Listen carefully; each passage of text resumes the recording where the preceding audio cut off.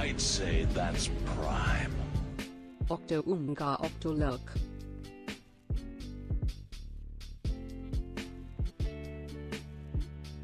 Hello.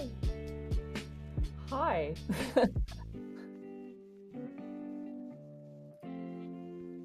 Hello. How are you? Uh-oh. Well, stream's canceled. Oh, it's the best. My favorite is when OBS doesn't like to pick up my audio. I'd have to reset my entire computer to get it to work. But other than that, it's usually pretty good. So,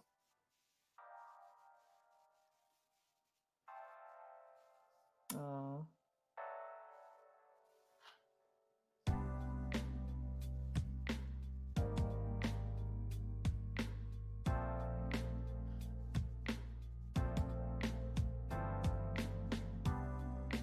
I'd say that's prime.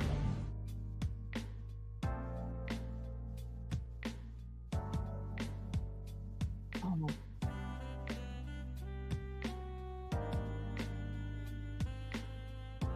Okay. This was my first generation. The first time I actually got to play my own Pokemon game was when I was 9, and my mother was an RCMP officer, and she went on a business trip or like a work trip, and she handed me a magazine. Oh, and shit. She's like, "What? Oh, I was muted the whole time. But I asked her about why she likes Pokemon Gen 3. Anyway, go ahead. Sorry, go ahead. I will repeat what I said. Yes! It's my first generation. Yes. So I played this game when I was 9. Mhm. And it was my first Pokemon game. My mother, who was an RCMP officer, had to go on a work trip. And before she left, she handed me a magazine that had Sapphire and Ruby in it.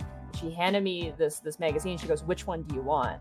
And I was like, "Are you serious?" She's like, "I'm gonna get you this, on my work trip." Because every time she went on a work trip, she would get us something. Because we were all sad that she left. Like we would be so upset that she left. Also, I apologize for my cat. She's probably gonna meow because I'm usually hanging out with her today. Oh, that's okay. No problem.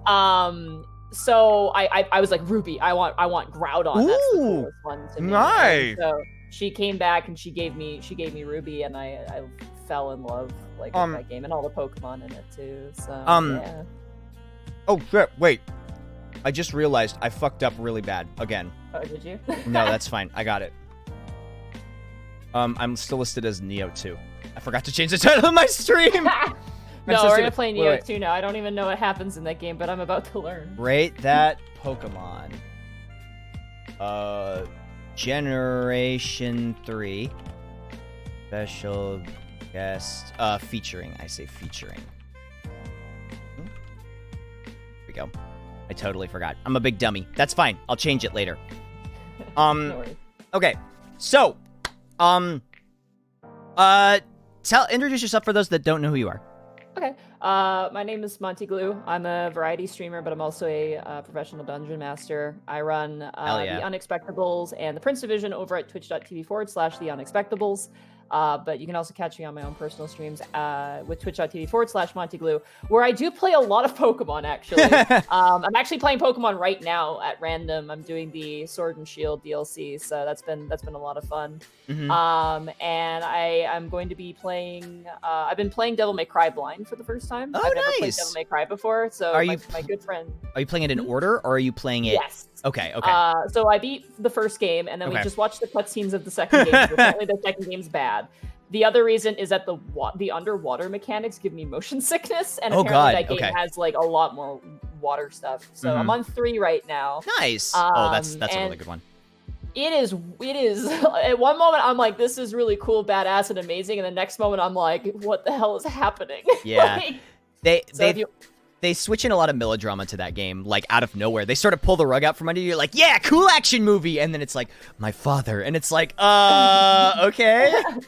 I seriously, like, I got to a part where Dante is, like, riding on a missile, like a skateboard. Oh, hell yeah. I'm like, is this cool? I don't know. Like, I'm confused. It's really funny. To add the honey category. It's funny because I played, when Devil May Cry 5 came out, I streamed Devil May Cry 1 as sort of my traditional going against the grain defiance, right? Yeah. And let's see. So I was like, yeah, you know, it'll be like a whole stream or whatever. I beat that game in, I think, like 4 hours. Yeah, that is, the first game's really short. So short. I do not remember it being that short at all. I played it. I beat it in 2 sessions, and then the second session we played it. That's when we watched all the cutscenes for 2. Suffered through that. I was not good at that game. I was not good at the first game. The other problem I had is that it required a lot of buttons, and I have tiny spindly spider fingers, and so like trying to do the aim button and all the other buttons was like cramping my hand really hard. So I ended up going with easy mode just to save my hand. But the third game's a lot better. I find the third game is a lot better in terms of gameplay and environment design. And the first game definitely felt like a recycled Resident Evil game, and then eventually they came into their strides. So. Sure. Yeah. But yeah, no, you can catch me there doing something. You can catch me on Twitter at MontyGlu, where I usually post art. Yes. And I might be getting a frog, so you probably might. Whoa! Yeah. What kind of frog? The Pac-Man frog. Is that a thing? Wait, Pac-Man? Yeah, they're Pac-Man frog. You gotta look at them. You gotta show the stream because they are 90% mouth and they're amazing. Oh, this thing. Yeah. Oh, I've seen these before, not in real life. Pac-Man frog. Look at this thing. Yeah. That's so cute. They're just like 90% mouth, and they're so cute. Do you need like a special terrarium or something for it? Yeah, I have one set up right now. I have a tank, and I have like a UV light, and I actually had to get a new heat pad today because the one I had was actually not strong enough to give it the proper heat, so I had to go out and buy. Here comes the daredevil. But it's it's worth it. That's awesome. That's really cool. Being in a moist environment and just like a partially heated environment, they're very hardy, so they don't require too much. But I want to try and do my best. It's my first time keeping like an amphibian or reptile, so I'm very excited. So that's awesome. I say that's prime. Well, my prime pops off okay, in 5 so days, but hey, if I can drop it now, why not? Thank you, Eagle Song River Liquor for the Twitch Prime. Thank you, everybody, for the bits and the subs. I appreciate that. I'm going to be focusing mostly on the discussion and the debate. I don't want to argue. During this? I'm Canadian. I don't want to argue at all. You don't want to? That's fine. Don't think of it like an argument. Think of it like a discussion. You know? Gotcha. Okay. Gotcha. I just don't want to. I don't want to leave here not friends. Possibly a Joe asks, what pronoun are you? You go by she, her? She, yeah. She, her. Yeah, okay, her, okay. yeah. Yeah, people just ask. I know. I have a pretty neutral sounding voice, so I understand. No. It's totally fine. Okay. So, for those that are not familiar with the way that this works, basically we go, Pokemon by Pokemon, generation by generation, reviewing each by design. So not how good they are, not what our favorites are, or we're like, I like this one. It's nostalgic, yeah. Nostalgic. So we got to take your nostalgia glasses off, chat, take them off, and look simply at the design and the way that they look analytically. And Monty, you have an art degree, correct? I do, yes. So there you go. I did 5 years of professional art school, 5 years in Azkaban. Oh, so, 5 whole years. Connor says this is his favorite gen, so this is going to be tough for him to be impartial. I know. And this is the thing coming into this talking to Octopimp. I mean, there are Pokemon that I absolutely love, but design-wise, they're not that strong, and that's not to say that Pokemon isn't good. It's just from a design standpoint, they're not that good. So, for example, I if I'm allowed to use the example I gave you earlier, like I fucking love Swalot. I think Swalot is a great goofy Pokemon with a lot of quirks to it, but the design is pretty Yeah, like, for sure. Like, we can discuss it when we get there, because that was sort of my deal that was my deal with Pidgey. When we talked about Pidgey, is I was like, Pidgey is like, I mean, it's a bird. Like, it's just a bird, yeah. What's it bring to the table? Cute bird, but it's just a bird. That's the bird. Okay, so the way I have it organized is we have S, A+. So S is, okay, so let me go here. So A is plus is like phenomenal. Like a really good design, really just unique, cool, fun, interesting. It's got everything, right?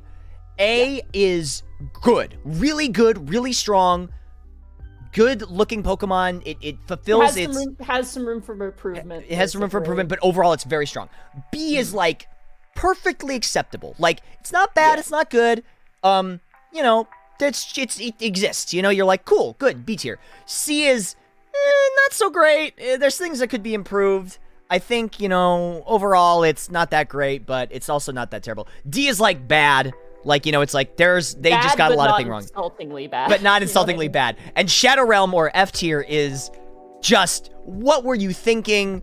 This is just heinously terrible. I've already warned Octo that there's one Pokemon that if it does not go into Shadow Realm, I'm gonna be salty.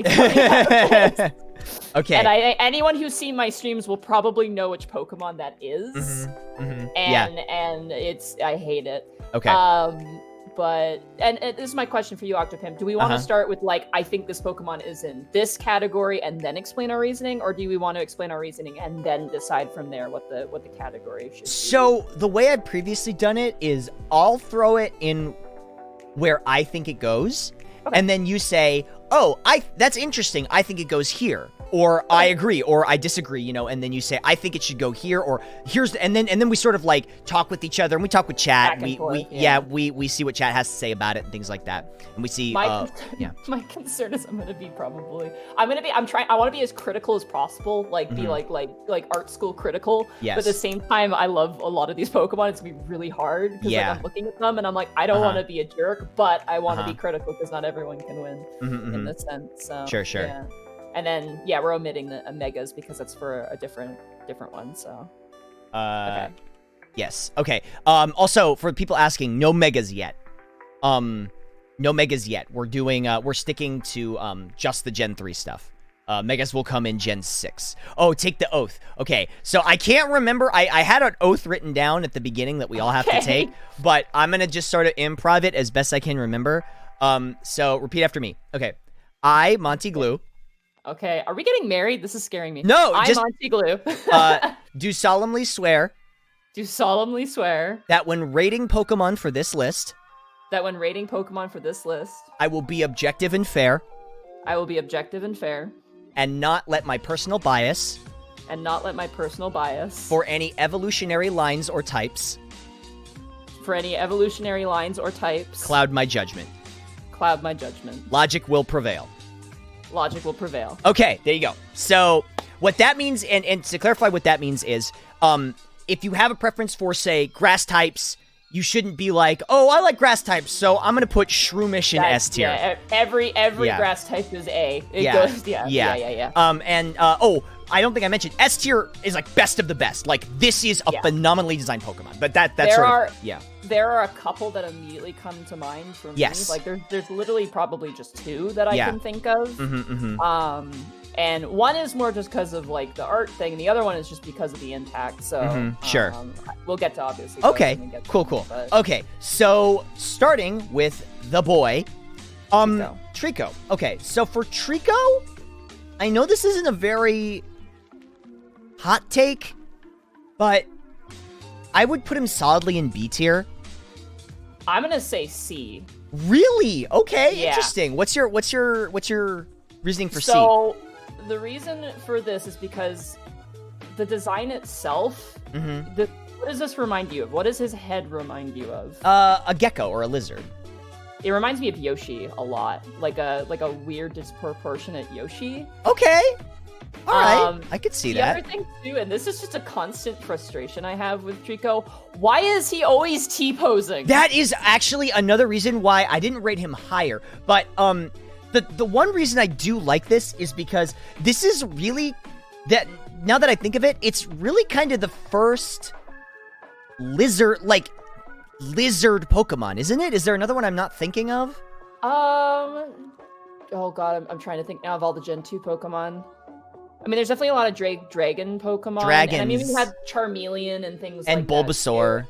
And Charmander, yeah. Yeah, but those other ones. Those are sort of more fantastical and less like, because Trico is based on a gecko, I'm assuming, Oh, yeah, absolutely. But I like that it does that. I like that it sort of commits to that a lot with like the little puffy toes and fingers.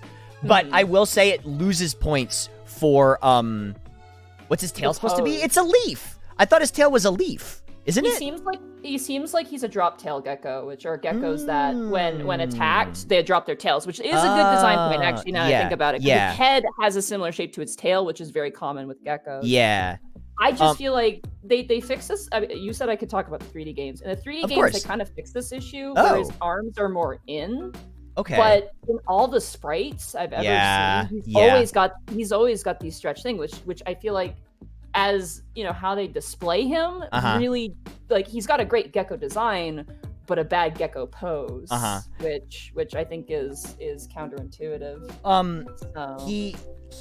I agree with the T-pose thing, because even in so I played Pokemon Mystery Dungeon for the first time. Oh, not a leaf. The tail is like fluffy. Interesting. Is it fluffy? I've always thought it to be kind of like. No, I sort of thought it was reminiscent of a leaf. But it is very strange. It does not look like a leaf at all. I hear in this. It looks kind of like a fern. Like, it kind of looks like a fern, like a curled fern. Beanstalks. That too, yeah. Yeah. But even so, it doesn't read well.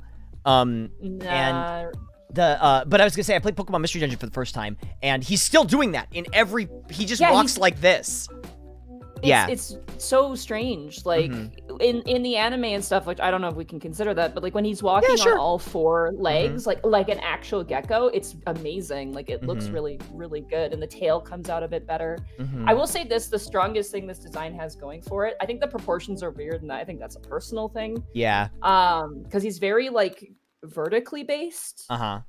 Yeah. Where I think he needs to be a little widened a little bit, but I don't know how you would do that with a gecko, because geckos tend to be pretty narrow at times. I mean, honestly, if he walked on all fours, I think that would have been better for this form. Like, having him stand up would have been better.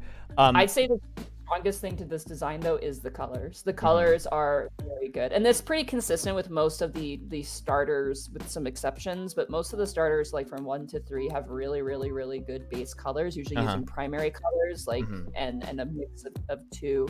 So with the grass type being green, that's like a mix of two primaries, and then you have the red, you have the yellow, which are other primaries, which is just, and it's nice. There's a variety of shades. It's not too like clustered. It's very nice. I will say the colors are very, very good. I like that his belly goes into his mouth. I think that's kind of a cool. I do like that. Yeah, that's cute. Really cool design. Yeah, I will say the picture you're showing, I don't know why his nose looks like Alf. It's kind of bothering. Yeah, he's kind of got like a droopy little nose. I think he's kind of. Wait, where was the thing that? I was gonna say the anime. He's got like a cute rounded nose, like a little bulb nose. But this one's kind of droopy in the Sugimori art. That one's better. Like, that artwork's a bit better. Yeah. I don't know, the sprite. We have to see a bigger picture of the sprite, because if the sprite has the droopy nose, I think that it definitely is against it. If it doesn't, then it's definitely a lot better. Here's something. Pokemon Adventures. Where's cute. the sprite? Let me see the sprite. Oh, he kind of has it in the 3D model. Yeah, he kind of does. You know? Yeah, they probably adjusted it a little bit. Yeah, I would still agree with C. I think C is perfectly fine. He's not great. He's got some things that can be improved. Yeah, I think that's good. And at the end, we can always move things around. If we look, because what Sly and I did is we looked at each tier, and we were like, does this adjusted it? Does this really belong with these ones? This is a better design, or this is a worse design, you know? So we can move things around. Nothing's set in stone. Okay, Grovyle. I don't remember this art. Now, Grovyle has all the improvements I think that Trico needs. The biggest thing about Grovyle in an artistic point is that there's so much motion in everything that he's in. Like, when his sprite, when he's animated, just the way the design works is that there's a lot of like speed to it. You get the sense that it's a fast Pokemon. Yeah, you get the sense that it kind of reminds me of like a Jesus Christ lizard in a weird way, like that sort of fast reptile. Oh yeah, for sure. All or and nothing. he's got like the more subdued colors, which I really, really like as a palette. So it's weird, because I honestly prefer Grovyle over Sceptile in terms of design. Because it feels like you can see and you can look at that and you know exactly how that thing moves. You know, it's hard for me to look at this one, because I don't actually like this design that much. Okay. But the thing that because when I look at a Pokemon and I look at its design, I look at it how it relates to the other Pokemon in its line, unless it's an individual Pokemon, then I don't, because it's just its own Pokemon. But I like to look at how they progress over time, and I think the example I always use is Bulbasaur, because Bulbasaur is like, you have Bulbasaur, you have Ivysaur, you have Venusaur, right? You have that character arc, almost. It's like, it's that through line, and that ties it together really well. I don't think Grovyle has that at all. Or I don't think Trico's line has that at all.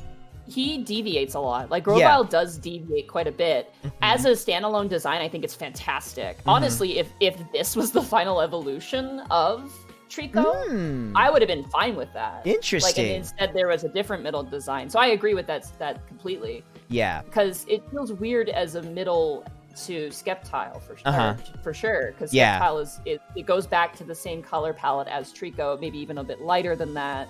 And it reduces a lot of things. So like with Trico, you have that whole chest thing, and then for Grovyle, it gets bigger and has like the line through it. And then for Sceptile, there's like nothing. Like there's just like a stripe, and I think like the throat, right? Yeah. Yeah, and the other thing is the hair, the really long hair.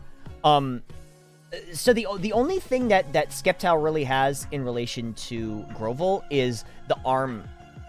Yeah, right? The arm fronds. Yeah, the arm fronds, yeah. But that hair thing goes away. If they had kept the hair thing for Sceptile, that would have been so cool. That would have been really cool, but it goes away, and it's such a prominent part of the design that it feels like it, to me, loses points for being so weird, and so out of place. Personally, I would put this in B or A maximum. I would say B. I think B is fair, and I think the points you made, like, I would have said A, but the points you made, I think, put it in B for sure. Yeah. Because it's not a bad design. Looking at it, it, it's a fantastic game. it's a good design, and I even like the little claws, because that ties it together with Grovyle. With Sceptile. I always get them confused. Yeah. I was gonna say, it definitely goes from being like with Trico, where he's got like, you know, the grip pads, like a gecko has, to something of like a iguana or like one of those tree climbing lizards that use claws rather than the sticky pads. Which is neat. It's a neat, you know, makes it seem more. I mean, it's Pokemon, so everything's cute and kind of charming, but it makes it seem more dangerous, if that makes sense. Of course. Yes, 100%. I agree. So I think it's B. I think it's solidly good. I think it's a fine. I will say this: I'm trying to shove away my bias. Where, if anyone here played Mystery Dungeon series, in Pokemon Mystery Dungeon, I believe Explorers of Time or Sky, or all three of them, there is a character who is a Grovyle, and they are so fucking good. They're really good, honestly, like I used to be kind of ho-hum about Grovyle. I thought it was great design, and I thought it was very cool, but I was like, overall, whatever. When I played that game, I'm like, okay, this fits really well for this character, this design, and it was that game's really good, by the way, if you've never played Explorers. That's the one I played. That's the one you played. Character and everything. One of my mods, Coco, is a humongous Mystery Dungeon fan, and she was like, please play it. And I was like, well, what's the best one? I want to play that one first. And it was like, Explorers of Sky. Play Explorers of Sky. You have to play it. And I was like, okay. I did. That one was really good. Yeah. I never got to beat it. Really? I started playing it when we started the Unexpectables, and I just have no time. I have no time for anything. Yeah. So, but I really did enjoy it a lot. I think the writing was the strongest in that game, we beat the main story, because there's like an after story too. We beat the main story, and which Pokemon did you get in your quiz? Do you remember? Oh god. I know in Generation 1 I got Skitty.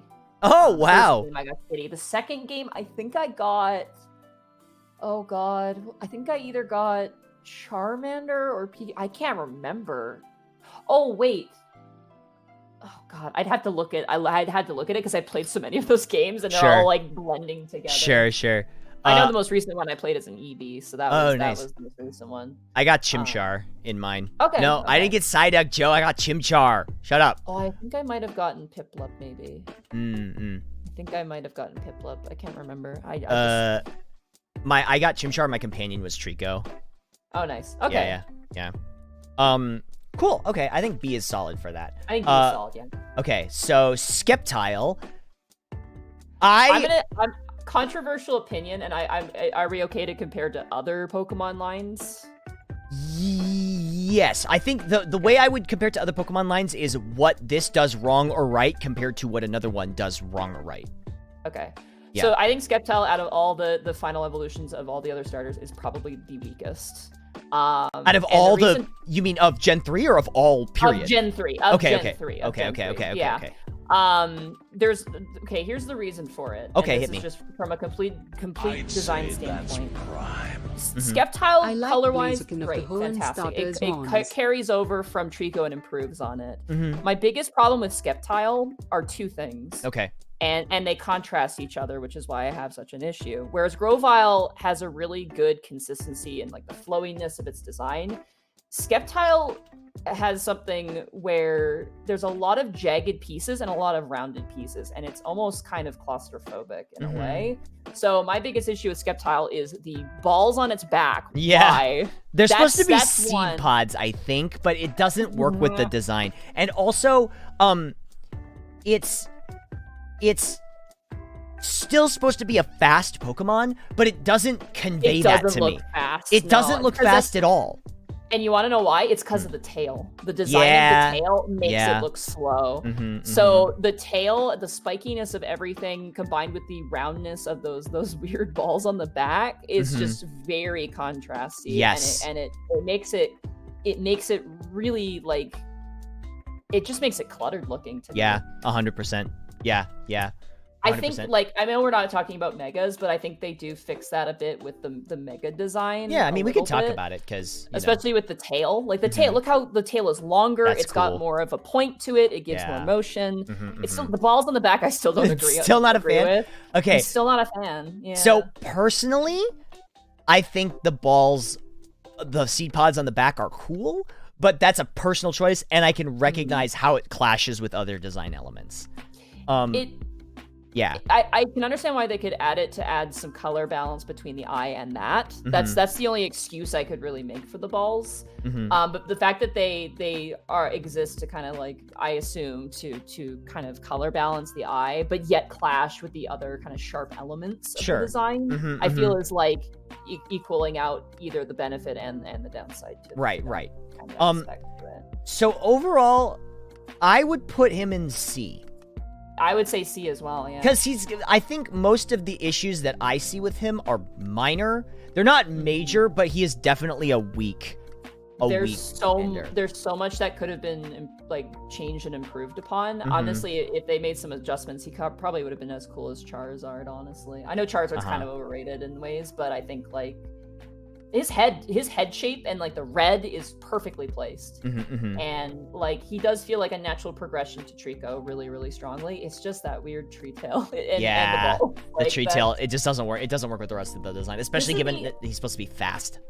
This would be another one where if it was like he was on all fours, maybe that would have been better, because then you get more of like the kind of the lizard design, and then you would have seen the balls in a way that's not so like, behind him and is kind of hard to perceive.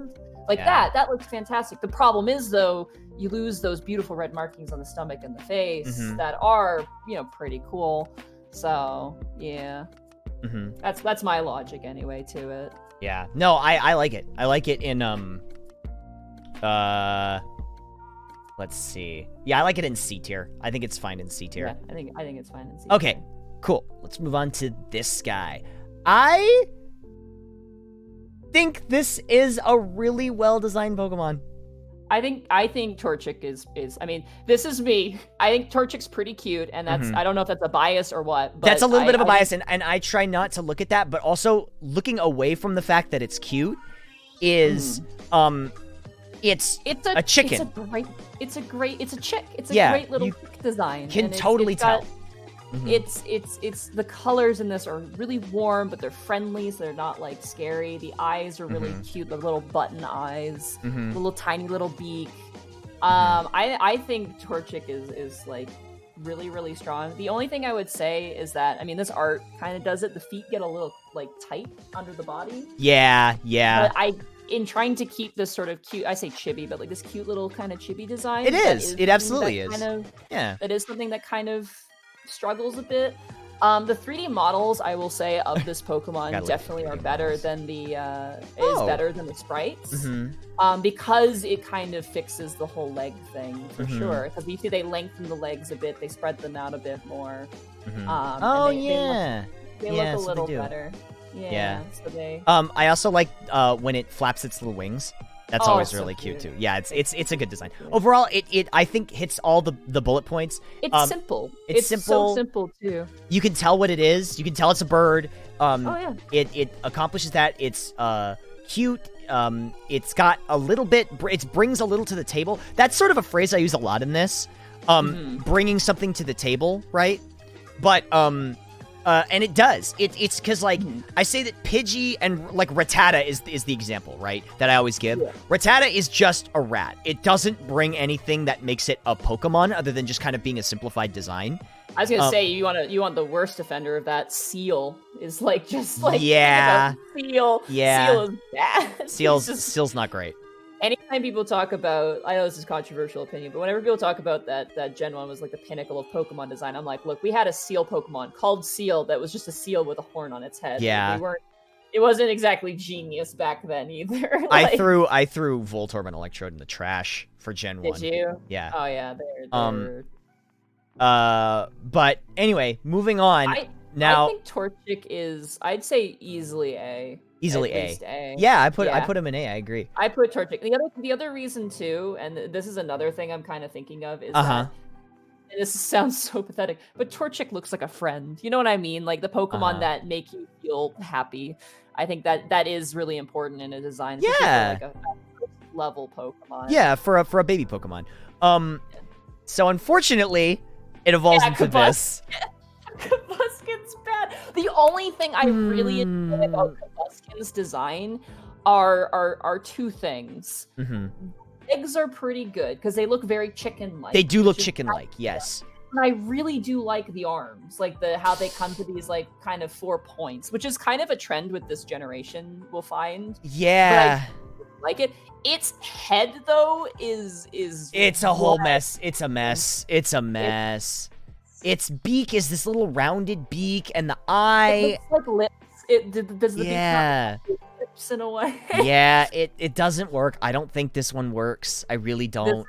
This is one of the best examples of the weird kind of puberty vibe. Yeah, the awkward teen phase, we call it. Yeah, the awkward teen phase. I think this is probably one of the worst of it. To be fair, for the real world reference, when chickens go from chicks to hens, they are also very awkward looking. True, but they're true. not this bad. Like I not don't. this bad. I'm gonna. So I let me present my train of thought on why. Well, first of all, I think he belongs here.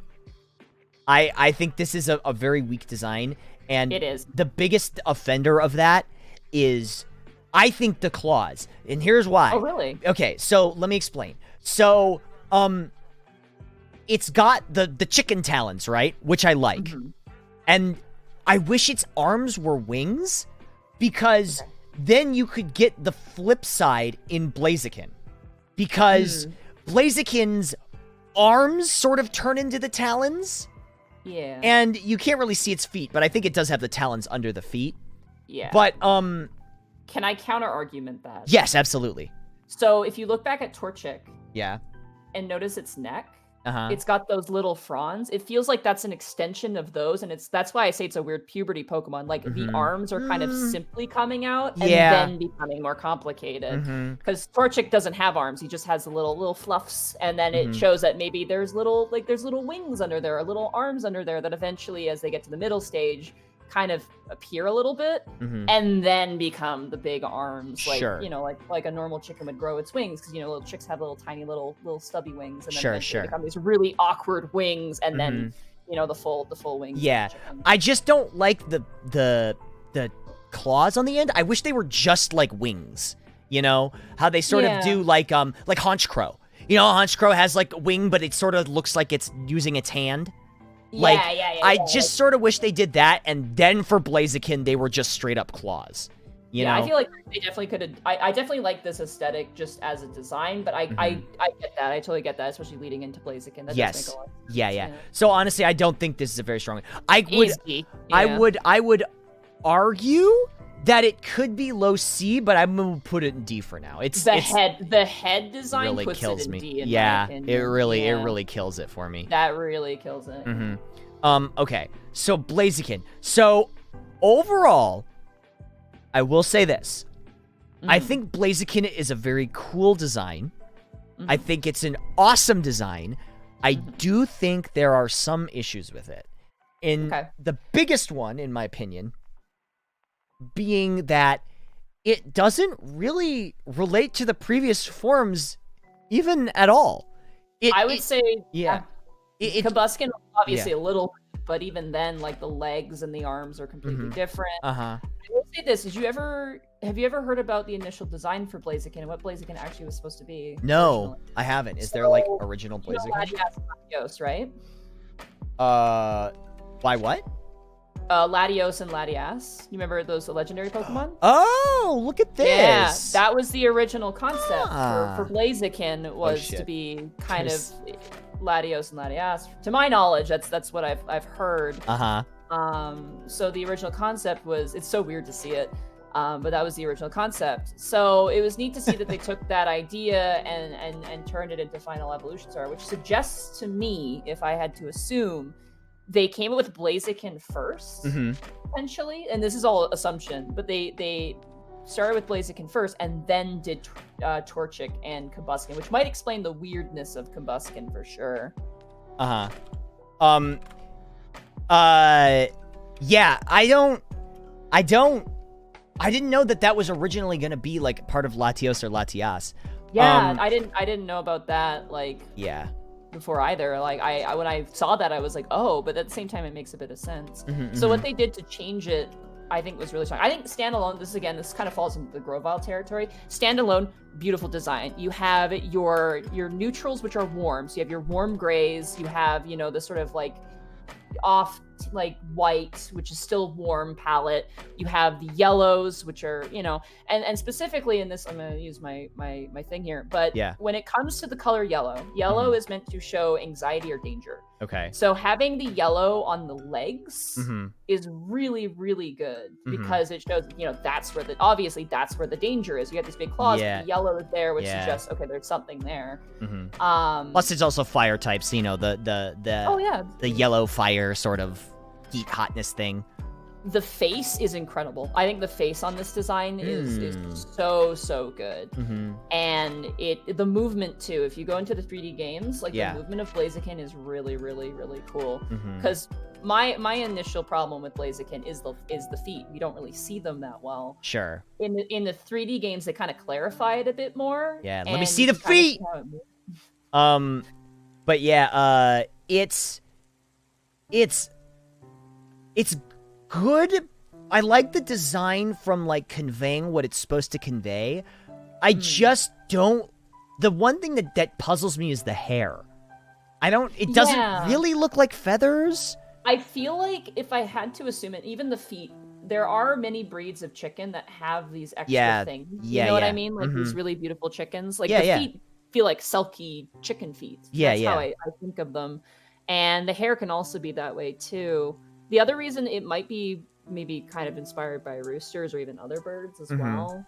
But that is the one thing that's kind of different. But at the same time, if we remove that, I think he would look really naked. Yeah. Honestly. Yeah. Like he would be really bottom heavy, and he would have the same problem as Combusken for sure if he didn't have something on his head. And having it kind of be that neutral color doesn't take away from the legs. Sure. It just shows that it makes the proportions better, doesn't take away from the main thing, which is its legs and its face. Without doing too much. It is a bit weird, but I think without it, it'd be a lot weirder for sure. I think this honestly goes in high B tier, personally. I low would say A. Okay. I would say A. Yeah, I accept that. I accept that.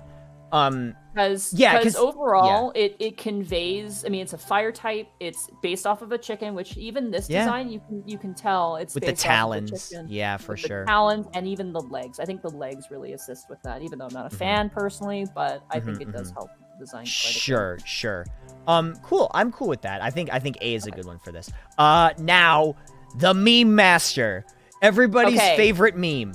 Now I'm yeah. gonna justify this one. Okay, And, okay. And I swear to God, like I love Mudkip. Mudkip was my first ever Pokemon, and Oh, that nostalgia nice. is there. I picked I'm gonna Rico. say S tier, and there's several Whoa! reasons why S tier. Okay. All right. First of all, they chose an extremely unique animal to make as a starter for this Pokemon, and they succeeded very well at conveying that Pokemon. Okay. This is based off of a mudfish or an axolotl, an animal that's not particularly like, mainstream, like a dog or a cat or something, which I think is really good. Now, the other thing about this that I really like is the proportional balance is fantastic. Yep. You have the big fin on the head, and you have the tail that matches on the back. Yep. The other thing, too, is the color balance is fantastic here as well. I love the splash of color for the gills, too. I think that's really nice. You want to know why that works so well? Why? Tell me. Is because blue and orange are contrasting. Yeah. So it's eye-catching. And it's eye-catching, but here's the thing. If you do that and it doesn't work, it really looks bad. And for this, it's just the right... Because they could have made the tail orange, too, and that would have looked terrible. Yeah. But it's just the cheeks. Yeah. And my final point to this is that Mudkip just really looks like a friend. Like, he does! Really, he looks huggable. He looks holdable. He looks like, you see this and you're like, I want to go on an adventure with this little guy. Look at this guy. You know what I mean? Look at this kid. Look at him. Like... That's great. Okay, you know what? This is early on. I'd say I'll agree with that. He's a very well designed Pokemon. This is a great even taking away him being super cute, it's just the design overall is just very well thought out. Honestly, I would be very interested if it ever comes about, if they ever released any like concept art, what the initial concept for. I gotta fly in my room.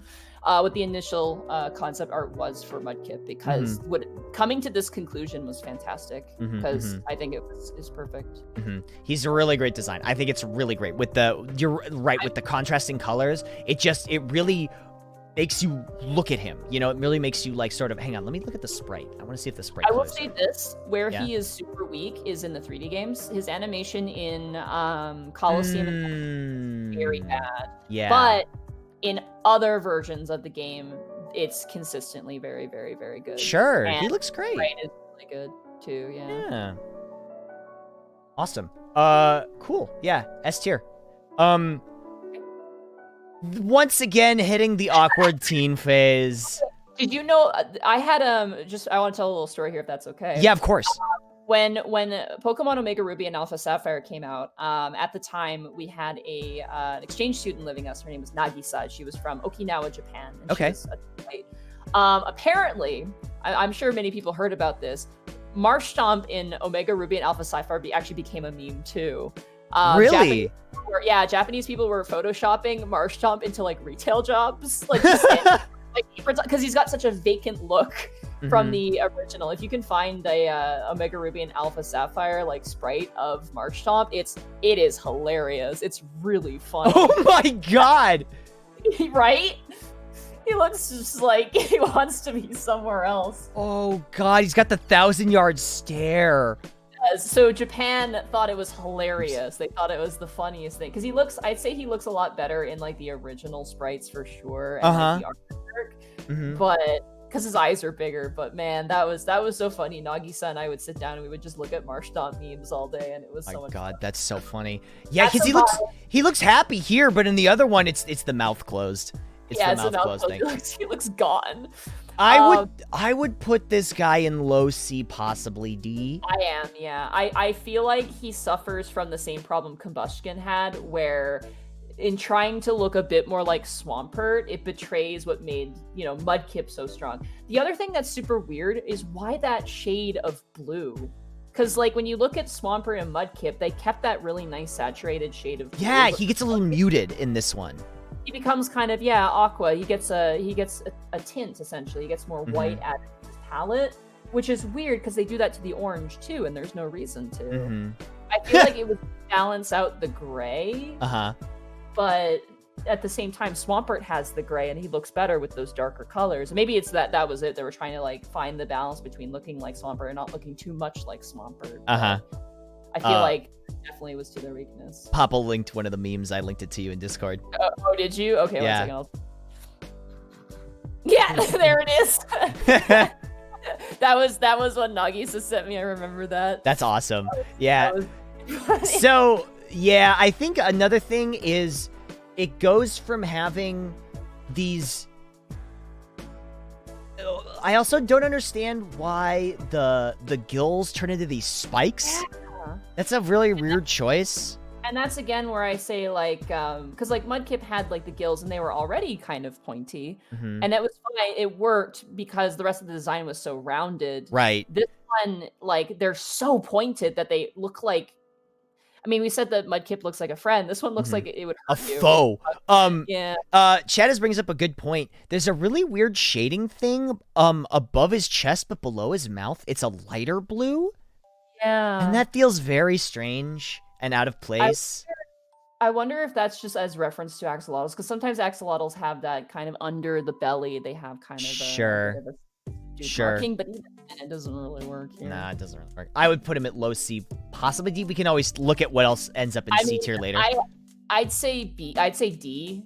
The only reason I see him in C is because of the memes, and that's Sure. totally biased. Yeah. Sure. Well, I would say high D. We'll put him like D plus. High D, yeah. high D. High D. He definitely beats out Combuskin for Yeah, sure. for sure. Okay. So Marshtomp. Swampert, you mean Swampert? Oh, sorry, Swampert. Right. Okay, Swampert. So this is where I have to set aside my biases, because if I was being biased here, I would probably say A tier. But I think Swampert comes with a few issues. I think his biggest issue is his proportions for sure. Like, his body is a very strange shape. Okay. And I think the reason for that is the tail. The tail is a rather strange, like, it's a strange design. I think it's an okay design, but the execution definitely is a little weird. Same with the eye things. I think the eye things are like, I think they balance with the tail, and that's definitely like okay. I just feel like they could be more of the same shape as the tail to maybe balance the design a little bit more. Because they're rounded and the tail has that flat edge. Point at the top. Yeah. So that's my thing, because like it would match with the bottom part, but the bottom part's like, smaller and less impactful. I think the orange and I think he the saving grace for this is that he has the same sort of blue palette with the orange bright colors, unlike Marshtomp, but he has it more like Mudkip. But because the spikes are a bit sharper, but not like, like with Marshtomp, where it's like a big spike in the side of his head, and he has those kind of orange, kind of like, rounded things too. It's a good color balance between the oranges and the blues. And I feel like bringing in the neutral color does make a ton of sense. I just wish the form that it came in was a little bit better. Right. So here's my big issue, and I'm trying to present this as objectively as possible, and I want to know your opinion on it. And Chad, I want to know your opinion on it too. These things. So I think this is the first gen where we start to get a lot of like these little bumps and squares and extra markings on Pokemon. I'm going to tell you right now, if they took these off of Swampert, it would take away nothing and add everything to the design. I would say if they did take that away, they would have to put something orange somewhere else. You still got the cheeks. You still got the face. You still got the cheeks, yeah. And the eyes too. I would say they'd have to put it somewhere else. Like, I'd say they have to do something else, because the form doesn't make sense. Because the only thing it matches with is the tail and the weird eye ear things. Yeah. But they're rounded. They're big rounded shapes. Yeah. Flat things. Yeah. Honestly, if they had, I'd say, I don't want to say spikes, but honestly, if they had something kind of cheek-like, where they had almost like, something akin to that, maybe even like a spike that kind of runs back, or something like a fin or something. I think maybe that might be better. Sure. I feel like they need that. This is another problem where they need that just for the color balance, but it betrays it a little bit for sure. Sure. Kind of like Skeptile too, like the pustules on Skeptile. Yeah. Ooh, elbow fins. If those were like fins or other orange fins instead of these like armor pads, I think the design would be a lot stronger. Overall, I place this solidly in B tier. I would place Swampert solidly in B. I don't think there's anything heinously wrong. I don't even think it's a weak design. I think it's a perfectly acceptable design. I'm okay with that too. Yeah. Like, And again, like Swampert, I like what I really like about Swampert. Like, here's the thing: like the fins, I feel like could be a better shape. I do like them over the eyes though, because they really lean the eye into the face. Yeah. And the face is the strongest part of this design. Like Sure. Swampert's head and eyes and expressions and those big, orange cheek fronds, those are really, really good. Like that face is really, really good for a Pokemon. Yeah, the it body is. where I have issues, and that's fine. Like that's a good place to have issues. For sure, for sure. Cool. Now this guy. This is an interesting one. Not a Pokemon I think about very much. So Poochyena is based off of a hyena. Right. And that's fine. This artwork does not flatter it very well. Looking No. at the face. Yeah. I don't think the sprite flatters it very much. Oh, that's kind of cool. Right there. That's kind of cool. Yeah, that's a bit better where he's like in motion and stuff like that. Poochyena is cute. The thing about it is this is such a kind of design, you know what I mean? Yeah. It's not bad, but it's not nothing to write home about. What I will say in terms of design is really, really neat, is the use of neutral colors and the regular colors. So Poochyena's got a really he's got a warm gray palette, I would say. Yeah, Having some texture and the rest of the body being gray with some nice deviation in the feet, which is neat because the eye is so strong. And I think that's the idea, is the eyes and the teeth are like the focus. It stands out. And I think this is not a popular palette for Pokemon. Usually they're much more bombastic colors or eye-catching colors. This is a very neutral color scheme. And it's not only is it neutral, it's this gray, and this gray, even for rock types, you don't see this color very much. You really don't. It makes sense because it is a dark type, but it's interesting that like for such an early Pokemon to run into, and I guess Pidgey and I guess Pidgey fall into the same all or color. nothing. I guess Pidgey has the excuse as more of a natural color. Someone's subscribing and I can't see the puppy anymore. Oh, sorry. No, you're good. I actually should be watching the screen share, but have it big. No, you're fine. The thing I would probably say I would have liked to see a bit better, this is just such a minor thing, is instead of the darkness on the belly where we don't really see it, I would have preferred to have seen the darkness on the tail, so it kind of has this flow where it has the face has a marking, and it flows into the tail having a bit of a marking. So I think Poochyena is cute. I think the 3D model for Poochyena in Coliseum is very, very flattering for this Pokemon, for sure. Yeah. I think whatever the middle ground would be, I think is definitely where Poochyena should go. Because it looks like a friend. Yeah. But that's about where it ends. I think I would place, honestly, my initial, and I'll explain why. My initial placement would be kind of lowish B for this. It's fine. It's got nothing really wrong with it. My only weird inconsistency with the design is the tail. So it's sort of like a dog, right? You sort of have the and they sort of have this little like butt fluff on it, but they don't really commit, and then it sort of goes into like a smooth tail. I don't know if that's a hyena thing. It just feels kind of strange. It's kind of a hyena thing. So hyenas, interestingly enough, hyenas, I believe. Okay, so don't quote me on this. We can always look this up. Yeah. Hyenas actually are part of the cat family, I believe. I don't think they're related to the dog family at all. I believe that is a fact. I don't know. I have to check into that. But they do tend to have that sort of like big ridge on the back of their necks, right? Oh, okay. I'm actually gonna look that up real fast. They've got bristles on the back of their necks, but it doesn't look like it extends down to their tail. Yeah, it kind of runs. So hyenas appear similar to dogs. They're actually more closely related to cats. Yeah, or closer to felines and Viveridae. Oh, those are... What are these? What the hell is this? I've never heard of this. The spotted hyena, brown hyena, and striped hyena, and aardwolf.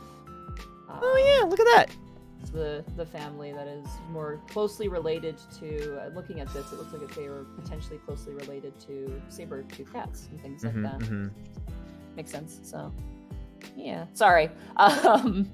Yeah, hyenas are their own genius. Yeah, and they branch more from a cat aligned genus. But I feel like it could be both, really. But yeah. But I think Poochyena is. I will say I do love the little underbite. I think that is very cute. Yeah, that is a nice look with the bang. Yeah. Yeah, I will say the next one we're gonna go to is this is definitely gonna lead into the next one we're gonna look at. Yeah, for sure. Okay, so we got Mightyena. What This is not What a good art. wasted potential? What wasted? Ooh, wow! We're coming for Mighty Ina right off the bat. Yeah, here's the thing. Like, you remember how we pointed out the multiple things for Poochyena? The one thing I wish they kept was the fangs, like the underbite fangs would have been really cool on this design. I feel, because then it would look a lot more brutish. Mm-hmm. I feel like there was so much more they could have done. What they did was fine, Pull but up the they could sprite. have done a lot more with it. See, that looks cooler. This looks cooler. Oh yeah, that looks way cooler. But even sure. so, hold on, let me. I'm still. I think it gets better over time, especially with the 3D models for sure. Yeah. I will say the movement on the 3D models is weird. Its legs get kind of weird. Its back legs look great. Its front legs look kind of weird over time. Sure. Yeah. Also, I mean, we're not talking about stats, so Yeah. actually, no, completely devoid that. No, you're fine. I think, like, I don't know. I especially like. I do like that it's got the two sides of fur on either side. I think that's really, really good. The tail is kind of boring. I feel like I wish they could have like done something with that. Yeah, it's sort of there. You know, the tail. That's exactly what I was thinking about when I look at the tail. That tail, it's just sort of exists. It's just sort of a tail. You know.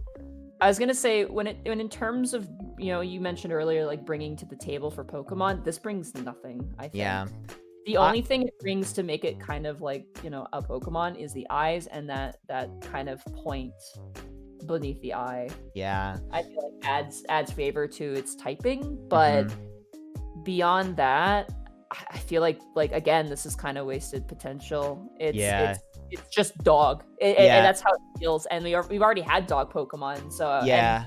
And if this is based off of a hyena. Imagine if it had a different proportion body to suggest more of a hyena. Like a bigger back, sort of a big, because, you know, hyenas have that sort of the bigger shoulders. The big shoulders or something like that. Yeah. I feel like that would have made it a bit better. And added with the whole other thing, I could forgive the tail at that point, because hyenas don't really have like the biggest tail anyway. Yeah, it's true. But at least it would have something that was just less of just dog, because it just looks like dog. So I would put him in high C. Yeah, I'd say high C is fair. He's not doing a lot. He's not really. Yeah, he's sort of there, which is unfortunate because I do feel that this is a big wasted potential. I think there's. Hang on. Could have been really cool. There's some other wasted potential in this tier, but we'll talk about that. We'll talk about that. Yeah.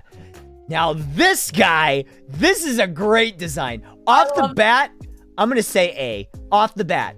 Oh yeah, Zigzagoon is okay. There's, I mean, one, people are gonna say I'm being biased because I did have one of my mascots when I first started streaming Pokemon was a Zigzagoon.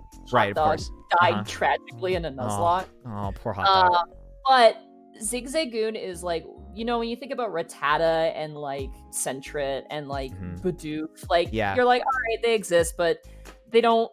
They're kind of like, in terms of designs, they're kind of not nice to look at. It shouldn't look nice to look at, but it's perfect. They had an idea for the design. They wanted zigzags. They wanted zigzags. The name is Zigzagoon. It's a raccoon. I don't know who designed Zigzagoon, but they hit the nail on the head really hard with like, they had an idea, they executed that idea, and it came out perfectly. By all accounts, this should be a horrible cluttered design, but it's not. Nope, it's even got the little raccoon mask.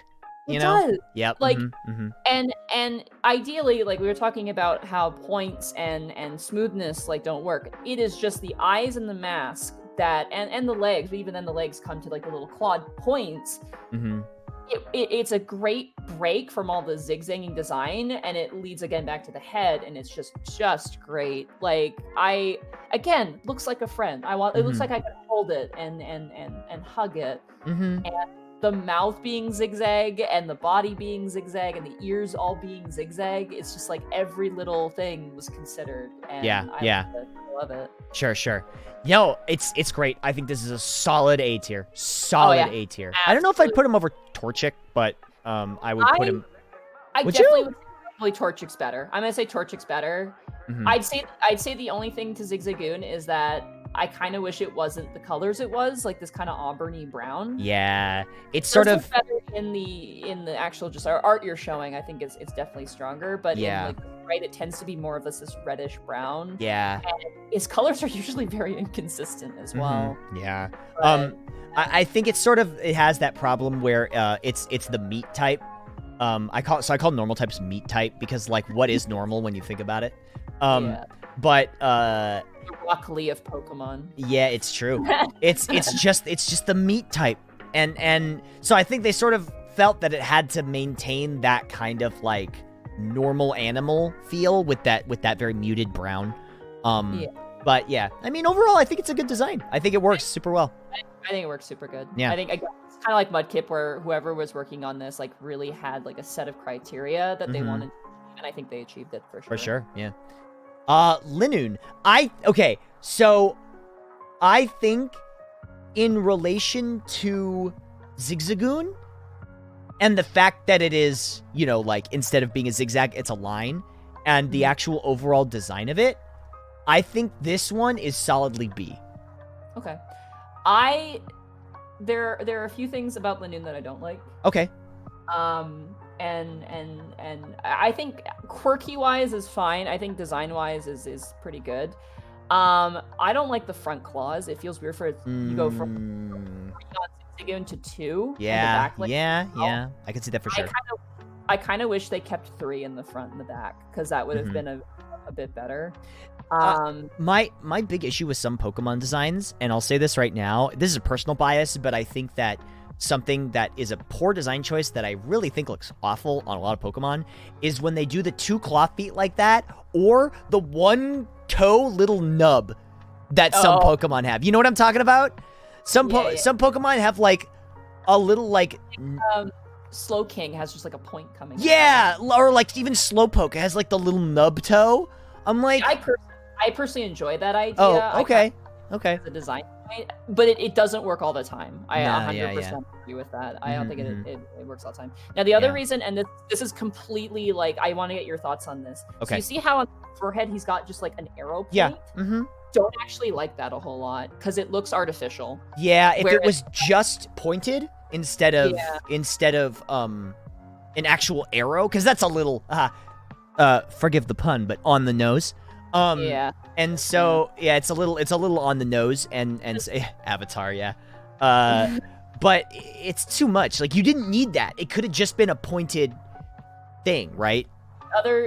And that ties into like the rest of the design looks very natural, which is fine. That works great. You got the natural browns again. You got the natural towns. I think if you had 3 claws, I think that would look even better. Yes, agree. I don't know why that little detail would look better. The other problem with the line on the forehead is that it really clutters with the eyes and the ears, what little ears there are, because those ears are so small and barely noticeable. Like honestly, until you showed me this, I'm like, I forgot he had ears. Like I'm like, I forgot Linoon has ears. So it's just like I feel like it takes away from the ears. Either have like one or the other. Both is kind of a bit condensed into one space for sure. Yeah. So definitely not as good as Zigzagoon. I'm gonna say that for sure. I would put him low B. I would honestly put him ahead C? of. I'm gonna say high C, honestly. Okay. Yeah, I could see that for sure. It's fine. I'm a little torn whether or not it's better than Mightyena or not. I think it's better than Mightyena, honestly. You think so? I think it's more unique than Mightyena. It definitely is. Actually, that's a good point. Yeah. Yeah. Also, this has been very civil so far, bro. No. It's honestly it's good. It's good. We're approaching it academically, and that's important. Yeah. Okay. I'm having a lot of fun. Yeah. Okay. So this guy. Okay. Why he got a butt on his face? That's my first question. So, okay. I have 2 feelings about Wurmple. One, as a Pokemon design, as a bug Pokemon design, it's very strong. Yeah, it's true. It looks like I don't know much about insects, but most people I know who are like insect enthusiasts who play Pokemon really like Wurmple. And I kind of get it, but I absolutely agree with the butt face. I don't know what they were thinking. Yeah, it's really weird. I think that might be like I think it's pretty consistent with insects, though. I mean, insects are not the pinnacle of, they're not as graceful as a cat or as, intimidating as a tiger or whatever. Yeah. And also, they are gross, but they're unique in their grossness. Yeah. And this design, as you said, it accomplishes what it sets out to do. It is a bug. It definitely conveys that, and as a design. I mean, I think it's sort of just like discount. I think Caterpie did this better. Oh yeah, absolutely. If we're looking at Pokemon that are a bug that evolve into, a flying insect, I think honestly Caterpie just did this a lot better. I will say two things to the favor of Wurmple. One is a color palette. This color palette should not work for this type of Pokemon, but it does. Like, this color is almost exactly like Blaziken's, and yet I don't think this is a fire type at all when I first see this at all. Right, Whereas right. a Pokemon like Larvesta definitely looks like a fire type, and I don't know why that works and this doesn't. The palette is very good. I think the palette here is fantastic.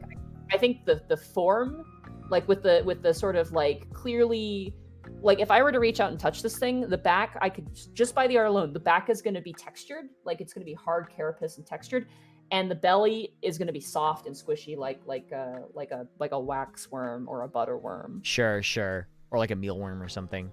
Mealworms are a bit harder, but okay. Yeah. I feel like a silkworm or something like that, where they have a very soft, watery body, but he does carapace. I will agree though, Buttface is really bad. Buttface is the biggest mark against it. It's so strange. The only problem is that if you replace the Buttface with like stronger mandibles or like something else, or like the weird kind of cell thing that Caterpie has, I feel like this Pokemon with all the different sort of edges and hardness to it would definitely not look as friendly.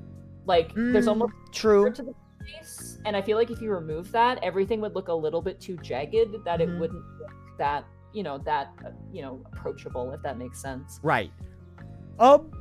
Overall, I agree with those points. I think my biggest issue is still the Buttface, but also, I like that the eye and the horn and the two little butt spikes It's a perfect flow. Yeah. Yeah. The one thing I don't really like is that, so it's pointy, right?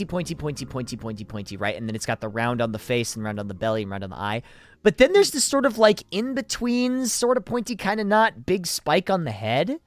Yeah. I almost would prefer that it didn't have that. It just had like a rounded back of its head. Because it's already got enough going on in other places. This is just way more, Yeah, it is a little busy. I'd say it's almost like he borrowed from Wurmple, or not Wurmple, Weedle. It's like he stole this idea from Weedle. Oh, Weedle is the worst. I hate Weedle. I don't. Yeah. That was my first Pokemon card, though. Oh, nice. I would say. I'd say like mid to low C. I mean, it's good. I argue that it's better than garbage, but I think it's. I'd say, as a Pokemon too, I'd say it's pretty good. I would say, yeah, I think there's fair. I think I see there. Right. Okay, so, now this is what? Cascoon? Silcoon. We have Can we do Silcoon and Cascoon at the same time? Because let's be fair, they're the same Pokemon. It's the same thing. Hold on, let me grab. It's Cascoon. Cascoon. I'll pull both up here. Yeah. I don't like these Pokemon. I think they're. Okay, this is tough. I don't like the weird things sticking off the edge, because I know it's supposed to be like it's sticking to a wall, right? Or it's suspended. That's what I assumed. It doesn't work here. They actually adjusted it. I don't know if they do. I think they do it in the 3 miles, but they're just round. They're just like little like bags of like of cocoon.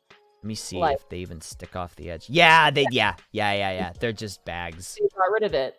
So at that point, it is just a bag with an eye on it. Mm-hmm. I know they're based on pupils that stick like that, but it just, if I'm being honest, I don't really like the Kakuna Metapod. From a design standpoint, I really like Kakuna, but I don't like them as a concept. I'm under the thing where I'm like, why did those need to exist? You know what I mean? Yeah. They're not fun to use. I mean, I know we're not talking about gameplay stuff, but they're not fun to use. They're not fun to look at. Yeah. They're easy to draw. That's nice. that is true. It's just the eye. I'm honestly gonna say for both of them, D tier, 100%. I would agree with you there. Like they are so forgettable. Like it's like yeah. Like, It's very snore. Like usually we would talk about the Pokemon, but there's so little to talk about. That's how boring the design is. We can't even like talk about it. Yeah, there's nothing there. There's really nothing to discuss. And honestly, like I know we're talking about gameplay, but having the 2 variations, why? Yeah. Like, why? Actually, Like- why? How do you choose? How do you choose what it? It's based off of stats, I believe. So if Wurmple has specific stats, it becomes either Cascoon or Silcoon, and obviously you either get Beautifly or Dustox after that. It's personality value. Oh, is it personality value? Oh, Yeah, crazy. I couldn't even remember. Yeah. IVs. Okay, I was incorrect. I'm sorry. I'm thinking about No, you're fine. about Tyrogue, because Tyrogue is one that Yeah, evolves. Tyrogue is the one that if its attack is higher than its defense or defense higher than attack. Yeah. Cool. Okay. Beautifly. I think this does some things better and some things worse than Butterfree. Yeah. I'm gonna say the strength is in the wings for sure. 100%. Oh, absolutely. The strength is in the wing. Beautiful. Mhm. And I can appreciate. Sorry, I'm gonna hiccup. No, you're fine. Excuse me. I can appreciate how they went for some accuracy in the face with the oh god, what's the word for the little slurpy straw? Proboscis. Proboscis, thank you, Mhm, sorry. mhm. I feel like something about the head, the eyes, and the body, I don't know what it is. Like, it's weird because I say it's more complicated than Butterfree, but there's really not a whole lot here. I like the colors because it is very evocative of, like, you know, a butterfly wings, you know, like the different colors. Yeah, the natural light, and it looks nice. Let me take a look at the 3D. What do you think of the proportions of the head to the wings and the body? I don't like the tiny arms and feet. Yeah. I think that's a very... I know it's sort of to try and make it look more crittery, but I don't like the look of it. You know what would... hear me out on this. What if we Okay. removed the feet from this design? It was just the hands. I feel like that would look great. I agree. I think that would look nice.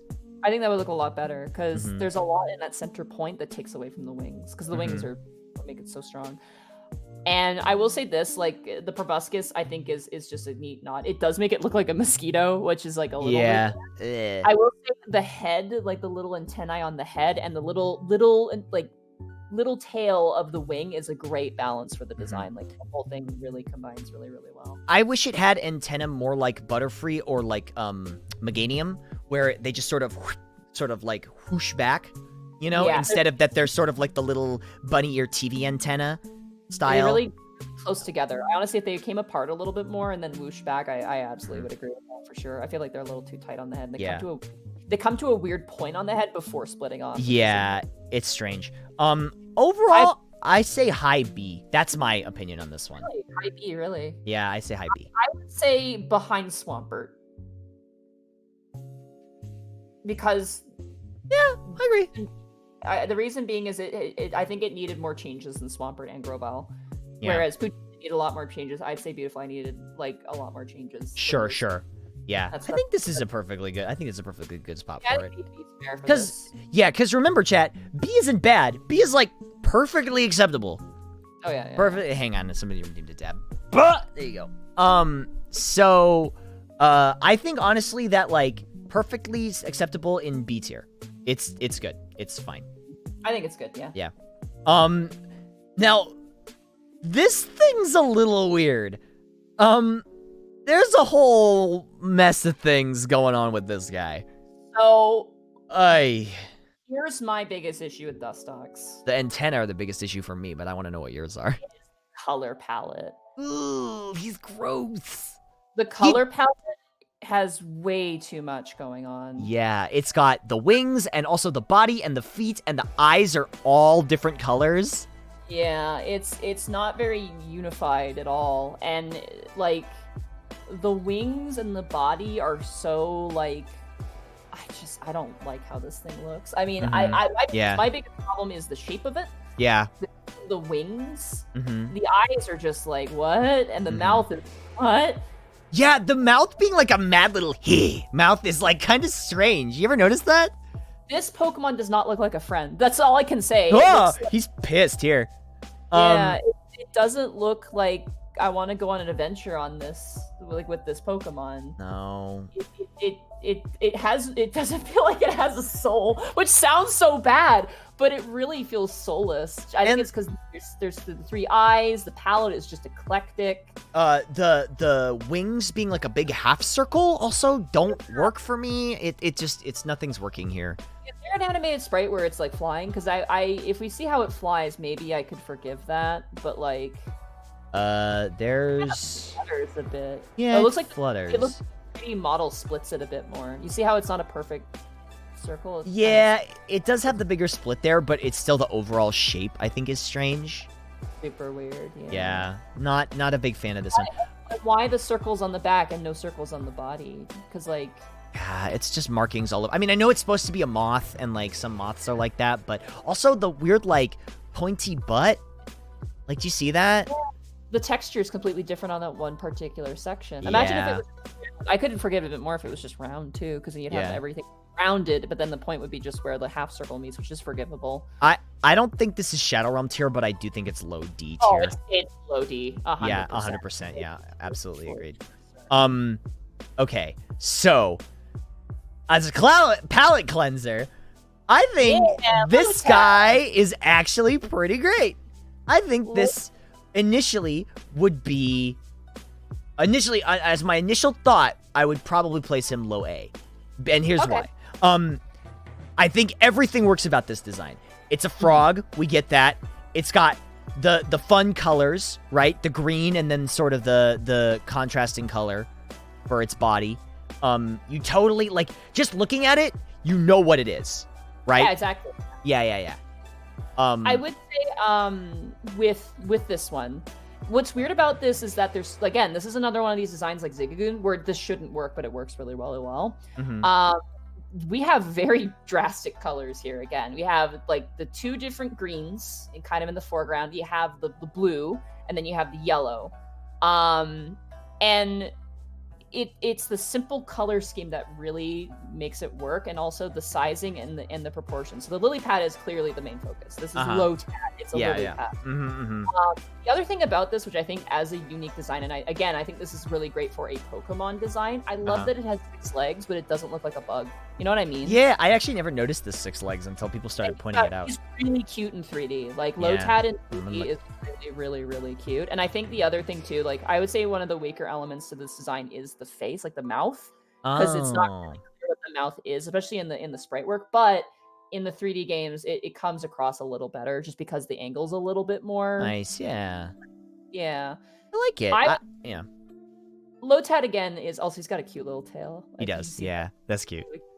It's very cute. He's very cute. He's got a very cute idea. The other thing he implements really well into the game world as well. So like the idea, see him existing in the areas where you catch him. If there's like places with ponds and stuff, it's really neat to think like, oh, this guy was in the water because he's a lily pad, and it's cute.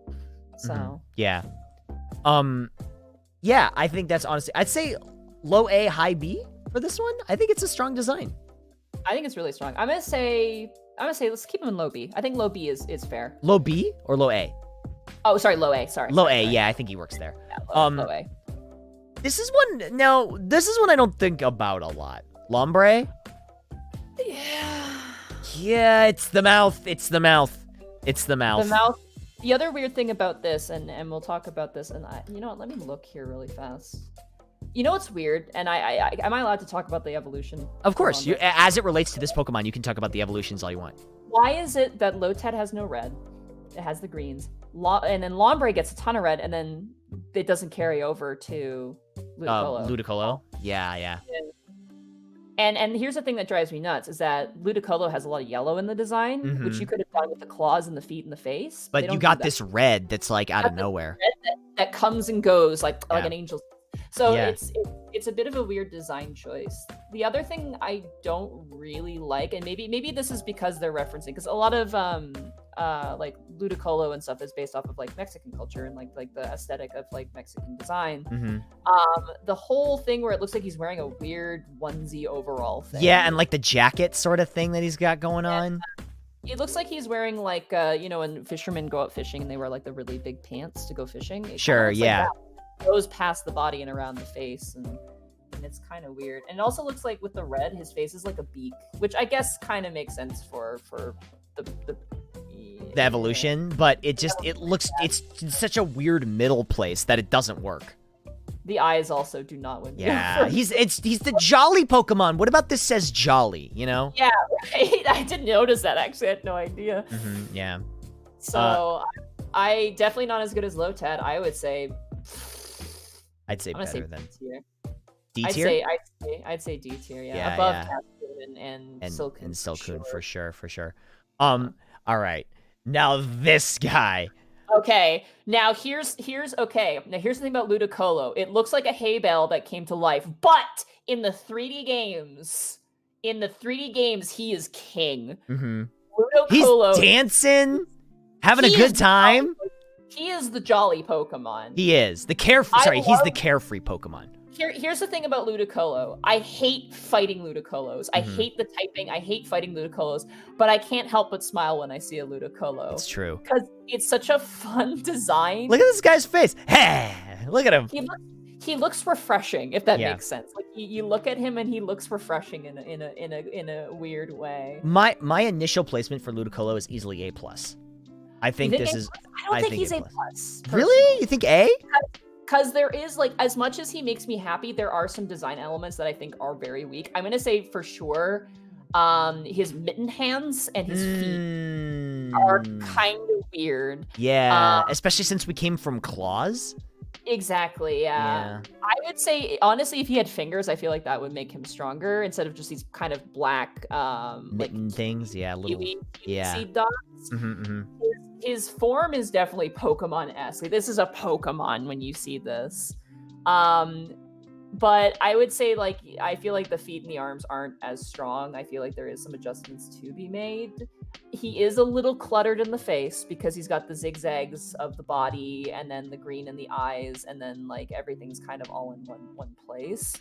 That would be my one little quandary, but he is a bit of a mess. Someone just said in chat, I think his design is a bit of a mess, which it is, but it's a mess that works. True. He moves. And the energy, not so much energy to him, but I don't think I think he's high A. I think he honestly beats out Zigzagoon. Or actually, I would say maybe behind Zigzagoon, above Blaziken. Above Blaziken. I'm going to say behind Blaziken, actually, honestly. Okay, that's fair. Yeah, I do think, I agree now that I'm looking more at it, that the feet and the hands don't really match. And the square thumbs are a really weird choice. I would say, like, and this is however you want to gauge this, I think he's a fun design. And that's what makes it seem better in comparison. I think there's a lot that would make him a better design, but he is a fun design. He gives the energy that he needs to give, and that's they did that with the art, like with the design that they made. I also love his hat. I love his what's not to love about the hat? The hat's great. Great. The hat's great. And it's natural. It looks like it's part of him. It doesn't look like artificial at all, which is what's super, super great. So. Yeah. His Japanese name, Run Papa. Yeah, Run That's Papa. cute. Okay. Yes, I would agree with that. I think A, above Lotad, below Blaziken. Yeah, I would agree with that. Absolutely. C-Dot. Okay. I love C-Dot. I think this is a good design because it is literally everything that you would want about a grass Pokemon that is also an acorn. Yeah, right? I'm like, this is so strong. Like I like C-Dot isn't like the Pokemon where I'm like, oh, a cool Pokemon. But whenever I see C-Dot, I can't help but be like, what a fantastic design. This is another one that falls into Zigzagoon. And what was the other one I was mentioning earlier? But I know Zigzagoon was one of them, where it was like someone had Mudkip, where someone had an idea, obviously had a set out plan, and they achieved it really, really strongly.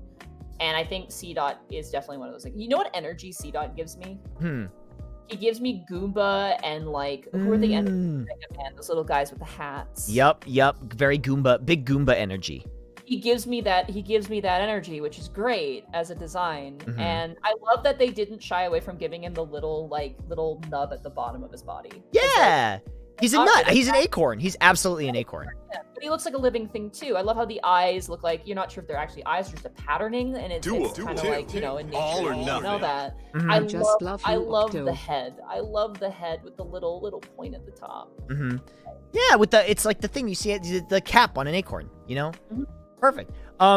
Honestly, I would say, and like you said it all. It absolutely gives you the energy that it wants to give. It's grass type.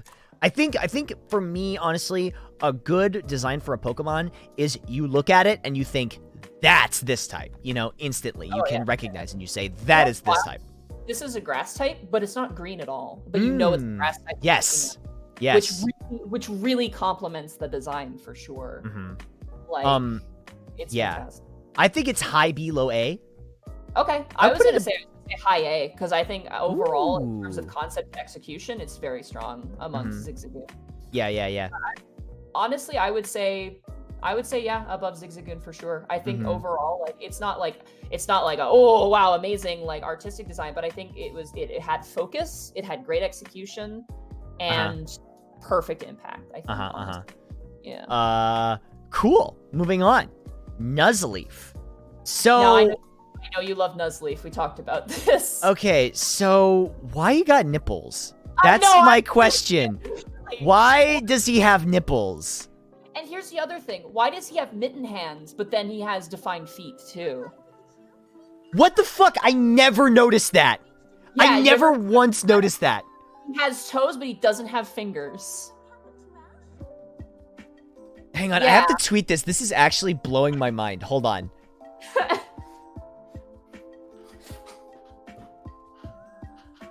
Like...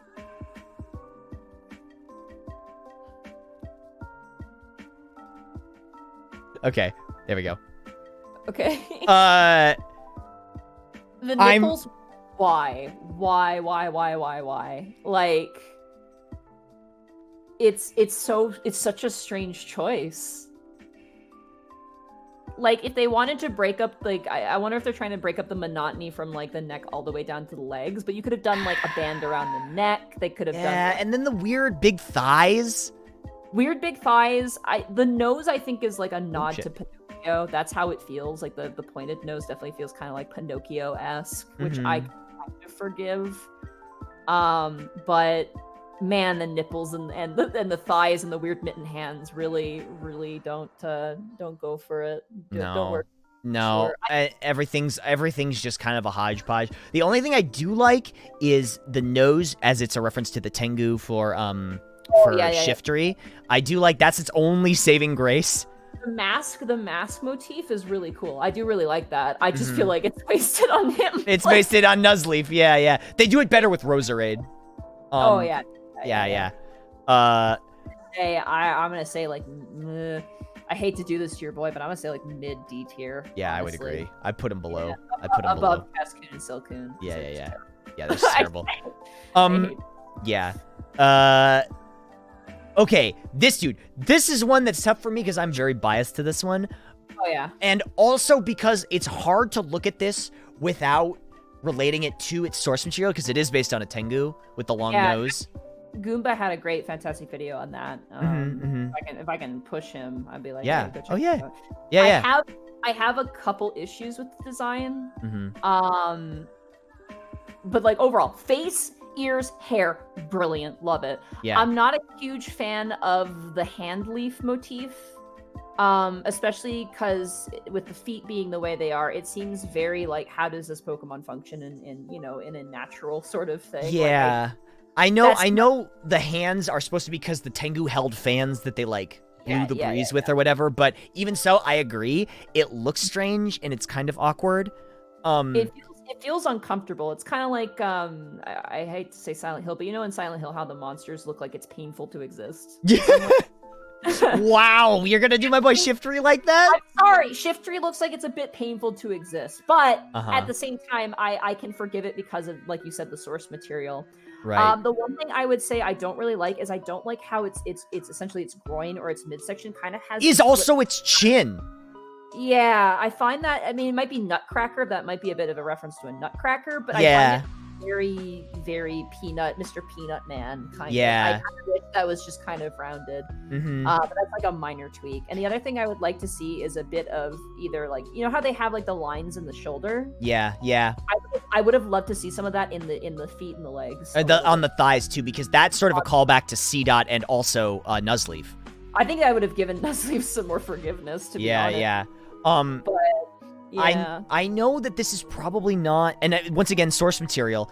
I'm not crazy on the sandals, the Geta, the high sandals. I think that's a really strange choice for this. I think if you removed them, I think it would look very weird without them. I just think it needs more there to like to have some, have some of those line definitions, to have some texture there, something to make it seem like either like a natural, like with Ludicolo, he's got the hat, but he's got like the texture and like the plantation and like the shapes and stuff to suggest a natural growth. Yeah. Whereas this could also use that. Yeah. Argon says the whole lower half is so plain, and it really is. It's all just one piece. The legs, there's nothing to break it up. And I know it's simplicity, keep it simple, but like, even so, like, you can't have all this crap going on up top and then have nothing down there.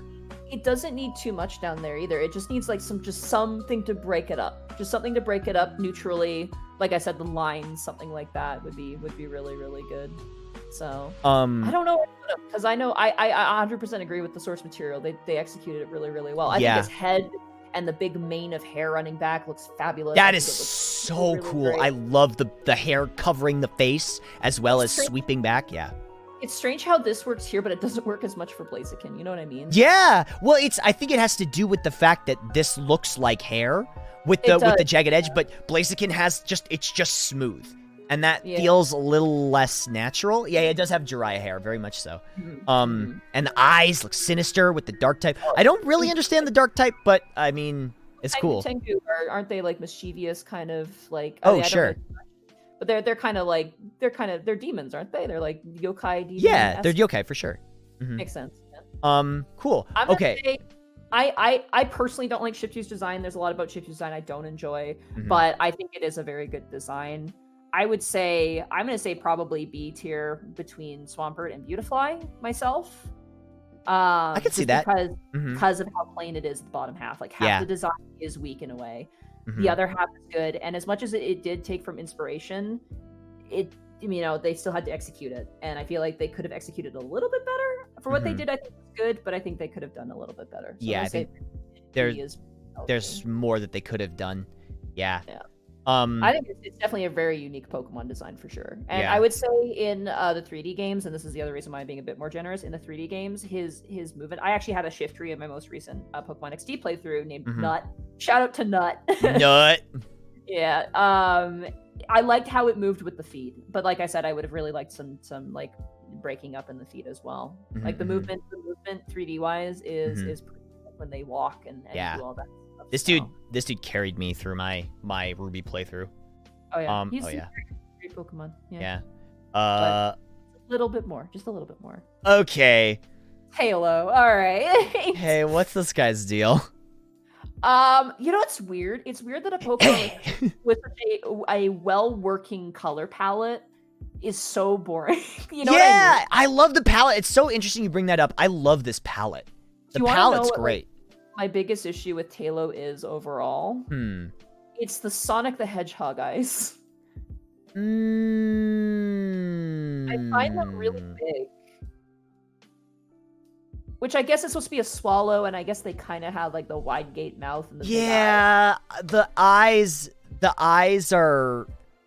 And look at the wait a minute. Okay, I was looking at the beak wrong. I thought that the middle of the beak was here. And he kind of just had this like really wide mouth, like, but the middle of the beak is actually here, and it's a pointed beak. I thought he was like looking at us, and like we were looking at a front view of the beak. But no, okay, he's just a bird. He's a bird, and I think the only thing he's got bringing to the table is the palette. That's it. The palette, I will say, with the inspiration being obviously swallows. The tail shape is very, very good as well. Yes, that is also really nice. I do The like that. underside, I will say when it's flying and you see the underside with like the white, I think that's when it's really strong. Like with the wings showing and you see all the white underneath. I think that looks fantastic. But for whatever reason, when they display this Pokemon, they're always on the ground with the wings folded in, which I think is an absolute disservice to the design. And I think that's so much weaker. Yeah, agreed.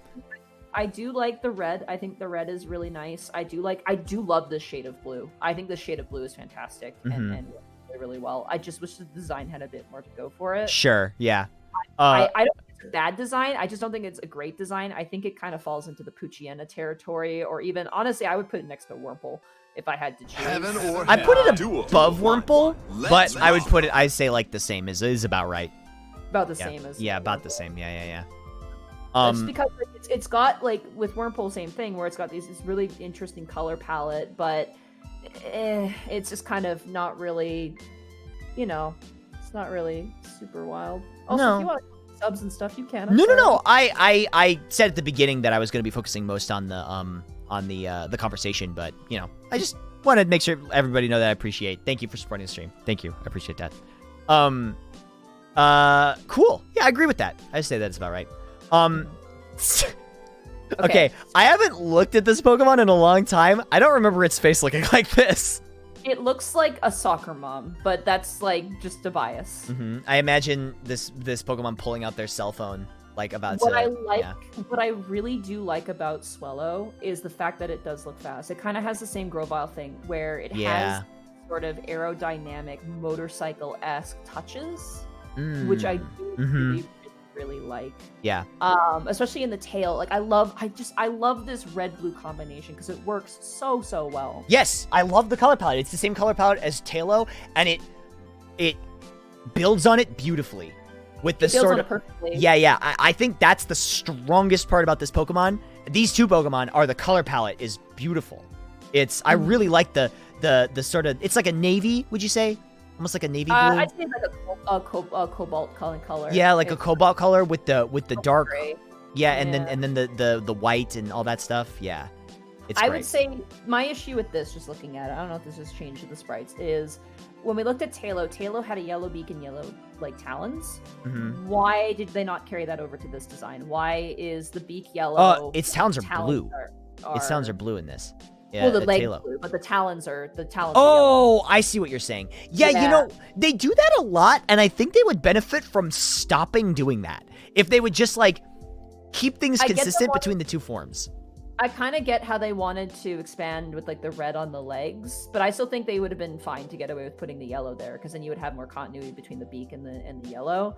I think that's more of, like, a personal thing, but overall, I mean, the thing that Swellow does, it is a bird Pokemon, and yet it is very different from Pidgeotto and these other Pokemon because it looks fast. Like, the idea is that this is a fast bird, and the lines and kind of the weirdly angular shape, they don't look artificial, they do look natural. It comes across pretty well. I feel like it could have been a bit more interesting, but for what it is, I think it's just a solid design. I think it falls into that, not incredibly perfect. They kind of did it just to kind of do it, not really like there wasn't really a set out. I'm trying to articulate here and my brain's decided to flatten, like just stop working. Like with Seedot, we want a nut Pokemon. We got a nut Pokemon. This is bird again. and it's fine, but it is bird. That really can be easily replaceable. Like it's different than these Pokemon, but can easily be replaced with like Pidgeot or Staraptor later on, like the cool bird Pokemon. You know what I mean? Yeah. Oh man, Staraptor. Yeah, Staraptor. I would say Swellow is low B.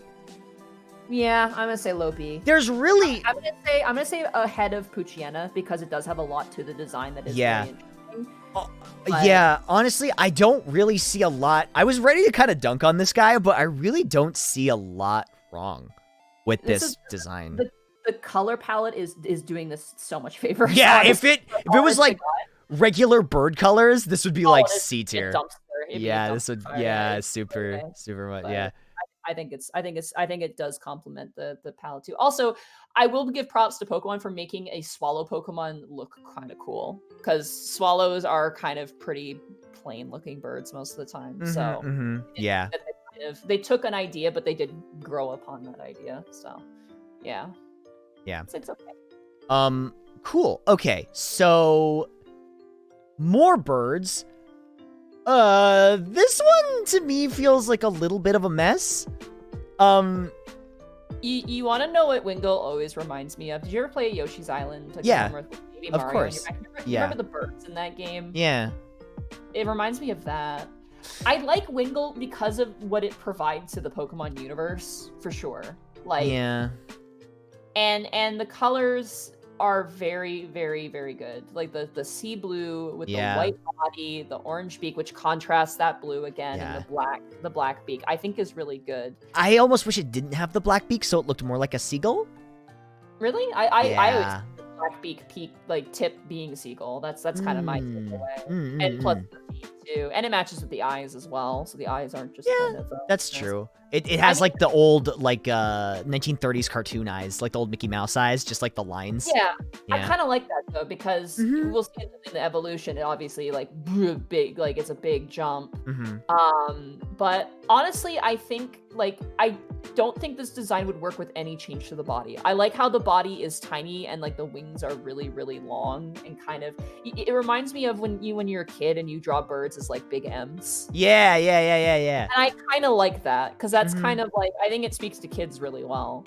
And like me, I thought it was wonderful. And I don't know. I have a special place in my heart for this Pokemon because it like when you see it in the show or like in the movies and you see just a bunch of them, it really sets the environment really, really well, like a seagull does. It really like you see it, you're like, oh, ocean. Like it does that very, very well.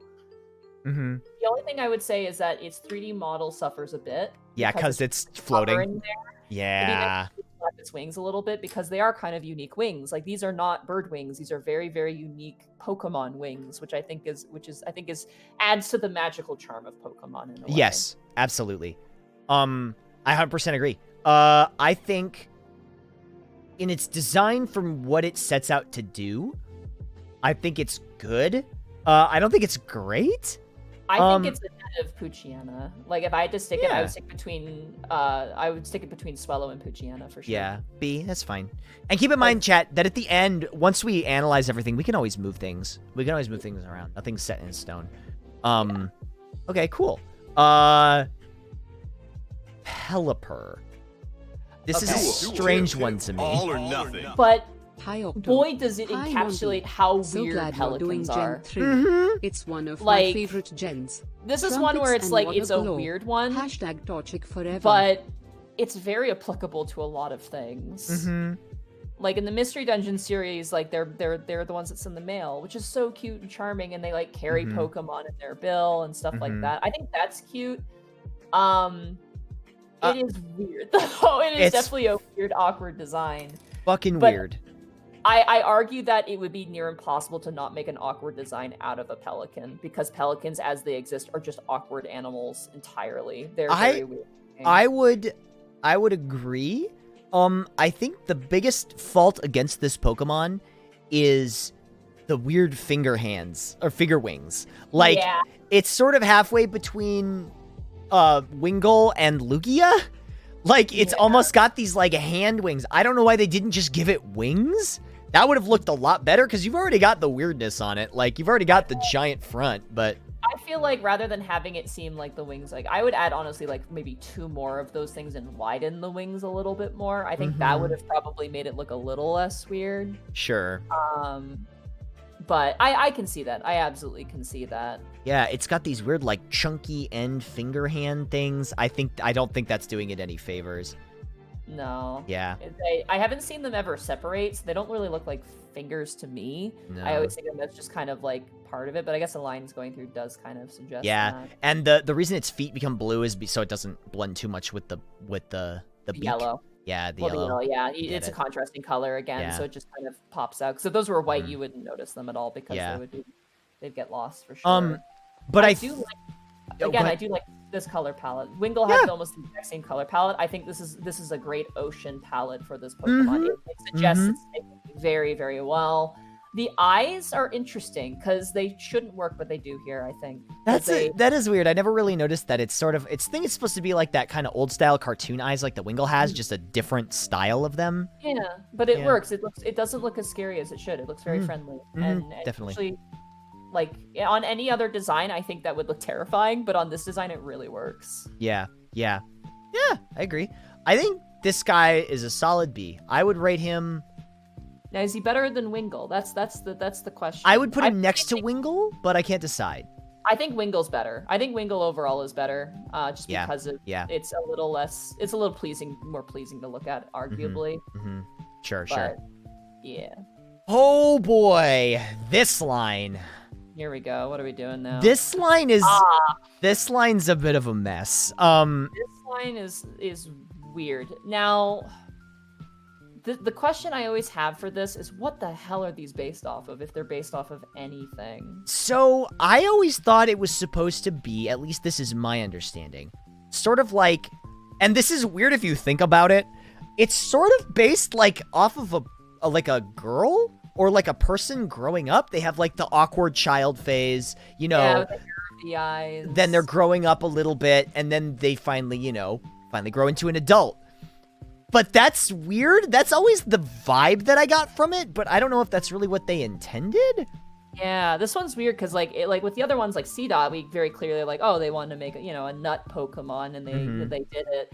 This one's just like, what was happening? I'm yeah, like, what's happening here? It's there's a running joke on these that I don't like humanoid Pokemon. I think they're very awkward and strange to look at. I think some of them work, some of them don't. My biggest con is I hate food Pokemon. Like, I hate the ones that look like you're supposed to eat them. Because I'm like, Listen, I don't want to eat my Pokemon, Nintendo. I don't really want to do that. Vanillux carried me all the way through Gen 8. Through my Gen 8 game, that was my go-to. But almost as a meme. I didn't even stream it. Like, that was just a meme for me. Oh, yeah. But it's, okay, so it's got, like, feet?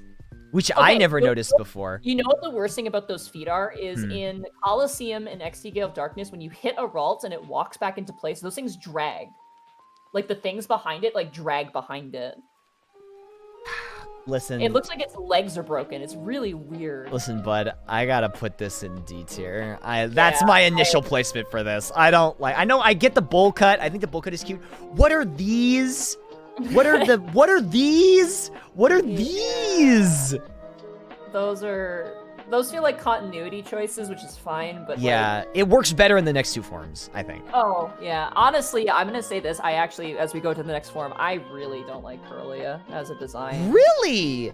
Now, really don't. I'm on the other end. I don't love it, but I also don't hate it. I think it accomplishes the theme that they were trying to do better. So I think Ralts is the odd one out because Gardevoir and Kirlia, I think they're supposed to be like dancers.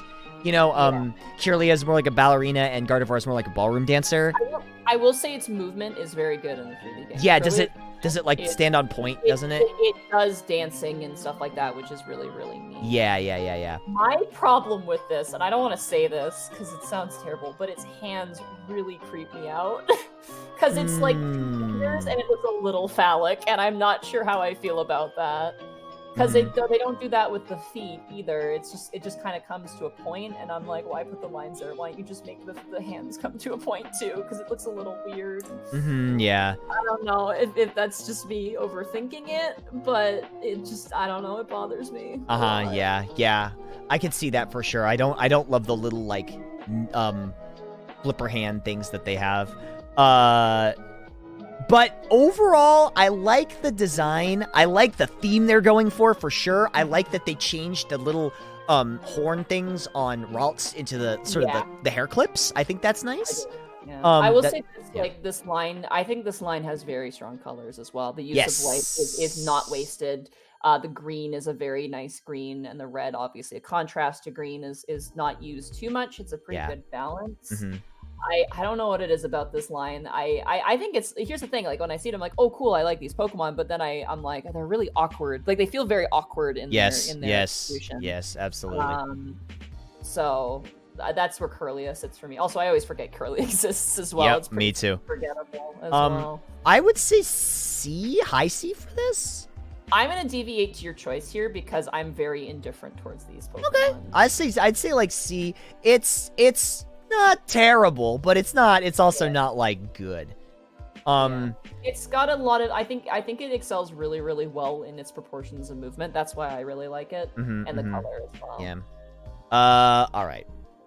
All right, waifu time. Let's This do one's a Octo. meme. This one's a meme. Okay. Time for the sole member of Here's the weird Honey thing Deer. about this art. It doesn't show her legs.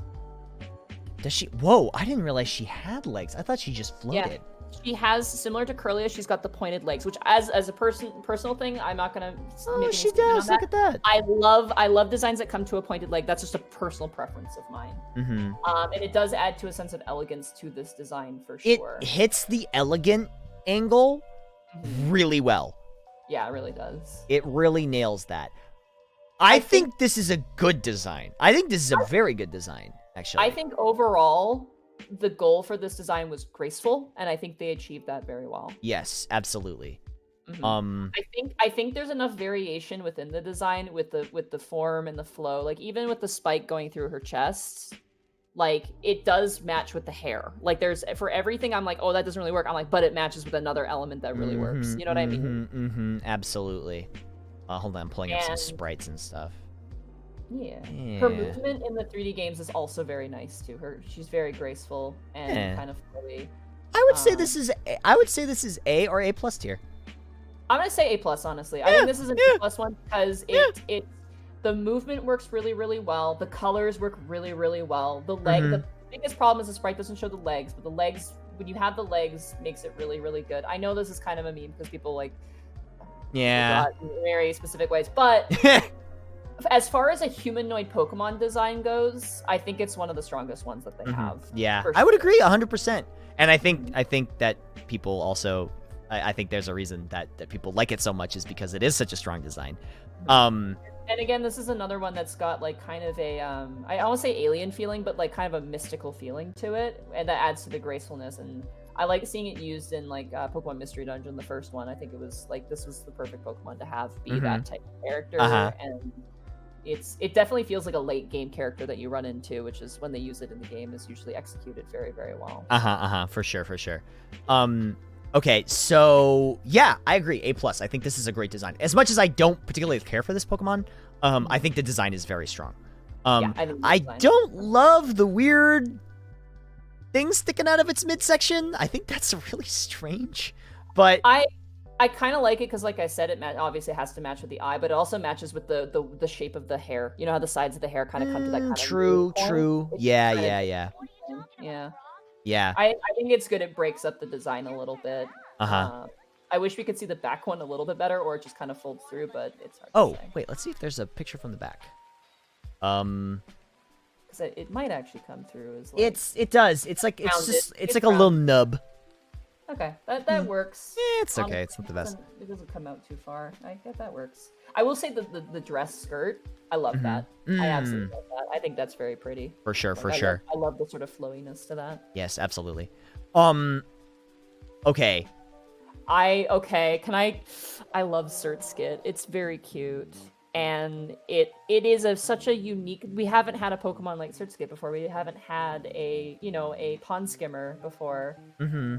And the little hat is very cute. Like this is another one of these really, really cute blue water Pokemon designs. And like, I don't know. What are your thoughts on it? Because I don't know. I know that Surskit itself is not a very impactful Pokemon, and a lot of people don't really give a shit. But I don't know. There's a delightful space in my heart for Surskit. So hold on. Let me look at. Okay, so things I like about it. Okay, let me start with that. Let me start with the things I like. Okay, good news first, right? I love the pointed feet. Yeah. I like that it seems because the water bugs stay on the tips of their toes, right? They don't break the surface tension. Water suspension, yeah. Yes, you totally get that. I'm there with you. I love the color. You obviously can tell it's water type. Feels very water type. don't love the hair, the weird spiky hair, and I don't love the blushes under the eyes. I think those are markings that don't go anywhere. Like, those aren't, there's no callback to those. That doesn't, other than just to look cute, I guess? It does add to the cuteness. I think that does work. You know what'd be great is if they added some red to the legs a little bit. Yeah, true. Like a stripe or something. True. To each leg. Yeah. It'd honestly make it look like a fishing bobble. Like, you know, when you go fishing and it's got like the striped bobble. That would have been really cute, actually. Mordith, you're right. This a Digimon. Yo, this dude a Digimon. This a Digimon. Get this out of here. I don't get Digimon vibes from this at all. Oh, really? There's some Pokemon that you look at and you're like, yo, this is a Digimon. Oh, yeah. Drudigan. I had so many people, I've been, with my Sword and Shield doing the DLC, I caught a Drudigan, and everyone's like, why are you being followed by a Digimon? And I'm like, he's Crayon, I love him. Leave him alone. it's like, or Gigantamax Charizard. Look at that. Look at Gigantamax Charizard and tell me that's not a Digimon. It's really two combined heads, both with one eye and one mouth. Yeah, what if the red is a mouth? And oh, no. Now I'm seeing it. It's like two Cyclopses melded together, and it's got like a smiling open mouth. Oh god, it's creepy. I know. Say, so overall, I think like, and I'm gonna shove my bias aside because I think this Pokemon's really cute. But in overall design, I think it's pretty boring. Like overall, like I feel like they broke up the design in the wrong places. So the blush under the eyes, I'm like, you should have brought that to the legs. The hair is kind of, again, I do agree. I kind of like how it comes to a point. But at the same time, why? Why? I think this one is so in the middle. Again, this is one of those ones that kind of hits in the middle because I think it's unique enough. Like, it's a unique enough concept that it's really good, but the design is not unique, if that makes sense. You know what I mean? Sure. So overall, I would put Surskit at like high C, low B? I would say high C.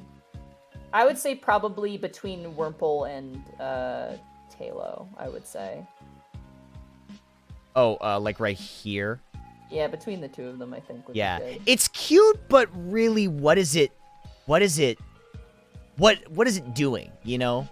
Oh, you know what it reminds you of now, seeing the sprite on the thing? You know, you've played Stardew Valley, right? Yeah, a little bit. You know the little oh god, Junimos? It's kind of got that Junimo vibe a little bit. I can see that. Yeah. Okay. Now, all right, Masquerade. What is this? So here. You want to hear a story about this? So Masquerade, I thought the wings were the eyes, and that's the idea, right? The eyes are the little dots in the center. Yeah, well, its wings are supposed to be like those bugs that have like the warning markings on it. That did not convey well to 9-year-old me in a sprite. Sure, that's fair. That's fair. Yeah. Masquerade is unique enough. The other problem I have is that I don't know. I didn't like that it became bug flying because we have so many bug flying types. Yeah, I would have liked bug water. I would have it just stayed water. I think that would have been fantastic instead of being bug flying. But that's a type quandary. Yeah. I find it interesting that, and this is just kind of a nitpicky thing, that it's got like the diamond-shaped little appendages at the bottom, and yet everything else about the design is like a half round. Yeah, it's all rounded. Yeah. It feels strange. It's pretty, but I don't know if it really works with what it's trying to convey. Now that I'm looking at those diamond-shaped appendages, I hate those. Yeah, right? They need to be rounded or something, and then it would kind of add to the rest of it, but hold on. What did they say it was? A rain moth. A rain moth, okay. I've never seen this before. Oh, it doesn't look like a rain moth at all. No, because I think the centerpiece of this Pokemon is the wings, right? The intimidation wings. Yeah. Absolutely. Yeah. I will say I love how the mouth part that's supposed to be the illusion of a mouth in the middle. The eyes are where the teeth should be. I think that is really brilliant. The problem is back when this game came out, that was not conveyed very well, and mhm. it made me very confused until I played Colosseum and XD Gale Darkness when you see the eyes actually animated, and I was like, what? Like, it blew my mind as a kid. Yeah. Oh, Ame. Oh, it's Japanese name. Ame Moth. Ame Moth. Ame is rain and Moth is moth. Dope. Okay. Well, I have no idea where to place this. I think it's a unique design for sure. I think this is a very unique Pokemon design. yeah, but I think that's all it's got going for it. That's all it has. I would put it in C tier, honestly. Sure. Yeah, Yeah. I think B is pushing it. Do you want to hug a Butterfree? What do you think a Butterfree feels like? It's not furry, so it's probably like... I imagine it would feel like my cat, where it's just kind of velvety. Oh, yeah. You have a hairless cat, right? Yeah, Goblin. She's Yeah, my that's right. She's upset because I'm usually doing stuff today. She's like, "Why can't I hang out with you?" And I'm like, "I'm recording. I'm sorry." Okay. So... Oh, Shroomish. all right. What's this guy? What's this guy got going for him? My favorite thing about Shroomish is if you flip him upside down, he has a face too, and he looks like really really happy.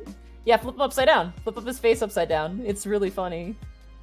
Is there a picture of this? Is a face on the underside of him? No, if you flip the whole thing upside down, he looks like he's angry smiling. You know what I mean? I see. Yeah. Yeah, he's like, It's like, It's great. Nice. Can I just say one thing, not about the design, but one thing about Shroomish that I do really like? Yeah, hit me. His cry is the greatest mushroom living thing cry I've ever heard. What does it sound like? Hang on, let me look it up. Shroomis's cry, it sounds just like mushroom. I don't know why, but it just really... Shroomish cry. Oh, yeah, I can kind of hear that. It's a little high-pitched. I always thought that mushroom Pokemon would kind of be like, you know, kind of like lower. But I can see like that. It's high pitch, but it sounds really like squelchy and like mushroomy, and I don't know what it is about it, but it sounds fantastic to me. From a design standpoint, I actually think this is not good because nothing about this really says mushroom to me. It looks like kind of like you know, in it looks like a bulb. It looks more like a bulb than a mushroom. I agree, 100%. I feel like that's why they probably put the spots on it to try and like make it look a bit more like a mushroom, which gets a little confusing because you're like, are those spots or are those limbs or what are those? Like, what are these things? Yeah. This is especially hard in the sprite. Yeah. I love his expression though. I do love this expression of this kind of grouchy Pokemon. Yeah, the expression is nice. It's just nothing about him really tells me much. What is he? Is he just pure grass type? Yeah, he's just grass type. He's pure grass type, yeah. He just doesn't scream mushroom. Nothing about him says mushroom other than like the spots, but even then that's pretty vague. And the name definitely gives him. The name true, but then again, this could be another one where it could be based off of like, you know, a mushroom that's not in North America as well. So maybe what we consider mushroom is a bit different than, you know, what Japan or the design. True, that's true. True. That's why I'm a little bit forgiving for it because you know we don't really have a whole lot of spotted mushrooms here. Yeah. So that's where it is. I think he would be like ahead of Ralts, behind Combuskin in terms of design. Ooh. Okay. Yeah. All right. I see that. Because the other thing about him is that the colors, he's got two colors. And while they work okay... And they are earth tones, you know? They're earthy tone. It's very refreshing feeling, but that's about where it is. Yeah. Not much else there. Okay, so it hurts me because I love Shroomish. And yeah, for sure. But I think I agree. The design's great. Design's pretty boring. Okay. So I love this because it felt like they said, "Oh shit, this was supposed to be a mushroom Pokemon. How many mushroom things can we add to this guy to make sure people know he's a mushroom?" I love Breloom. I love Breloom a lot. I think Breloom is a fantastic design. Also, it looks like a grass fighting type with the little arms. And you know what it reminds me of really heavily in the weirdest of ways? It reminds me of a kangaroo or a wallaby. Yes, but I it's 100% not. see that. 100% see Yeah. that. Mm-hmm. It's like a mushroom kangaroo, and I kind of love it. I love how the head goes into the big mushroom cap. I think that's really cute. I love its little pointed face. It works really well here. The arms, the feet, and the mushroom like cordyceps. Is it a cordyceps? I can't remember. But like the little eye mushroom that you see on trees and stuff. I think that works really, really well. That has on either side. I think I don't like the neck frill, but I appreciate it from a design perspective in that it ties back to Shroomish. It does, yeah. Yeah. And honestly, so, I feel like if it just went right to body, this thing would look very, very weird. I do like the shoulders are covered to kind of hide how small the arms are, because the arms kind of shoot out, right? And it's a good way of hiding how the arms work for sure. I love the feet. I don't know why, but I really like the two-toed feet look and the tail with like the little. This is where the roundness works for these little what I assume is like spore pods, because you have roundness on the tail, roundness on the head with the whole entire mushroom cat, roundness from the little spore on top, and then roundness for the body and like the thighs. I think it really kind of comes together really, really well. Yeah, Kai brings up a good point. I feel like it's missing a middle evolution, but it's still good. I'm willing to forgive the Pokemon that go from one to another because they don't get the benefit of a middle evolution. Sure. I'm more forgiving because like even like Pelipper and Wingull had the same problem. It's a huge drastic shift with some nods to each design, but I think Breloom's a fantastic design. Like it is so clearly a mushroom. It is so clearly a mobile Pokemon. The colors are fantastic. Again, adding those contrasts, yet having those earthy tones. And even then, like, reds are a pretty natural phenomenon in nature, especially among mushrooms. So, I don't know. Where do you think? Sorry. So, here's my issue with this design. I think there's a lot of good things here. There's a lot of goodness happening. But the claws throw it off a little bit for me, because everything's very round, and then you've got these very sharp claws, which, on the other hand, they're the claws, so, it's like, that's the threatening part. Do you want to know why I excuse the claws? Why? Is because of gardening. So you think of gardening spades? Oh, yeah, and, I could see that. Around? I could kind of see that with Breloom, that they kind of like in nature, they would dig into the ground because they're a mushroom and they'd be looking for, a place to settle or good earth or something like that. That I can excuse because they like kind of like a pangolin. It serves a function to do with the environment around it, which would be, soft dirt, which I think again complements the design. That's my counter argument to it. My whole thing. Also, it is a fighting type, so it needs to look at least somewhat, hostile in a way. So that's the other thing. I can appreciate that. I just think that because it's a fighting type, I would prefer it to have like punching arms rather than like slashing arms. But I see what you're saying. I disagree with that, because then it looks a little too human and a little less nature. Like that, if that makes sense. Yeah, I respect that. Okay. This though, I think this is easily A tier, if not A+. Okay. I would perfectly give you A tier. I think A tier is it's a strong design. I think my shortcomings with it are more personal. Killed my family. No, but I would put it below Torchic. I put it like high A tier. I would put it above Torchic, but again, actually I would say, because even then, like both Torchic and Breloom look like friends. Breloom looks very friendly though. Like Breloom does like, and not like in a deceptive way. Breloom looks like literally genuinely friendly and like outgoing. Yeah. I'm fine with putting them behind Torchic. I personally think they should be high A, but that's I think that's maybe a little bit. I mean, they are still high A. They're like within the top 2 of A. Absolutely. Yeah. Cool. Okay. Slack off! This is a great design. It's a great design. Everything about this design rules. This is where the 2 claws is perfect. Perfect! It's so perfect. It's like they wanted, He has like the face, the colors, the pose has always been perfect. Yep. Like I really like Slack, and this was like the first and only sloth Pokemon. I think I don't think they've ever made another sloth Pokemon. They don't need to. Yeah. Slackoff fills that role super good, and I mean, obviously in the game he's got a really shitty ability, but as a design, he looks so holdable, and you can Yeah. feel the to him. Like, Mhm. I love how the arms are. You can tell they're. Excuse me. You can tell that they're very malleable just based on the one. You learn how this thing moves very quickly. The fact that it's got one completely rounded, not that it doesn't even have a joint, and I think that works to its benefit. Oh, it's floppy, and it makes it kind yeah. of like a stuffed animal, which Yeah. is really interesting. I love that. I think it's such a nice design. I like he's got a little bit of scruffiness to kind of show how lazy he is. I love the rounded nose, the wide gape mouth, the eyes. Like, it's like Slackoth is definitely not my favorite Pokemon, but in terms of charming design, this one hits the right notes. I think honestly A+ for Slackoth, because it achieves what the inspiration like that it came out to do. The sprite and throughout all the games, the movement has been so on point. Like, I've never once been upset with how Slackoth has been presented in any game. Sure.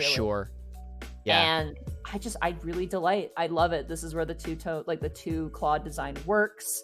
The earthy colors are really, really great with just the reds and like the small details. I really like it. I would put this in A+. I'm gonna say A+, yeah. 100%. Yeah, I think it's really strong. A+. Great. Okay.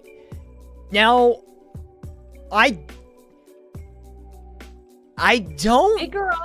Vigoroth is so weird. Like, Vigoroth, I love Vigoroth as a design. I don't like it as the middle evolution. Yeah, it seems like it doesn't. It's out of place still. He's like and the weirdest thing is that his ability is different too. I know we're not talking about stats, but he seems to deviate pretty strongly from the other two. But as a design goes, I love him. I don't know why. Again, this is another. He's obviously a sloth Pokemon, so he's got the two-toed design, which works really, really well. Works. I like the little red paw pads that kind of pulls into the nose and like the little fluff on the face. And like the brown, I think overall it's a really, really great design. I think the only thing I would say is I'd like for his ears to either be like removed or either like made bigger, because right now they're just little weird bumps. Yeah, it's kind of weak. Yeah, it doesn't really make sense. The other thing is this is the same color palette as what's it called? Seviper and Zangoose. Zangoose. It's like the same color palette. Yeah, it's a little very different. similar to Zangoose. Yeah. Yeah. It's like a less cool Zangoose, honestly. So I don't know. It's like there's a lot to this I like as just an overall design, but it struggles because it's attached to Slackoth and Slacking. Mordith says should have been a branching evolution instead of a line. I 100% agree with that. Yes. Absolutely. I 100% agree. Yes. I will say this, in the 3D games, his animations really lend to the fact that he is like a big, kind of more brutish kind of Pokemon compared to Zangoose, who's more of like the, slashy, elegant. He's doing the when you play in Dark Souls with your mates thing. Like smashes the ground, he flexes, and he kind of like jumps around. He's great in the 3D games. Does he have like a little baboon-colored butt? He does. Yeah, he does. Yeah, but that's common on sloths actually. That's pretty common. I didn't know that was a sloth thing. Yeah, sloths is kind of like when you see them drawn, they tend to do like a different colored butt because the butt is usually a different color for sometimes. Depends on what breed of sloth it is. But I personally like Vigoroth just overall. I think Vigoroth is a great design as a Pokemon, but I said, there's in comparison, he really gets absolutely bullied. So, I mean, I would say, can I see the tier list? Because I gotta see what else we have. Because I would say high B, low A for this guy. Low A, really? I would say probably above Beautifly, behind Shiftry. Okay, I could see that for sure. Yeah. B is good. Because I think as a Pokemon, like, he's great. But again, like I said, if you compare him to other things that exist in this generation, unfortunately, there are other things that do him better. But he's still really good. Yeah, he's still solid. He doesn't do anything heinously bad, and he doesn't get anything super right. Can we shout out his sprite? His sprite has a lot of energy. Yeah, it really does. Energy his sprite has. Yeah, it really does. The idea. You got Slackoth, who's really like, and then you have him, who's got tons of energy, and then we get to the next one. Yeah, which I'm not nice to. I'm sorry. Yeah, this is not a great design. I fucking hate this thing. It's like a gorilla, but it's not. It's like, why make a gorilla sloth Pokemon? And have it be like, first of all, there is way too much going on in the face with all those lines. Yeah. and the head is just like. Yeah, it's got like a bunch of weird, like it's supposed to, I think it's supposed to reflect like the lines on the face, because you know like how gorillas kind of have like a wrinkly face sometimes, or like the wrinkly face, the ridges and stuff. Why combine a gorilla and Sloth. a sloth? I don't get that. Yeah, and he's got this like now he's back to like this pig nose kind of thing. Wait, does Vigoroth have that? No, Vigoroth has like a little dot nose, which I think is cute. Yeah. This is like Slackoth's nose, but like terrible. Like, yeah, it's like a pig nose. This is a Pokemon where, and this is a personal bias for me. When I see it, I don't like seeing it because one, I hate fighting it, and that's all mechanical, and we can set that aside. But it's just it's a Snorefest of a design. I don't like this design. It doesn't feel like Pokemon. It feels really weird. Also, it's always in this weird like draw me like one of your French girls pose. Like, okay. I guess it's meant to antithesize like the fact that it's like lazy, like it doesn't really get up. Yeah. Okay. So I'm gonna say the one thing I think this Pokemon does have really going for it are its sprites, and its poses are actually really good and they're very, funny, and very evocative of the kind of Pokemon that it is. Yeah, it is. Yeah. I still think the design is, I just don't like it. I don't think it comes together at all. And I think it's like, it's weird because you have a gorilla who's supposed to be a really strong animal and has, a lot of muscularness to it. Honestly, in a weird way, I kind of wish this thing was maybe like a bit more like, it seems too muscular, if that makes sense. Mm-hmm. Whereas, you had Vigoroth, who's got a lot of like wild sort of like fluidity to it. Yeah. And you have Slackoth that has a lot of fluidity to it. Why is this thing so solid? When Yeah. It's supposed to be, not doing too much. And even if it was based off, people are saying it's based off the giant land sloth. Even if it was based off the giant land sloth, it has like this human face, or like this like primate gorilla face. Like it's very weird. It doesn't really fit. I honestly, I think it's D. I think it's D because the palette's also terrible. The palette's so boring. Like we had Vigoroth who kind of had this white and red palette, and the only thing that's got color on this thing is its nose, and like, the rest is all just these neutral colors. Yeah. I'm gonna say, I'd say between Ralts and Lombre, honestly. His Japanese name is Kek-King. Kek-King. I don't know what that's supposed to imagine. Oh, but you said between Ralts and... Yeah, I think Ralts and Lombre, I think, would be the best. Yeah, I think that's good, yeah.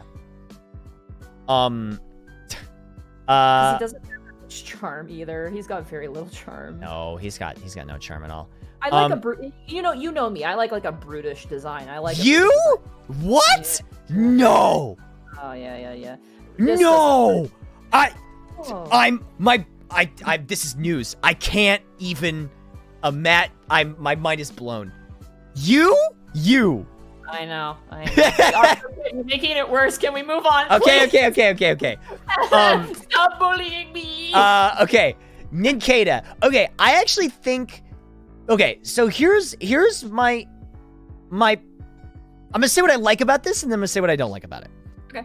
So what I do like about it is that it is this is definitely a bug. A bug. Oh yeah. This is a great bug design. It's got like the sort of, it almost feels like this should be a mid-stage Pokemon. It's got like the little wings, and it's got the digging claws, right? And it's got the locomotion back claws. This is a kind of almost, I want to say, a creepy color pattern. It's almost a corpse-like color pattern.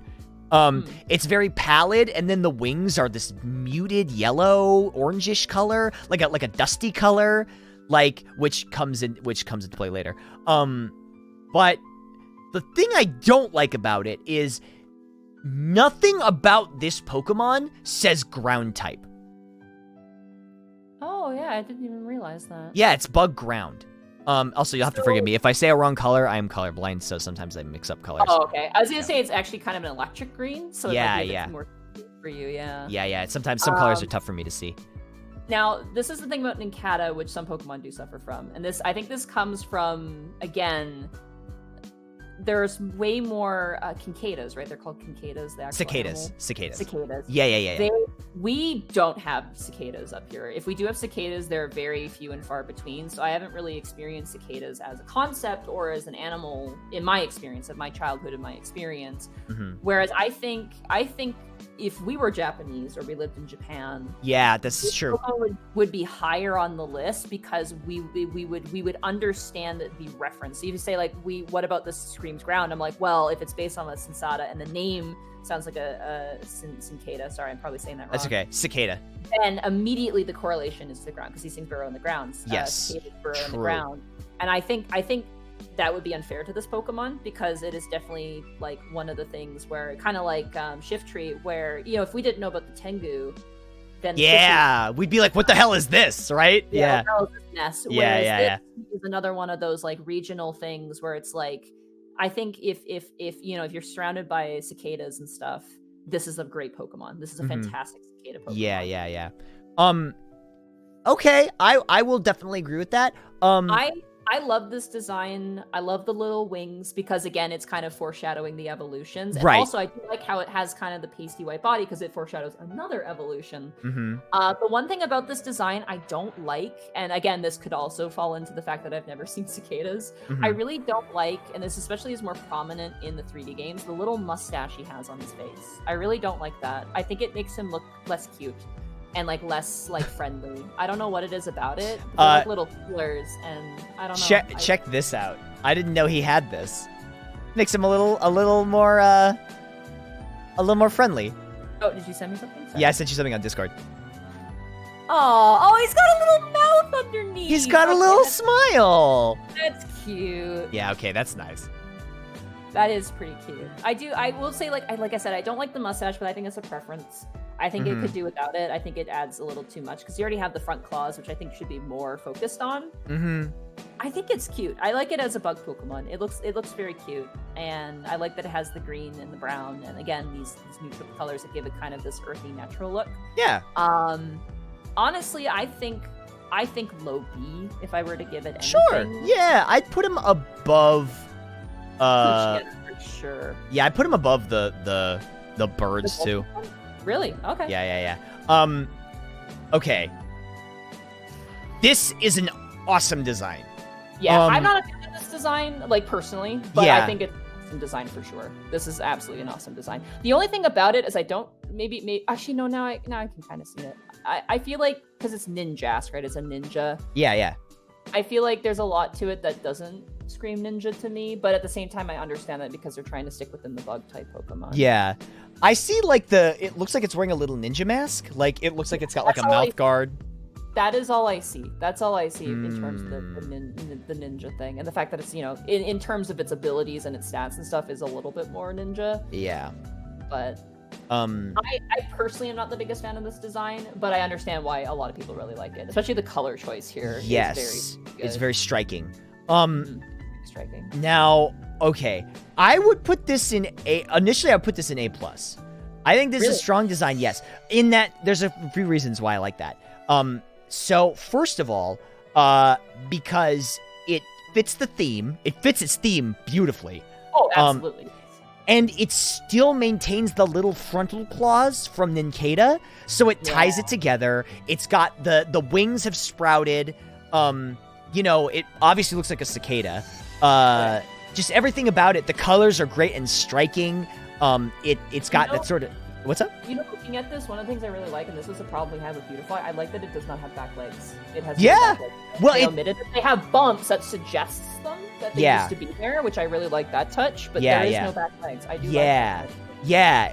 And now that you go back and look at Beautifly, you're like, why does it have these little nubs? It's so weird. It's not gonna walk. It's not big honking wings. Come on. I think this is an A+ design to me. I think this is a strong design. I think it hits all the notes. I don't think it's an exceptional design, but I think it's personal biases aside, and not to say that I hate it. It's never really done anything for me. I can agree with that. Yeah. In A+, I think it is quite strong. Especially when you look at it from behind, it looks very good from behind. Yeah, very, very much so. Okay. This one. I love Shedinja. I honestly think this is an S-tier design. It's creepy. This is a memorable design. This is It's an so incredible. memorable. Yeah. You know what the best part about this design is? One, I love that it has the halo. It doesn't come from anything, but I love that it has a halo. My favorite thing about this design is the fact that its wings and the hole in the back are like those are wings, right? But when you see that sprite, it's because something came out of it. Yeah. And it put that skin aside, and that it's so creepy, but it's so perfect. Yeah, and I love how so the eyes creepy. look like bells. That kind of adds to the sort of like like church, bell kind of theme. Yeah, I always thought it's kind of creepy too because it's like if you'll notice Ninjask's eyes are on the sides of its head, and so that's where it was seeing out of the cocoon, and so it's a void. It's really it's cool. creepy. This is just honestly, I really think that this is an S tier design. I think this is a great design. Conceptually too, when you think about this line of being, a cicada, because people I've heard that people collect like cicada or I can't say this. Cicada. Cicada. Yeah, it's okay. It's okay. It's like when I learned that it wasn't Suasoon. Oh. I like it's interesting because people would collect the molts because they show you kind of like what came out of it, and I think that's really neat. That I love that this Pokemon line, and this doesn't tie into the design, but I love how this Pokemon line splits into two: the one that comes out of the molt and then the molt itself, because I think both are equally as interesting in the Bug universe. I think that's really cool. I'm really glad. I was scared you were gonna drag Shedinja. I'm like, I don't know. I was like, please don't. No, this is a great design. This is great. Look, it's even got it's got the neutral colors. Like they could have made it look more grim, but it doesn't need to. It really doesn't. It's perfect. I love Shedinja. Yeah, this is awesome. Okay. Oh, this motherfucker. Okay, do you want to hear a story? I have a story about this one. Yeah, hit me. So the sprite. This is another one like Masquerain, where the sprite betrayed me as a child. Really? So the original sprite. If you scroll down and you find the original sprite, sure. If you can find it from the first here. game, yeah, right there. If you look at it, I thought that its ears were like ribbons, like it was kind of a flat shape, and I thought the feet were just like flat ribbons that kind of flipped upwards, and that's what the yellow was. I didn't realize they were solid half circle shapes. I thought they were like flat things curved up. And so for the entire time, like seeing Whismur, I thought it had weird ribbon feet, and then when I saw it in 3D, it wasn't that, and I was like, what the fuck? What? Like, it does have weird ear holes. Why did I never notice that? That's consistent with the design, but it does have ear holes, Yeah. I will say, the one thing I do like about this design is the eyes. The eyes are great. That's super unique. The color palette is gross. It is. The color palette is bad. The overall like look of this is so.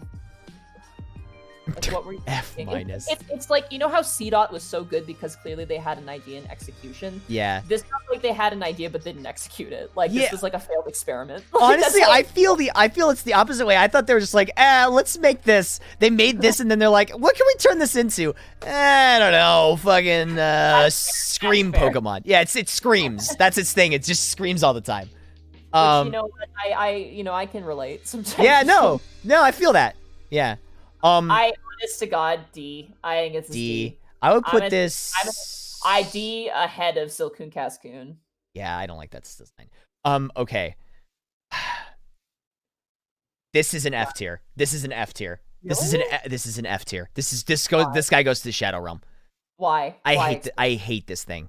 Why do you hate the okay. Wait, let me look at. Hang on, I gotta look at Xblood for a second. Okay. So the weird like nose plus the speaker ears. I hate the speaker ears. I think the speaker ears are so ugly. And it doesn't.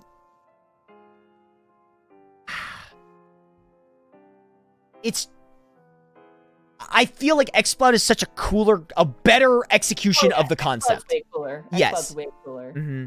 Yeah. Now the one thing about Loudred that I can forgive it is I believe this was heavily inspired by hippos. This entire like the second and third. Okay. Because they have such big mouths, right? I feel like that's the inspiration they took. I absolutely agree with you on the ears, but at the same time, I get the idea because they wanted amps. I just think it was poorly executed. Yeah. I do really like the teeth and the toes. As people are pointing out, oh, its teeth are on like the feet. It feels like jacks, like like jacks for. Oh, I like, could see that. art. Yeah, I could see that. Like a simplified jack. There's little element designs that I think are forgiving. Also, the color palette I think on this one is very good. The purple, like the lilac-y purple with the really soft yellow, is a really great contrast without being too like dust tox like. The reds matching with the ugly headphone ears, but matching with the mouth and the darkness of the mouth beyond, I think is also because it does kind of it's like, here's something that makes noise, like a mouth. We all know a mouth makes noise, and here's something that looks kind of like a mouth that's also gonna make noise. I don't love the lips. I think the lips are very weird because they get rid of them. They are, but they're hippo-like. I think that's the idea. It's like it's hippo-like, so they have these really big gums and big lips. Yeah, that's fair. That's fair. Yeah, I don't think it should go to the Shadow Realm, but I do agree it's not the greatest design. I think low D 100%. I will put it below Whismer. I honestly put it below Dustox because this. Yeah, it's the headphone ears really it's so weird. I don't know why it just doesn't work. It's so top heavy and weird. I think because if it didn't have the ears, it would be too freaky. I think like somebody photoshopped the ears off. I think that would be really eerie if it didn't have. The mouth would be terrified, and I don't think it would give off the idea of noise as strongly. Yeah. Yeah. Honestly, the ears feel like they had that idea, but then we're like, this is way too weird. Add something to make it seem more like a noise Pokemon. For sure. Now this guy, this is cool. This is a cool design. X-Cloud is great. Again, hippo idea, big giant mouth hippo. The body is kind of suggests hippo as well. I love that it has like organ elements. Like the tail looks like a pipe organ. Yeah. And the entire crown is just like an organ. And it's got the air holes. Organ, not like a kidney, but organ like a musical instrument. Yes, like a musical instrument. And it's got the air intake valves all over its body, on the elbows and the knees and stuff. Like an instrument. Yeah, absolutely. This is an easy A. This is an easy A. Easy A. I'm gonna say probably ahead of between Zigzagoon and C-Dot. I think again, it kind of falls into C-Dot. Excellent conceptual design, excellent execution of said design. And also, again, getting that purple and that yellow and those reds to really come together really nicely as well. Yeah, 100%. The color and with the contrasting colors is really nice. I like that. Would you mind if we took a quick break? I actually have to put some dishes away and like stretch and get some water myself. Yeah. Yeah. Okay. We'll be right back, everybody. I'll see you in a bit. All right, I will be right back myself. I gotta check my tank and make sure the heat's regulated. So.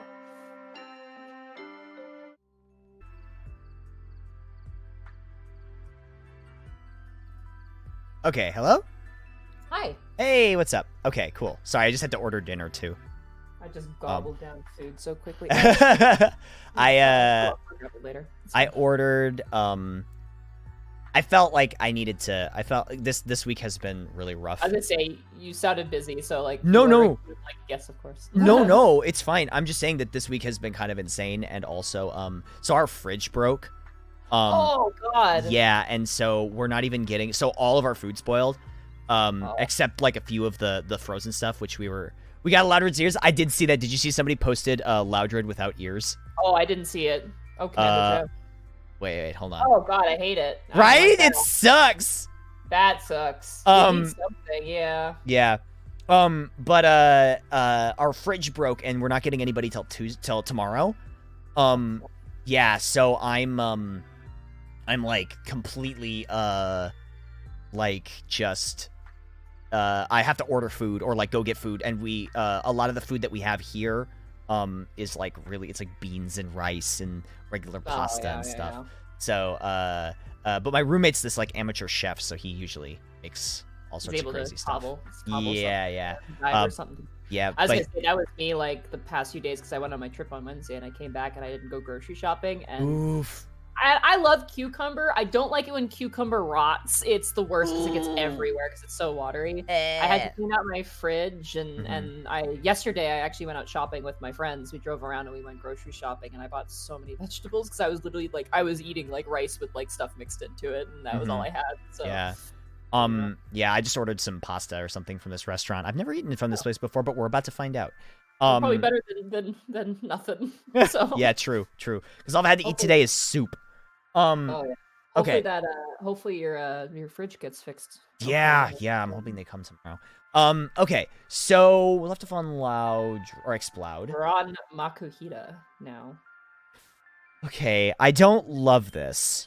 There are elements of this that are good. Yes. The biggest problem with this is the fact that he looks like he's like a garbage bag that's been tied off at the top. If those little things were just ears, I think he would have been adorable. But the fact that he looks like a bag, like a sack, is really against him. I know that he's supposed to be like a bag, but Octolook. why? That's my question. I think it's like, like punching dummies and stuff, like a punching bag. I think that's the idea. I guess, but usually punching bags don't have like the little tie off at the top. Like old ones did though, like in cartoons and stuff. Oh, you know I guess that's fair. Yeah. They would tie them off and they would hang. Like I think of Hercules, right? When he had all the bags and Hercules was fighting all those. That's what I think of. Also, why does he have a bib? I'm just realizing this now. Why does he have a bib? It's like a bib design. Yeah, it's like a weird little. I think it's to sort of break it up because if it was just sort of the one color body, that would look weird. That looks super weird. But why a bib? Yeah. Why a bib of all designs? Yeah, I would put this, and then the cheeks. The cheeks, I don't think he needs those cheek circles. I think the cheek circles are too much. That feels like me. It ties back into the punching bag thing, where that's a target, right? Like they have the circles on the punching bag. See that? Yeah. But why not have that like as a big circle on the stomach, like or like a half circle on the stomach rather than the bib or something like that? Honestly, I put this at low B, high C. Put it below Puccina for sure. Really? I would say low C. I would put him behind Skeptile. Ooh, okay. No, I see that too. Wait, hang on. Yeah, when I look at him, I don't really... There's not much here. I remember as a kid, the only thing I liked about Makuhita's design initially as a child, as a very, very shallow child, was that his feet were kind of cute. And that was it. Yeah, he do got the feet. In the sprite, the feet were really super cute. Yeah, wait, let me look. Oh, yeah, I can see that for sure. Okay, his evolution. Right. Okay. I gotta type this out in your chat right now. Okay, let me hear it. Thick. He is thick. But here's my problem: is when I look at Hariyama, I can't tell what's going on with a lot of his design elements.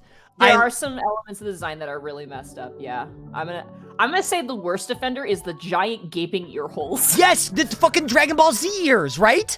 The fucking like Frieza ears. Like I can get away with no mouth because it's a sumo wrestler or whatever. It's fine. And like the stomach having kind of some red because the idea is that the stomach underneath is all red and it matches with the hands and the feet. Yeah. The giant gaping ear. It bothers me so much. That's so strange. That's like so weird. I love the eyebrow hair that kind of comes to a point and behind is like a ponytail. I think that's really cool. I think that's super awesome. Oh, I didn't realize it was a ponytail. You know what that design sort of reminds me of? You know what the face reminds me of? Do you ever play Mega Man? No, unfortunately. Oh shit. Okay. I'm so sorry. Chat, back me up on this. This is sort of like a robot master head design, right? Like this is a very Mega Man head design. Of like a bad guy. Oh, you said it? Yeah, for sure. A powerlifter for Mega Man. Yeah, exactly. Yeah. I also love the big hands, the sumo slap hands. I love that too. For the concept, I love the exaggerated features with like the big thighs, like the kind of like squat body, big hands, because they do the slapping thing in sumo wrestling. Yeah. I think it's this kind of falls into Shift Tree where like the source material is fantastically done here. Big gaping ear hole needs to go though. Like that just bothers me. I can't get past that. So I love the feet, love the hands. I love like it's got kind of like it doesn't really have like they have like the rope belt in sumo wrestling. He's got like this kind of skirt thing, which I think is a better natural like adjustment. Alternative, yeah, for sure. Alternative to it. I love the thick thighs. I love how he moves in the 3D games too. Hariyama. Does he kind of do like a thing? He does all the sumo wrestling. Like he looks heavy. He looks like a sumo wrestler when he moves. It's like with intention and purpose and heaviness to it. It's great. I think Hariyama is like overall could be a lot better though. Like as a sumo wrestler Pokemon, I think there is a lot more they could have done. I think maybe some of the exaggerations could have been brought back a bit more. It's kind of weird. I really don't like the fact that it becomes kind of human flesh toned. I don't like that's my other kind of caveat where it's like kind of human-ish. It doesn't really go really human, and it doesn't really go like it doesn't really go really human in the sense of like Machamp or something like that. But it also is very foreign, and yet still looks like it's made out of flesh. It's kind of weird to me. Okay. So, yeah, I think my biggest issue with him is he starts to feel cluttered. Like, if you took away one of the design elements that I think he would be a little simpler, but putting them all together is a lot. Like, it's a lot to deal with. It feels like a lot of ideas, which I think were good ideas, just came together, but they probably could have trimmed a little bit off, for sure. Sure. Yeah, Like he's a cluttered design, and I think that ear. Yeah, it's fucking weird, dude. For this one, I say low B, high C. I'm gonna say C behind Masquerain. Honestly, I would put him behind. No, yeah, you're right. because he's the opposite of Mightyena, honestly. Because Mightyena could have had so much more and kind of feels plain, whereas Hariyama is so much and could have been subdued a bit. You know what I mean? Yeah. He's better than Makuhita, for sure. He's definitely an improvement, but absolutely. he's got some problems. It's the ear. He looks artificial. Like I was talking about with Lanoon, we're having that point. Yeah, it was cool, but it was kind of artificial. Yeah. That's definitely one. That's a lot of nuts! Whoa! Shiny Pokemon. Hey, Bright Blackfoot Bomb. Ferret! Blackfoot Ferret, thank you so much for the 5,000 bits. I appreciate that. Shiny Pokemon Pride Bomb. Thank you so much. I appreciate that. God, some of my alerts scare the shit out of me. Ooh, you know, I actually like his shiny form with the blue hands and the blue belly. I do like that too. That's a nice touch. It That's also cool. sends it home that marking on the stomach is like meant to, Yeah. around the design. Sure. Yeah. All right, this thing. Aww. He's cute. I mean, I find it cute. I find Azumarill cute. Now, can we? Are we allowed to compare it to Meryl and Azumarill? Yes, I will let you. Yes, I will say in comparison to Meryl. Now, this is a baby Pokemon. Yes. Which gives it some passes on some things. So first of all, obviously, super simple, cute design. It's meant to be super, super cute, and I think it achieved that very well. This is a Pokemon that the sprite work is okay, but this is a Pokemon that in Coliseum and XD Gale Darkness is just propelled. This allows me to take 2 cards from my like I deck love and it. add them to my He's hand. bouncing on that little ball like a kid would, and it's really cute, and it really sets that whole idea like forward for sure. Yes. I think like overall, first of all, why is it the polka dot Pokemon? That's kind of weird. I guess they probably. I never realized. You know, I never look at the the blank Pokemon. Yeah. I never look at that. I never remember what it is. I think Azurill like again falls into the it looks like a friend. I want to hug it. I want to hold it. It looks, it's cute. It's a cute design. It is a cute design. I'm just thinking I think about it, and I'm really just like, it's just Meryl without arms. Yeah, but it's also they've reduced because they're baby Pokemon. Reduced a lot of the detail, gotten rid of a lot of the white. But if you think about it, that's not true with all baby Pokemon, because Pichu is actually more complex than Pikachu, I would argue. That's true, actually, that is true. That's Yeah. So I like this in the fact that it's simplified. In that case, it's his heart. If it stops bouncing, it dies. I thought that was Sproink. That's Spoink. That is Spoink, yeah. Yeah. This one, I like the idea that they thought about its movement so much. Like that's the sort of artistic detail I do like, that they thought about how this Pokemon would move. Yeah. Oh, its tail. Oh, you were explaining Sproink. Oh, its tail is full of nutrients. It's like a camel's hump. Yeah, it's like dogs' paws. How they grow into their paws, it grows into its tail. Yeah, exactly. That's cute too. Yeah. I'd give this a high C. Really? High C? Yeah, I think it beats Lanoon. I think it would be high C for sure. Yeah, I don't think it's quite, it's got some, Because, like, for me, C is like, man, it's well, I'd actually maybe rank it low B, because it's really not missing much. I would say the only problem I have with Azurill is, as cute as it doesn't really bring anything new to the table. That we, you know, it's a baby Pokemon, but baby Pokemon do that. But at the same time, like you said, it actually is more simplified. So I'd say I feel like tops, like high C is fine. Let's see. Who's next? Okay, cool. Who is next? Good question. Oh, sorry, I had Meryl open. Oh, hey, how do you feel about the Shadow Realm? Shadow Realm! Shadow Realm! Shadow Realm! I hate this motherfucker. This is a terrible design. I hate him. I hate them so much. This is a terrible design. This is an affront to God. I hate it. What were they thinking? Literally the only thing worse than this is its evolution. Probopass is my least favorite Pokemon in the entire fucking series. I hate this. I hate this line. Nosepass, burn my crops. Like, fuck this. Put a curse on your village. It's the worst. Curse on my village. Like, this one sucks. Yeah. Let's make a compass Pokemon. How bad of an execution is this? And it's just rock. It's just boring ass rock type. Like it's the first gym leader Pokemon too. I remember seeing it and being like, really? Yeah, it's Roxanne's main Pokemon. Oh my god. In the first gym, and it's a pain in the ass. It doesn't even look cool. And go look at the sprite for this piece of garbage. Oh, what a shitty Pokemon. It looks like a lumpy piece of shit. I remember seeing it being like, is that a Pokemon? What is that? Fuck this thing. They made it better in future versions, but oh my god. Like, god damn, I hate it so much. Yeah, and that's not just personal bias. It's awful to look at. Yeah, it's really, really bad. It doesn't look like a friend.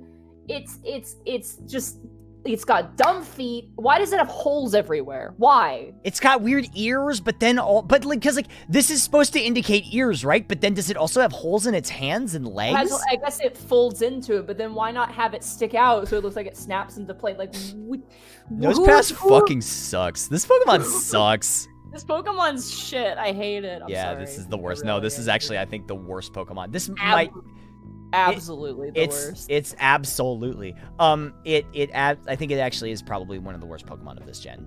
Oh, absolutely. 100%. Yeah. It is a stain upon this generation. Yeah, this is the worst one. Why did they give it an evolution? Why did they? I would have removed it quietly from the game and hoped no one noticed. Who at Game Freak was like kept lobbying over and over for hey, you know what Pokemon needs an evolution? Nosepass. Like, who was doing that?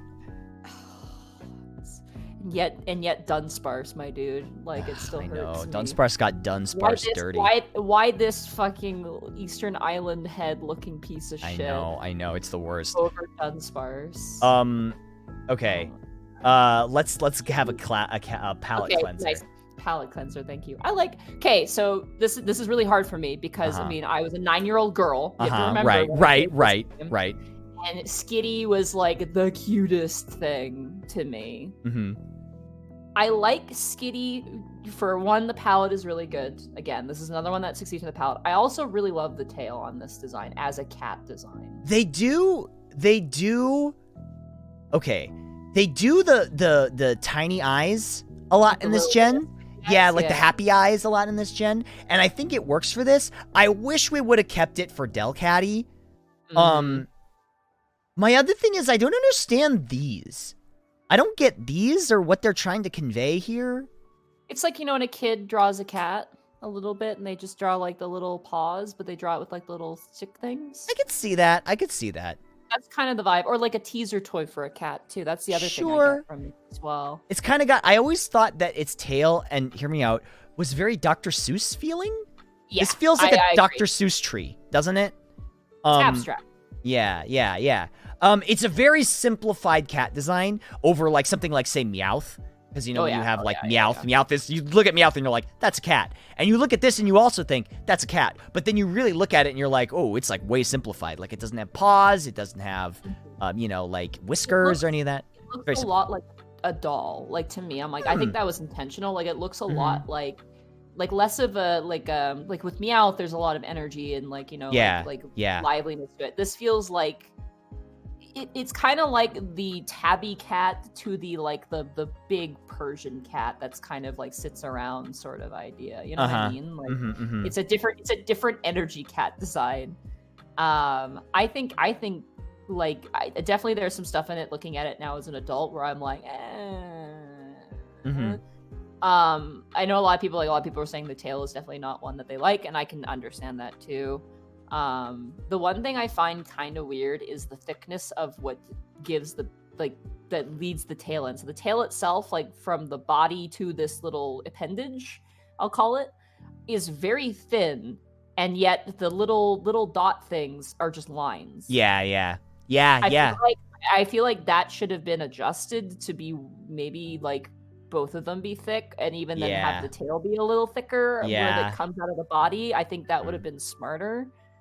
They're pins? Is it supposed to be a pin cushion? But nothing about this Pokemon tells me pin cushion. You know? No, it doesn't. Let me read the Pokedex entry. Yeah, so chases its tail. Yeah, see what I mean? Oh yeah, it's a cat toy, I guess. Yeah. Makes its tail puff out, threatens foes with a sharp growl. Okay. Interesting. Alright, well, I mean, overall, honestly, I would rate this like a solid B tier. I'm gonna say B, yeah. I'm gonna say B, probably. I'm gonna say B above Beautifly, honestly. I don't think it's as good as Vigoroth, because Vigoroth has a bit more energy, but I think it's higher than Beautifly. Sure. Yeah. It's supposed to be like high fashion. Yeah, it's cute enough too that, I mean, obviously they use Skitty in like the Mystery Dungeon games too, so. I mean, yeah, it's popular. Okay, Delcatty. This thing is wearing like the neck pillow you wear on a plane when you want to sleep. Yeah.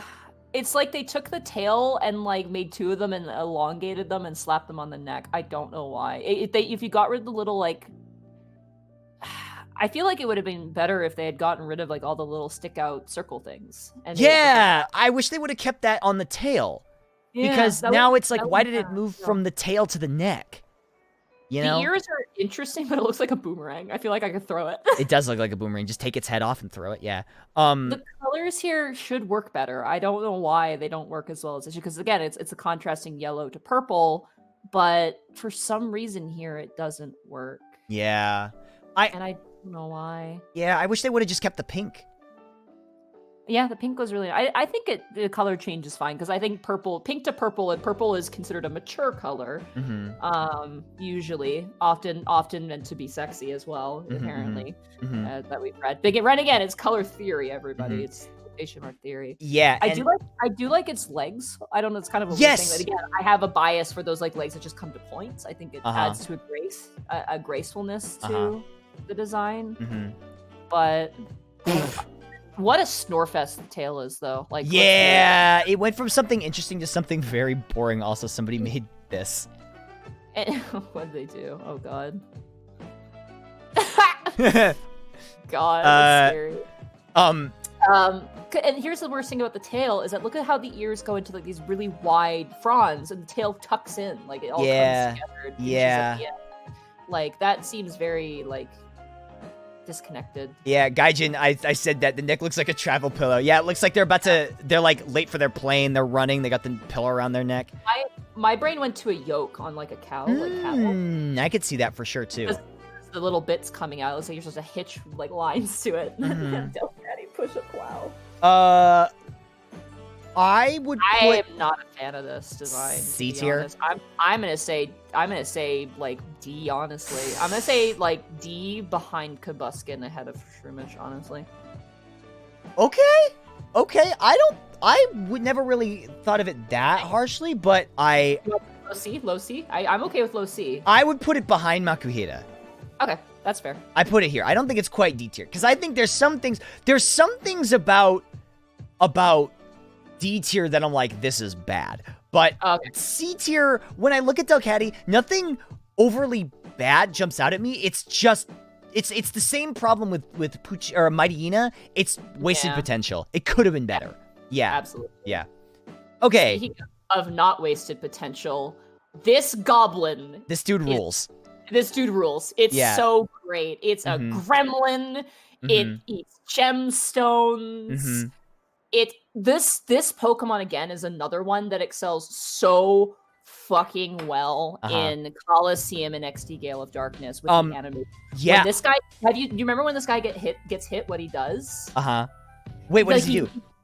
When you hit him in XD Gale of Darkness and Coliseum, he flails backwards like, oh, you got me, and then he stops and flicks his head for it, and he starts crawling like stalking. Oh, that's so creepy. There's so much character to this Pokemon. One thing I never realized is that he had like the sharp teeth. I never realized that because you only see him like this, right? You only ever really see him like this, and then when I finally saw the sharp teeth, I was like, oh, that's freaky. He's great too because he's got all one shade of color, but it really works here because he's got these gemstones to kind of break it up. And I like, usually in a design like this, I would hate the gemstones, but here it really works because it adds into like what he does. He's a goblin. He hoards treasure and eats it and whatnot. Breaks up the patternedness. And it's very geometrical, which kind of works. It's great. It's such a great design. I love it. I say A+ at least. Oh yes, A+ at least, absolutely. I'd put him above I'd put him above Ninjask. I'd put him above Gardevoir. Absolutely. I'd say because of the animations in Coliseum and XD Gale of Darkness, it gives him so much personality that he's so strong. S-worthy? I don't know if he's S-worthy. I feel like if he had I feel like if there was more, he would be S-worthy. Like, for what he has, it's fantastic. Yeah. If he had, more, I'd be like, yeah. Like, I would honestly put maybe Mega Sableye in S tier. Yeah. Because he's got more, right? He's got more, he's got the teeth, he's got everything. I'm going to say definitely A, for sure. Yeah. I think A+ for now. We can always move him later. Absolutely. Yeah. Hey, what's up, Sly? Sly is who I did Gen 2 with. Oh, okay. Yeah. By the way, why'd you guys do my Typhlosion like that? I'm sorry! He's so huggable looking. I just Typhlosion? Yeah, because he puts the little flame away, and then you can just hug him. It's cute. Okay, well, we'll revisit it. Fine. I'll let it go. Okay, this All one. right. All right, this one. Okay, so first of all, we gotta acknowledge the waifu-ness to this Pokemon first. I hate this design. I think this is so ugly and messy.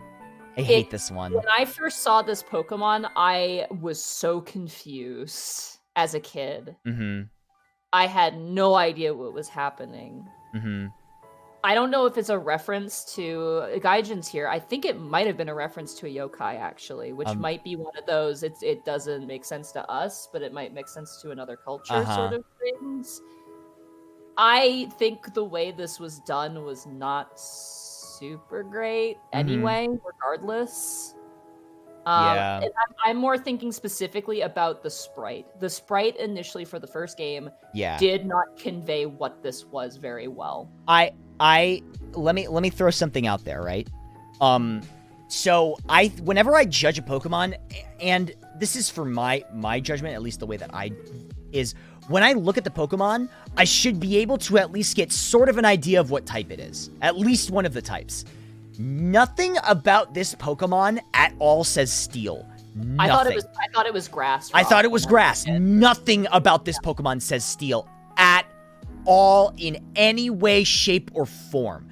That is, I think, a big failing on... This doesn't read a Steel or Fairy. I could at least excuse Fairy. I could Fairy at least didn't come up till later, so yeah, Fairy didn't come up. Gen 3. So. Yeah, I'm just judging this on Steel, right? Yeah.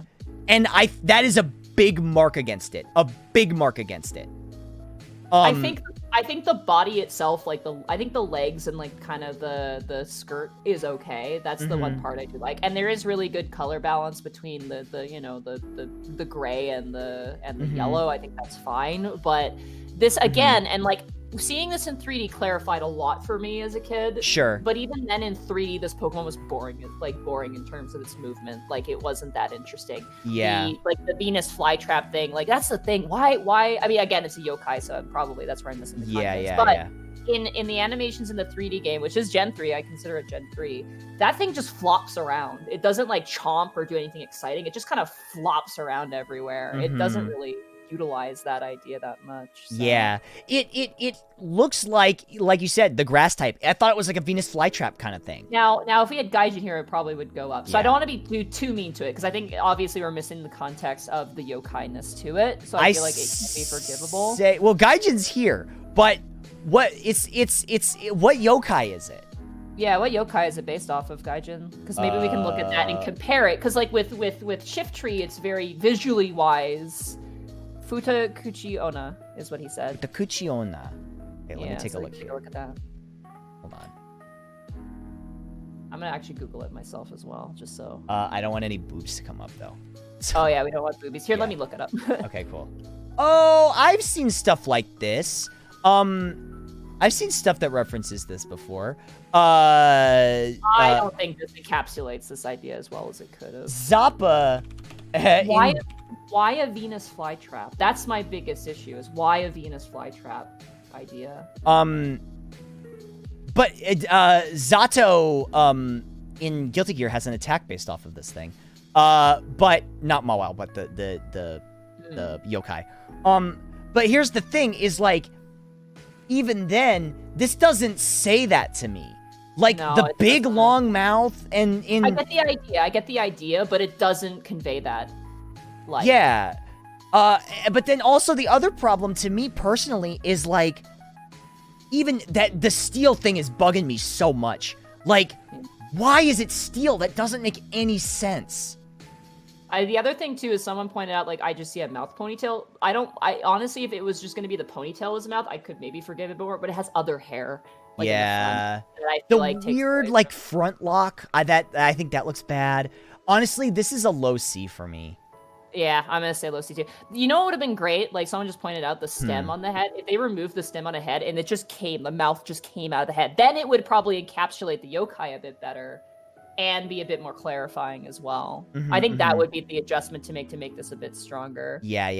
Agree. And 100%. like I agree with you too. Like this does not feel like a steel type. It feels like a dark type to me. Like if I had to choose now as an adult, I would say like yeah.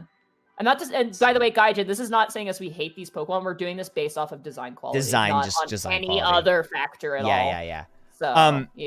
Now, Okay. a steel type that tells me it's steel type. Aaron's great. Aaron's this- so cute. This entire line is great. This entire line is great. Lairon, I think, has flaws for sure. But again, it falls into that weird puberty middle ground. Yeah, But true. Aaron is really cute. Aaron is adorable.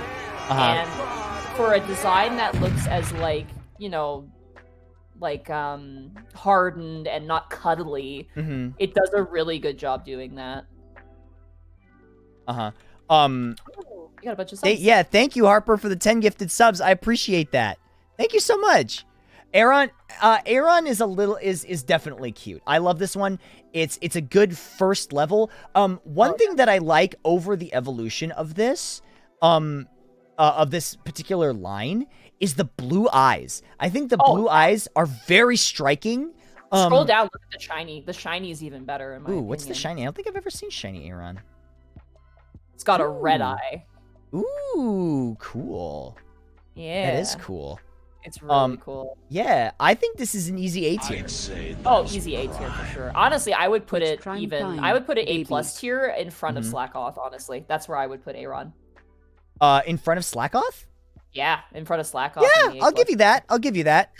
The other reason for this is its movement in the game is also very good because it comes across as heavy yet pick upable. If that makes sense. Like you could pick it up, but it'd probably weigh it would like be 40 really or 50 heavy. pounds. Yeah. Yeah, it's really nice that way. Plus, it's just cute. It's got that charm, and it does look like it could be your friend too. I love the big giant eye. I think that's like in that design is very appealing. Sure. Yeah.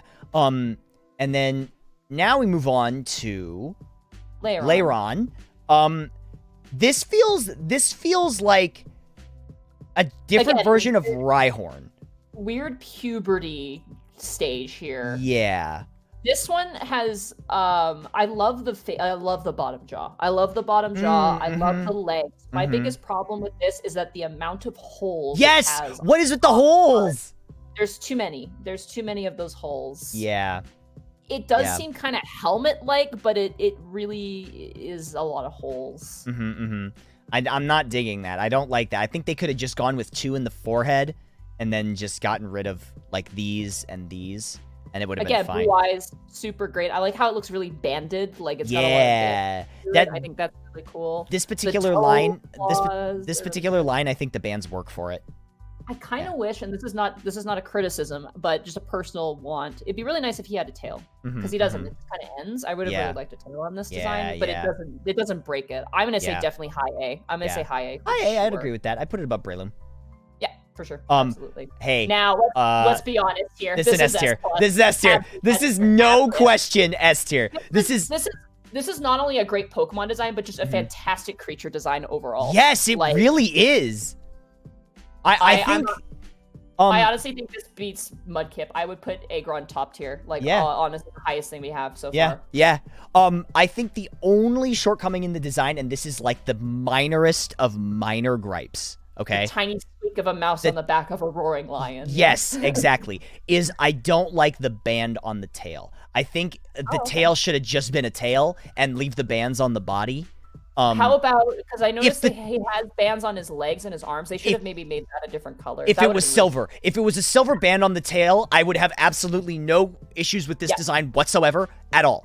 I feel like the band on the tail should be silver. It should be like an iron band, because everything about this Pokemon screams steel type.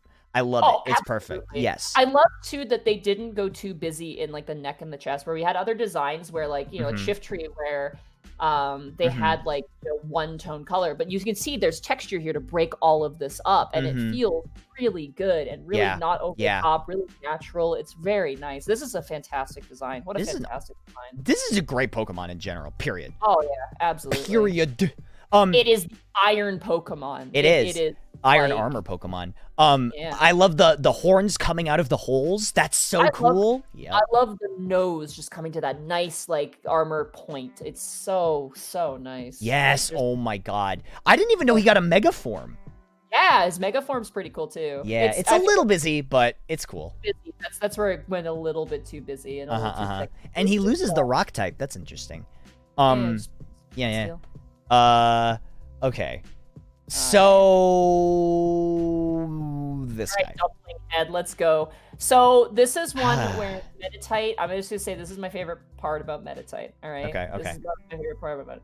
Okay. In the 3D games, Meditite actually is like a what's the name of a person who can like bend their body in a contortionist? Contortionist. Yeah. Meditite in the 3D games moves like a contortionist, and it actually is very fun. Okay. Concept. In the sprite games, though, Meditite is... I don't like humanoid Pokemon. I don't like them. It's kind of like a monkey, though. Yeah, he is sort of monkey-y. It's the ears. If he lost the ears, he would be a little too human-y for my taste. He looks like Tyrogue. He kind of looks like a weird alternative Tyrogue. Yeah. I do not like the diaper thing. No. I know what that's a reference to, but it doesn't work as just a solid piece.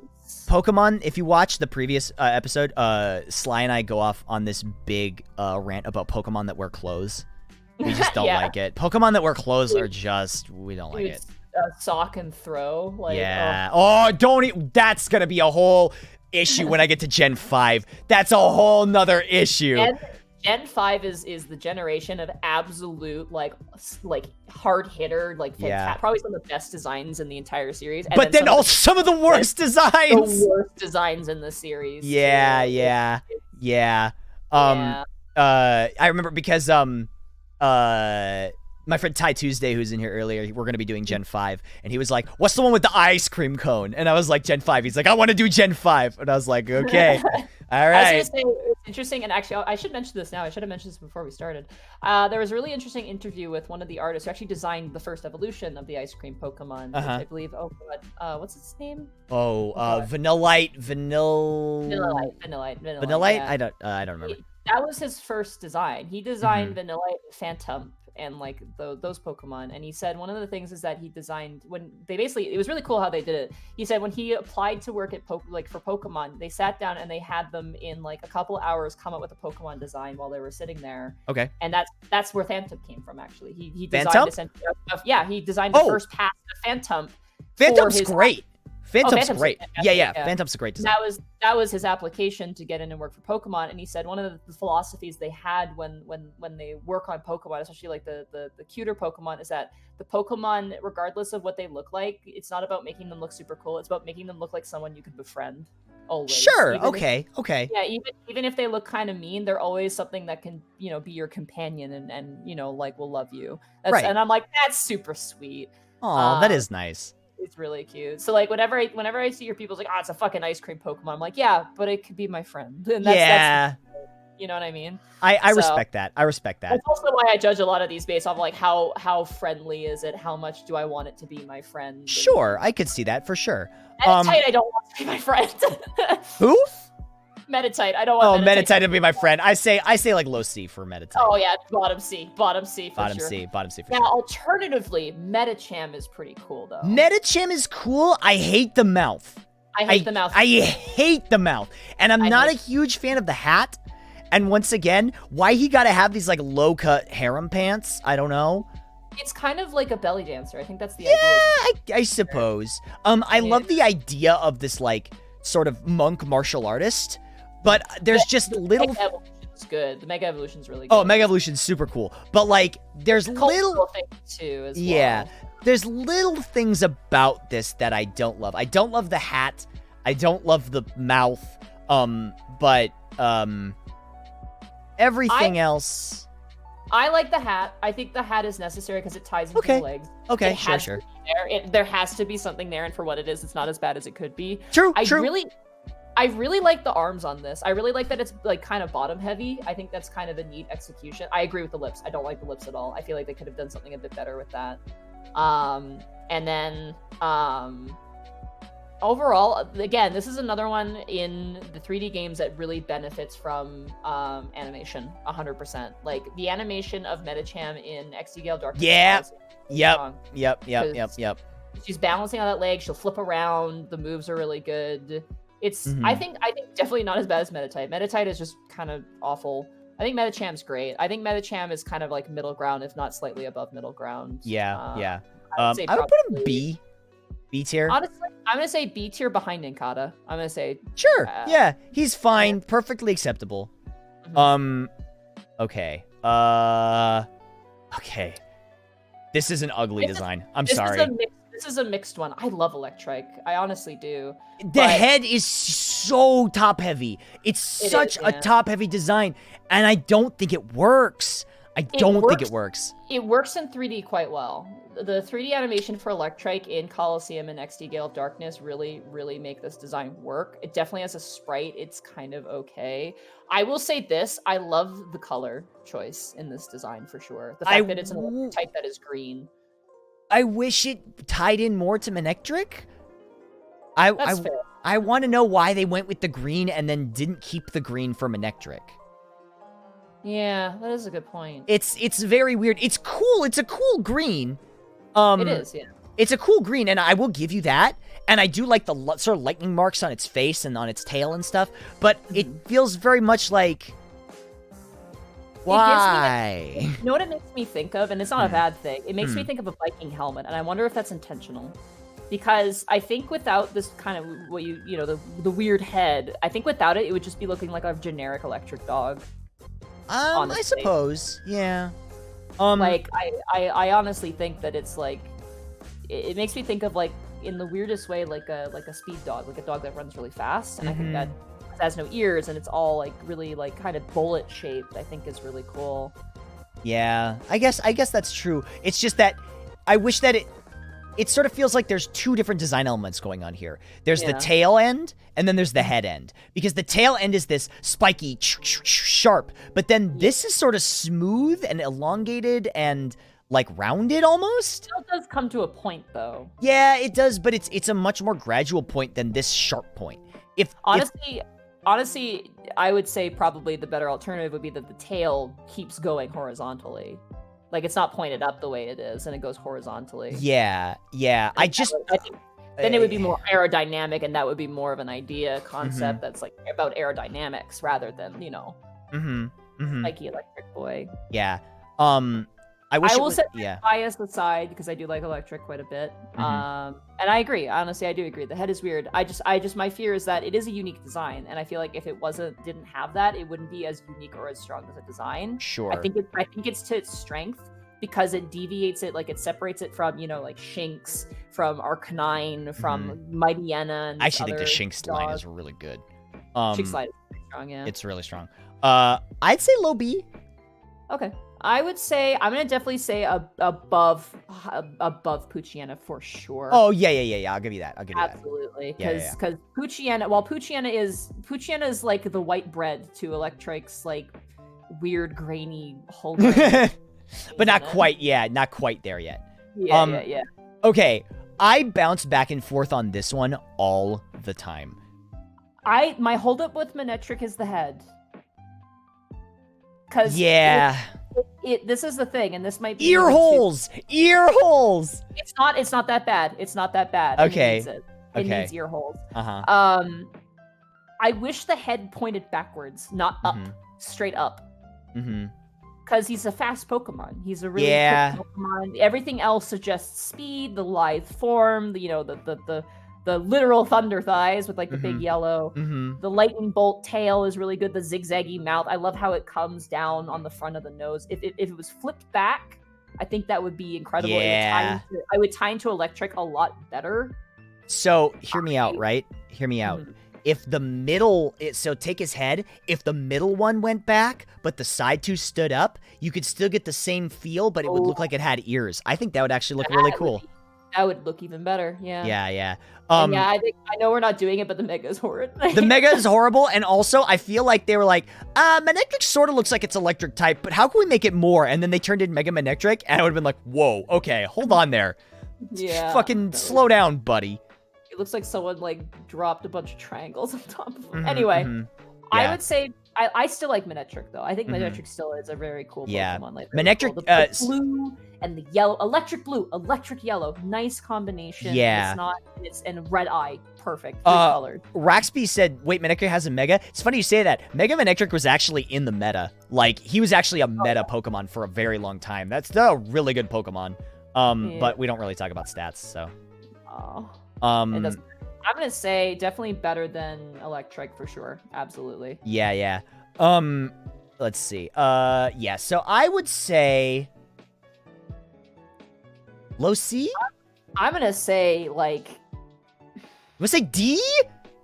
I'm gonna say between. I say like if you. So what Sly and I did was. We put a lot of Pokemon next to each other, and we'd be like, does it look like it belongs there? You know what? Honestly, I'm going to say I would put him ahead of Nincada, because... In B? In B tier, yeah, honest to God. Okay, he's good. I say he's good. Strong colors. It's just that one thing with the head, but everything else we didn't complain about. You know what I mean? Like everything else we liked. It was just that one thing. I think his colors, like Swellow, are like the best thing he's got going for him.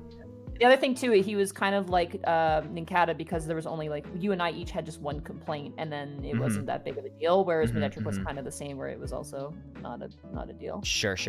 Okay. Hey. All right.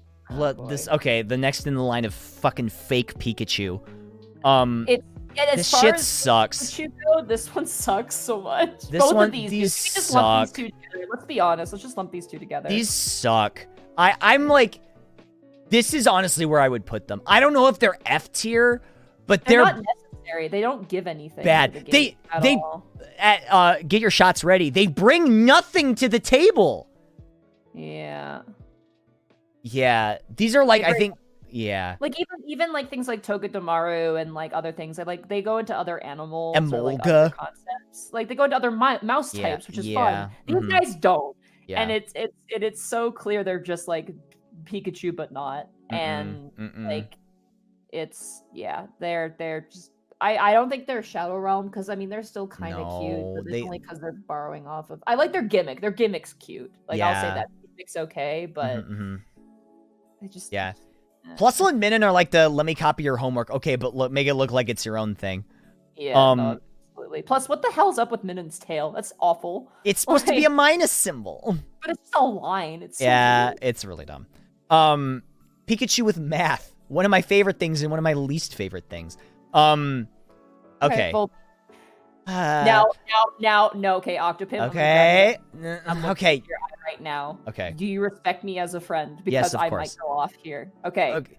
Volbeat is okay. It is a lightning. That's bug. you going off? That's you going no, off? Hold on. Okay. No. Okay. Volbeat is the calm before the storm, my friend. Okay. Okay. Okay, Volbeat is a lightning bug, and it is okay. Whatever is like below average, put it there. Just put it there. Whatever is below average. Like C. Put it in C between like fucking like you know what? Put it behind Skeptile. Just shove Volbeat behind Skeptile. We're gonna glance over this one because we're gonna get to the fucking T that is Illumise. First of all, fuck its name. I hate it. I can never say it right. I did it right this time. It took years for me to say this stupid Pokemon's name right. This design is rancid. It is horrible. It has terrible direction. It looks like someone took a violin and smashed it in a craft store and left it behind. This piece of shit provides nothing to the Pokemon universe. It is a lecherous bug type that does not deserve to exist. I hate it. I hate this thing so much, and that is not bias. It's got a bib. It's wearing like a fucking unitard. It kind of does look like it's wearing a leotard, and I never realized wearing that. a leotard. It's got freaking like head warmers on. Its eyes are like three different colors. What is this hairline too? Like, why does it have like a weird hairline thing? Looks like an aunt, and I hate it. Please put it in the Shadow Realm. It does not Oh deserve my god! Please. Shadow Realm? We both have to. Yes! Please, I beg you. Like, Volbeat's fine. Hold on. Volbeat is a lightning bug. Does this not even have like a lightning bug tail? All or nothing. No! I love these What is streams. going on with this? Actually, the more I look at this Pokemon, the more it's weird. It's awful. Who designed this? I'll put it there for now. I do think it's better than. I'm gonna fight them. It's better than Nose Pass at the It's very better least. than Nose Pass. It's better than Nose Pass. It's better than Nose Pass. It's still not great. It's still awful. I think it's still awful. I hate this stupid thing. I hate its name too. Okay. I would say next. Sorry, I'm gonna calm down now. No, you're fine. You're fine. This is great. This is good discussion. I wish I felt so passionately about it. In all my years, it is the one Pokemon where I see it and I go, ugh, like I hate it. Like, okay. Sorry. No, that's Roselia. fine. I'm glad Roselia. that you're this passionate about it. I like Roselia. Roselia is very nice. It does have the trait where it's got, you know, things for arms, which I'm not a huge fan of as a design standpoint, but here it works. Somebody said Roselia is like 1 inch tall. It's 1 foot tall. Yeah. Yeah. The one thing I really like about this is the fact that its body is a leaf. Like, it's got the little shoulder kind of pads, and then like the dress of the leaf, and then the head is the thorns of the horn. Like, you know what I mean? I love that a lot. I think that's really, really great. Yeah, I think it's nice. I think it works well. I personally think its evolution, Roserade, is probably one of my. I don't even like this Pokemon. I think this is a great design, but we'll get to this when we get to Gen 4. The only problem I have with Roserade, I guess it's because he's wearing a mask, but like the only problem I have with Roserade is how close the neck detail is to the face, like the bottom of the mouth. I think it could have been a little more breathing space, but that's just a minor thing. But I think Roserade overall is a very nice design Pokemon. Again, it kind of falls into I'm gonna say like C-Dot, where they obviously had an idea in mind, like they wanted a rose Pokemon, and I think they executed this pretty well. I think my biggest problem is that nothing about this says poison to me. Nothing about roses is poisonous. The thorn head kind of does to me. Like, that does give me a poison vibe. But and the colors, because when you think of red and blue, it makes purple, and purple is kind of a poisony Yeah, I color. suppose that's true. Yeah, there, but that's the idea I get with having a blue and a red rose, is you have kind of both. Yeah. So I definitely think this is a high design for sure. I don't think it's A plus, or S tier for sure. I think it's but B. B is I fine. think it's B. I'm gonna say B. I'm gonna say B before Shift Tree, honestly, because it's got enough like unification and enough like design detail. And unlike Shift Tree, it doesn't have areas where I think it needs any adjustments. I think overall it's pretty good. Sure. I think conceptually, like, it's not a brilliant design like things like C-Dot or like Aggron, where Aggron really kind of fulfills the role. And I agree with the poison thing too. Like, I am kind of arguing it, but at the same time, I totally agree, which is why I think it should be before Shift Tree, but definitely is not at the top of Yeah. Okay. This thing Okay. sucks. This thing I know. sucks. I love him. I love him. I do love too. him. This thing sucks. It sucks. Yeah, we're gonna have to. Oh, this hurts. Is me this so bad. Shadow Realm or is this not Shadow Realm? It's not No, offensively bad. It's it's cute though, because when you feed it, I mean, obviously we're talking about 3rd gen. Yeah. But when it opens its mouth, it's hilarious. Like in the Mhm. 3D games, when you kill it, it just opens its mouth and falls over, and it's really funny. It's the hands definitely suck. It's a simple design. Why does it have the feather on the head? That's also another weird thing. It's got, well, I think it ties into Swallow having the little mustache. It's the same color. Oh, so I that's suppose that's true. Yeah. So I'm gonna say we can put it into D tier, but I would ask, perhaps, Above Plus Minin. can we please put it above Silcoon Cascoon? Because like, just fuck those guys. I Okay, hate yeah, those these guys suck. These guys suck. suck. Yeah, they're the worst. Honestly, I kind of want those guys to be at the end, because just everything else is at least the design that has some integrity to it. They're just circles. Yeah, we can move them back. Yeah. He redeems himself a little bit here. I love Swallow. He looks like a restaurant, and I love it. He does. I don't know. I'm trying so hard not to be like, I love him. I know. He's got some issues.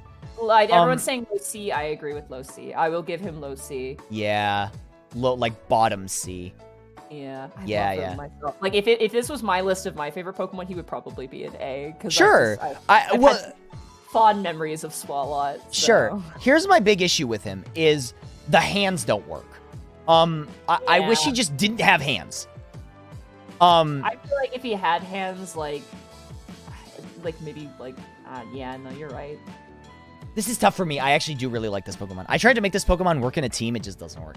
The design, he's a great wall. I used to use him as a wall in competitive Pokemon back in Diamond, Pearl, and Platinum days. He was great for that. Yeah. He's ugly. I just don't think he's heinous. He's not heinously bad, in my opinion. No, he's not heinously bad. I think No. he's got a lot of charm to him, but in terms of an overall design, he's not that great. Sure. I just personally love the hell out of Yeah. him because he's just fun. Sure, yeah. All right.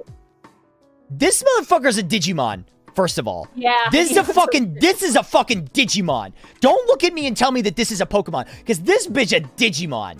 Yeah, that's a Digimon for sure. Yeah. Again, this is a great design though. Even though it Yes. looks like a Digimon, Yes. it is a great design. Yes. It does give the Piranha vibe because piranhas have these colors. Uh-huh. It has like the brutish kind of, underbite. It has the big fins. It has, it has especially a lot of zigzagging and a lot of anger and a lot of danger to it, and yet it's colorful and kind of appealing as well. Yes.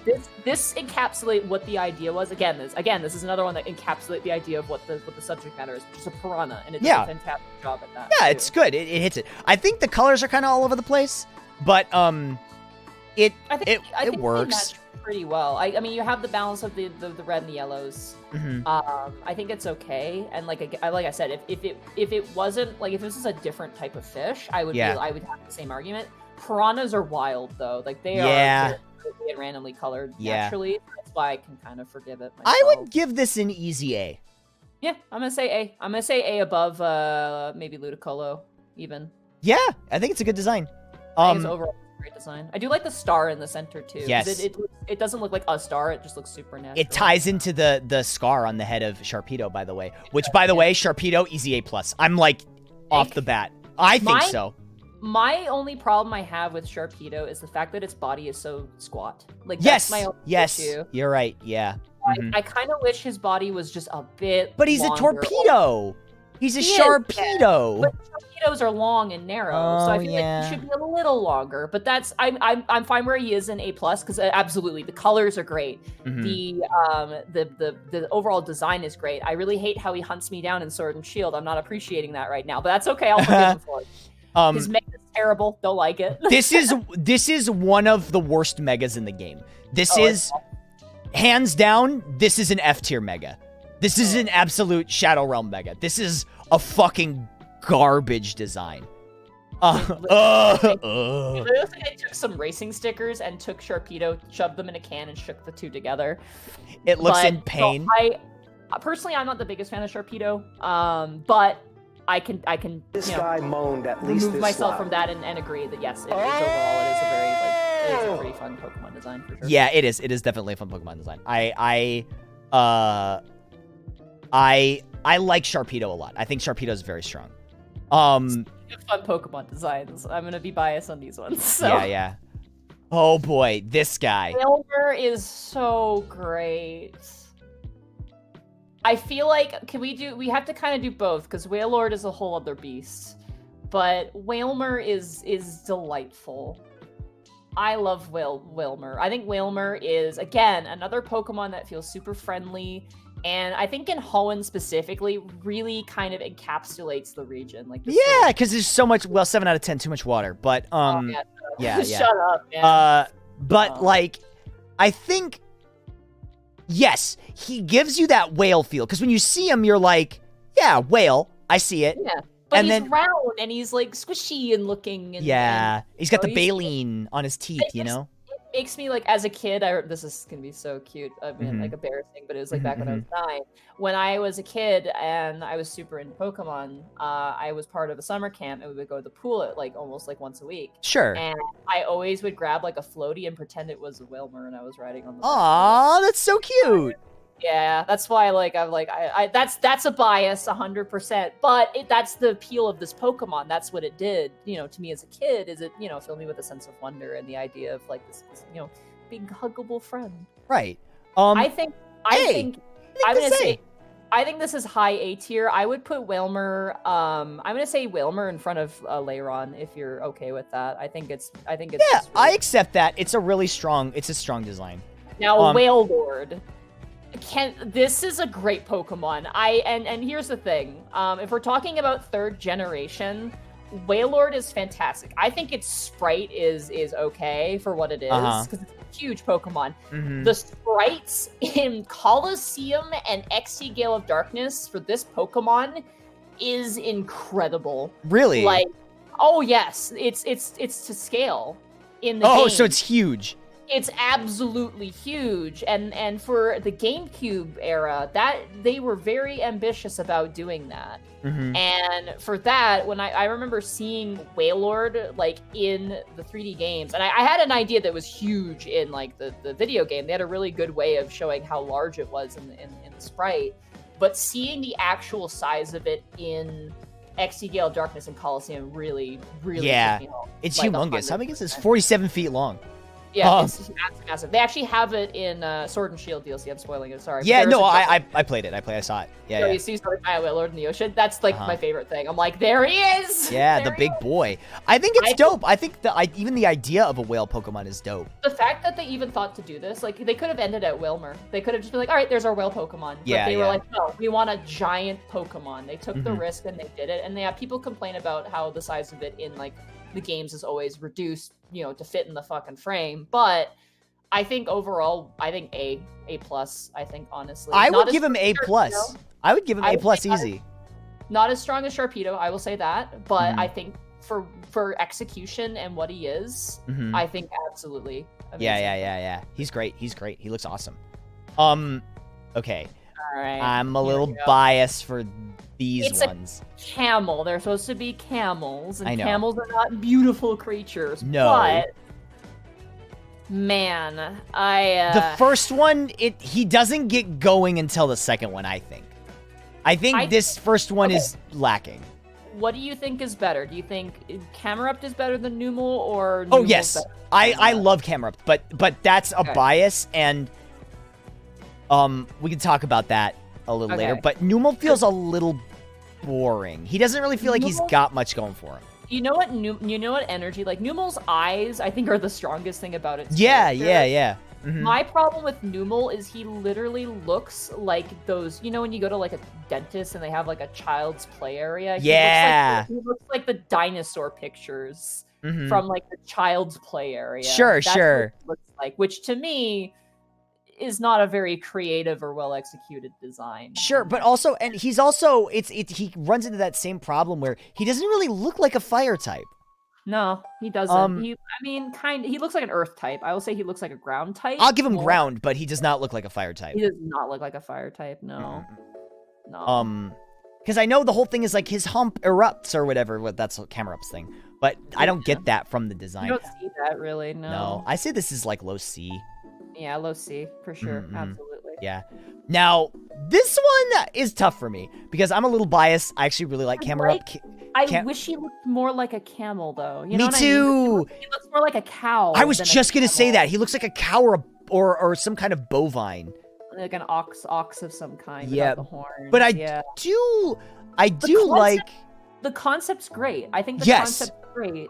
I think the feet are awful. I think the feet is really bad. And the face...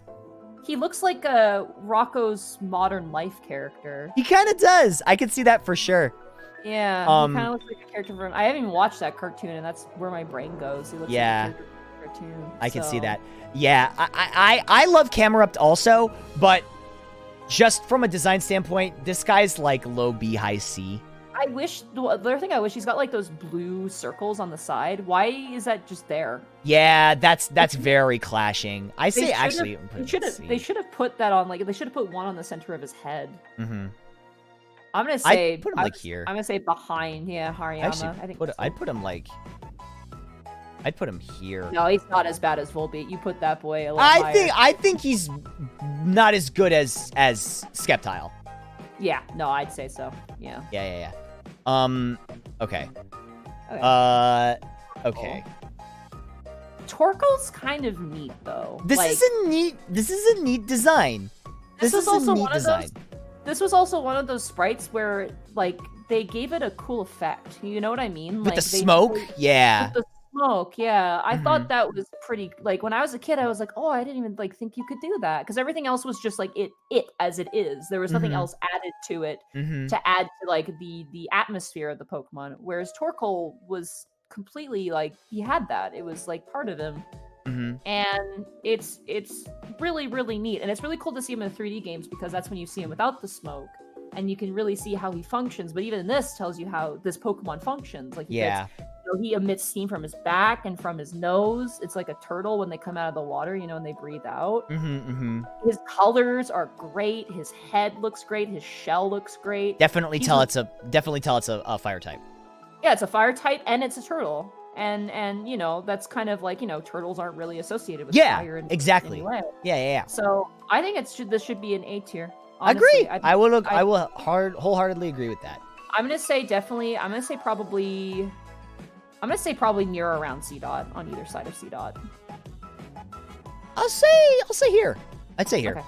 Yeah. His color scheme too is also very good. Like I like that he's not just red. He's kind of like an auburny, kind of like ambery red orange color. Sure. That's very nice too. All right. This thing. Spoink is delightful. I think Spoink is quite delightful. He's cute. He's cute. I love he's the bounce Pokemon. He's meant to be bouncy, and he's got the spring tail like a pig. It's very cute. Yes, very true. He's got true. a cute little face. I also like that they didn't make him pink. I like the fact that they made him like a gray color. Yeah, very true. We talk about how there's not a lot of Pokemon in this color scheme. Yeah, that go gray. Especially a gray Pokemon that's really like appealing and cute and not like dark or edgy. It's actually because on the other hand you have Poochyena, which is the same, almost cool, the same, almost the same color scheme. But the other thing I like about this design is the fact that they went with pink rather than purple because it really works with like the gray. I don't know why, but it really it makes it look more psychic than I think it would have with purple, honestly. I think that looks fantastic. I love Spoink. I think it's a simple Pokemon, it's not like the one most people are like, oh, that, like my favorite Pokemon's Spoink, but I think it's absolutely delightful as a design. I think it has energy to it.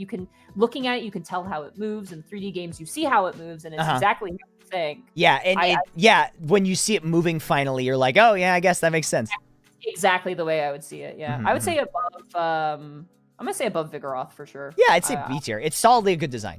Absolutely. Yeah. Now, to contrast that, Grumpig is bad. This is not great. They took a simple design and they just put too much on it.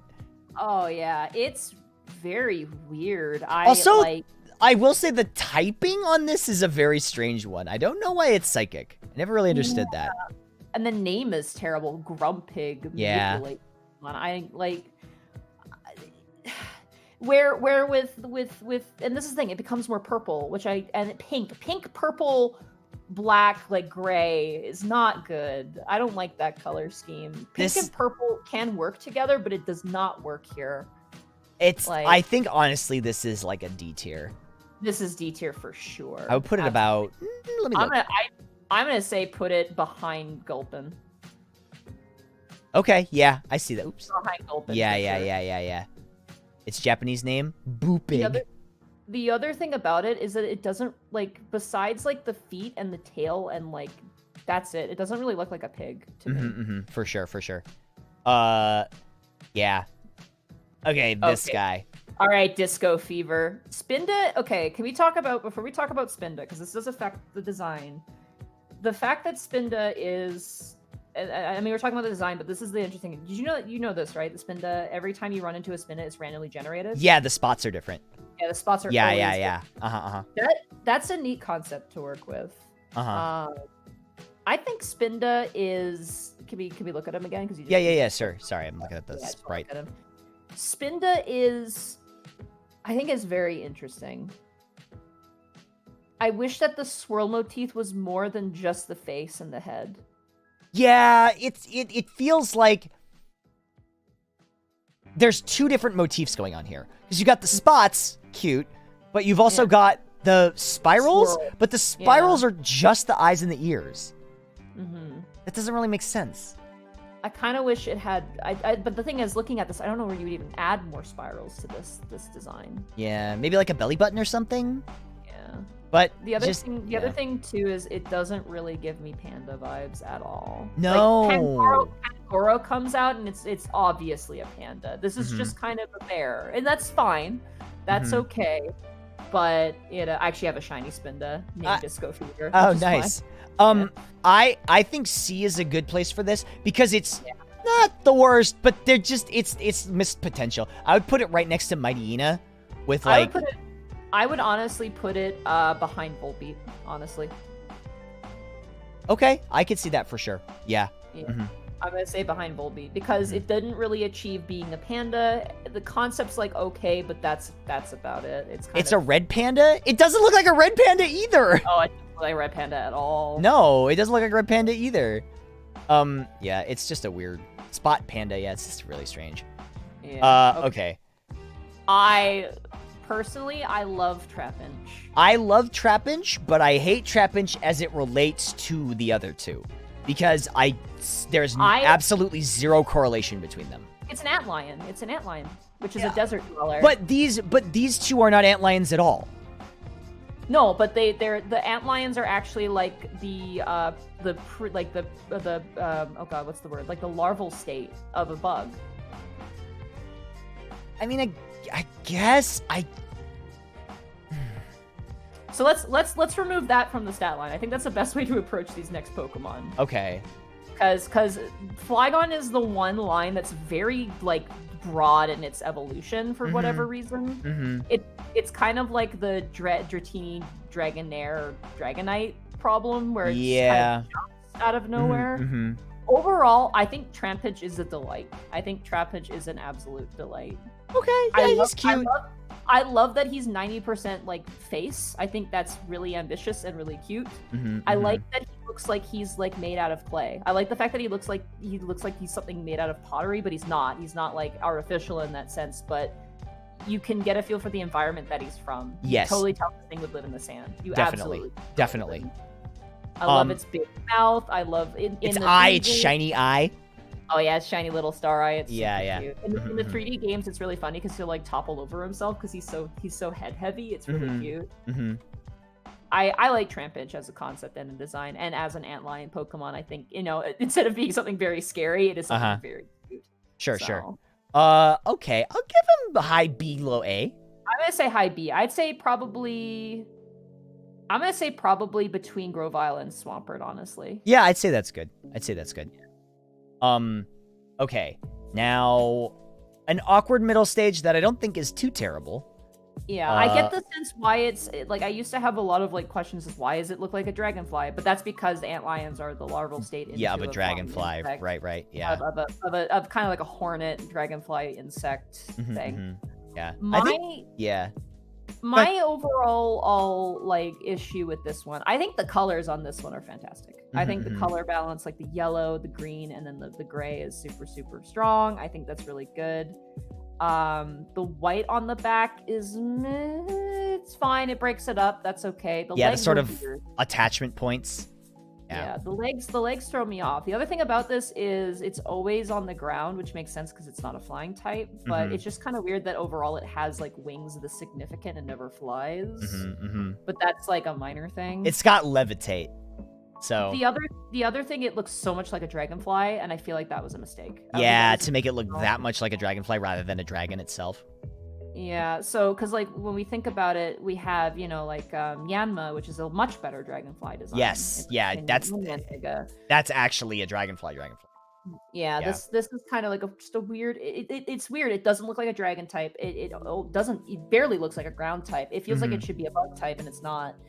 And it throws me off. I put this low B. Low B, yeah, behind Poochyena. Sure. Behind Poochyena. Now this guy. Now Flygon. I have one issue with Flygon, and it's a personal bias. Is okay. I wish the feet were had claws. Yeah, I could see that. They look like I'm wearing flats, like formal flats to like a party. Sure. But beyond that, everything else about this design is phenomenal.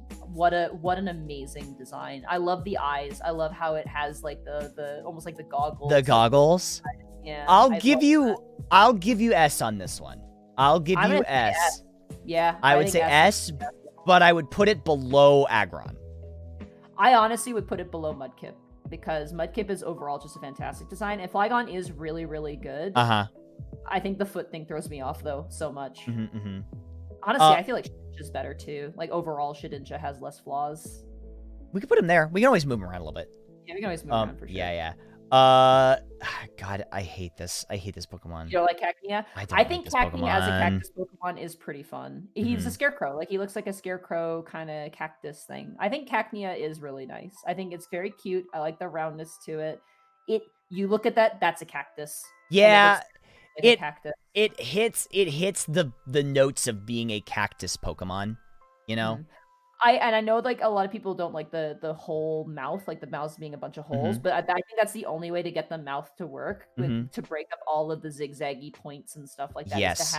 Is to have the facial features be circles. Yeah, I feel that. I'm gonna say probably low A. I'm probably gonna say ahead of Ludicolo in just terms of conceptual and delivery. I see that. I'm so sorry. I gotta grab my food real quick. 1 second. Starve Octo. Okay. That's fine. I can entertain the chat, I suppose. Hi, chat. Do you hate us for our choices yet?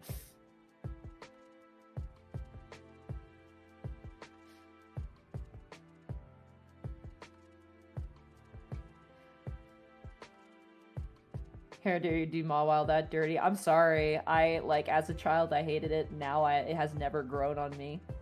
So, and you gotta remember I'm considering the 3D stuff too. And even then, Mawile they could have done more with Mawile in that game and they didn't. So yeah, fuck Elomise. I hate that stupid piece of shit. Sorry, it makes me really angry. It's awful. What an awful design. Awful colors, awful presentation. It's absolutely useless in the game. And I'm trying to avoid that, but even then, like if you take into consideration Ilumise's like stats and like typing, and it's pure existence in every facet of the game series. Fucking bullshit. Stupid. It knows wish. It would always stall lock you in combat. How far am I into AO? Oh, Isle of Armor. I just finished the 3rd trial, and after being able to walk with my Pokemon, I want to get all the Diglets. So I've been searching for the Diglets.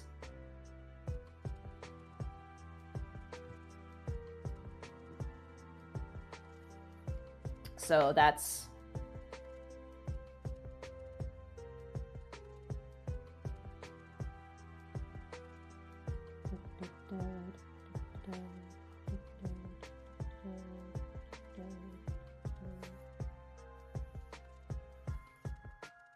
Fuck Honeycomb Island. I'm missing one Diglett. Check on the beach part. There was one I missed that was on the side of the beach, and that one was a pain to find. The worst ones are the ones in the swamp area, because there's so much foliage and it's impossible to find them.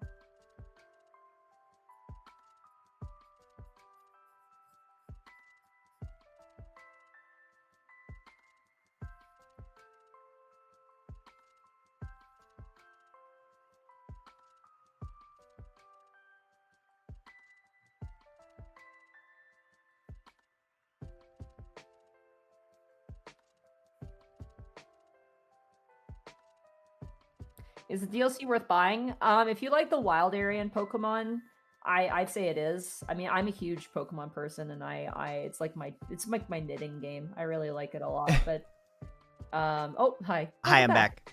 Hi. What were we talking about? Oh, I was talking about, someone was asking if the DLC for Pokemon was worth buying, and it depends on how much you like the Pokemon game. Unless you like, I personally bought it because I absolutely want more Pokemon. There's a following mechanic. The new island is huge too. Like I thought it was gonna be like a battle tower sort of thing where it's just like one area and that's kind of it. But it's like the wild area in the DLC is like almost twice as big as the wild area in the main game. Oh, holy shit! Really? I guess I didn't realize. Huge. There's like a whole bunch of sections with all different biomes and environments. There's like cave areas and marsh areas and beach areas. It's really, really cool. Like big ocean areas. That's awesome. I love it. I love it a lot. Like the moment I got dropped in, I got so distracted I didn't do the story for so long because I was just like, oh, what's over here? What's over there? And like I know. all the I was always of the mindset that like I want to finish the story so I unlock all the areas and then I can go explore, but I did keep getting distracted over and over again. Oh yeah, I love that though. Yeah, and it's $30 for really... Yeah, I'd say it's absolutely worth the price for both of them. Because there's going to be another DLC, which is probably going to have even more. So... Is there going to be another DLC? Yeah, there's 2. Oh, I didn't know that. Yeah, there's going to be 2 of them. There's one that's the Isle of Armor, which has to do with like a fighting dojo and like a kind of beach ocean-y area.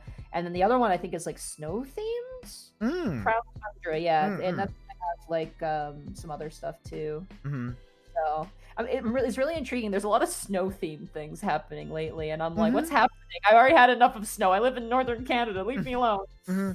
Like, the next D&D book's going to be snow-themed, and then I guess the next Pokemon DLC is going to be snow-themed, too. So. Oh, awesome.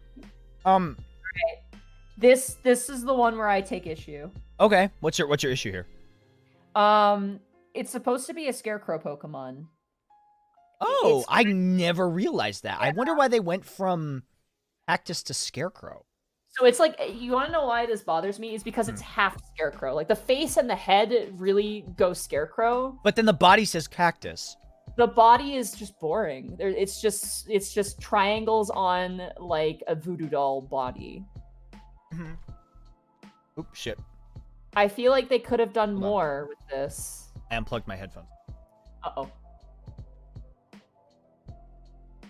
Sorry, what were you saying?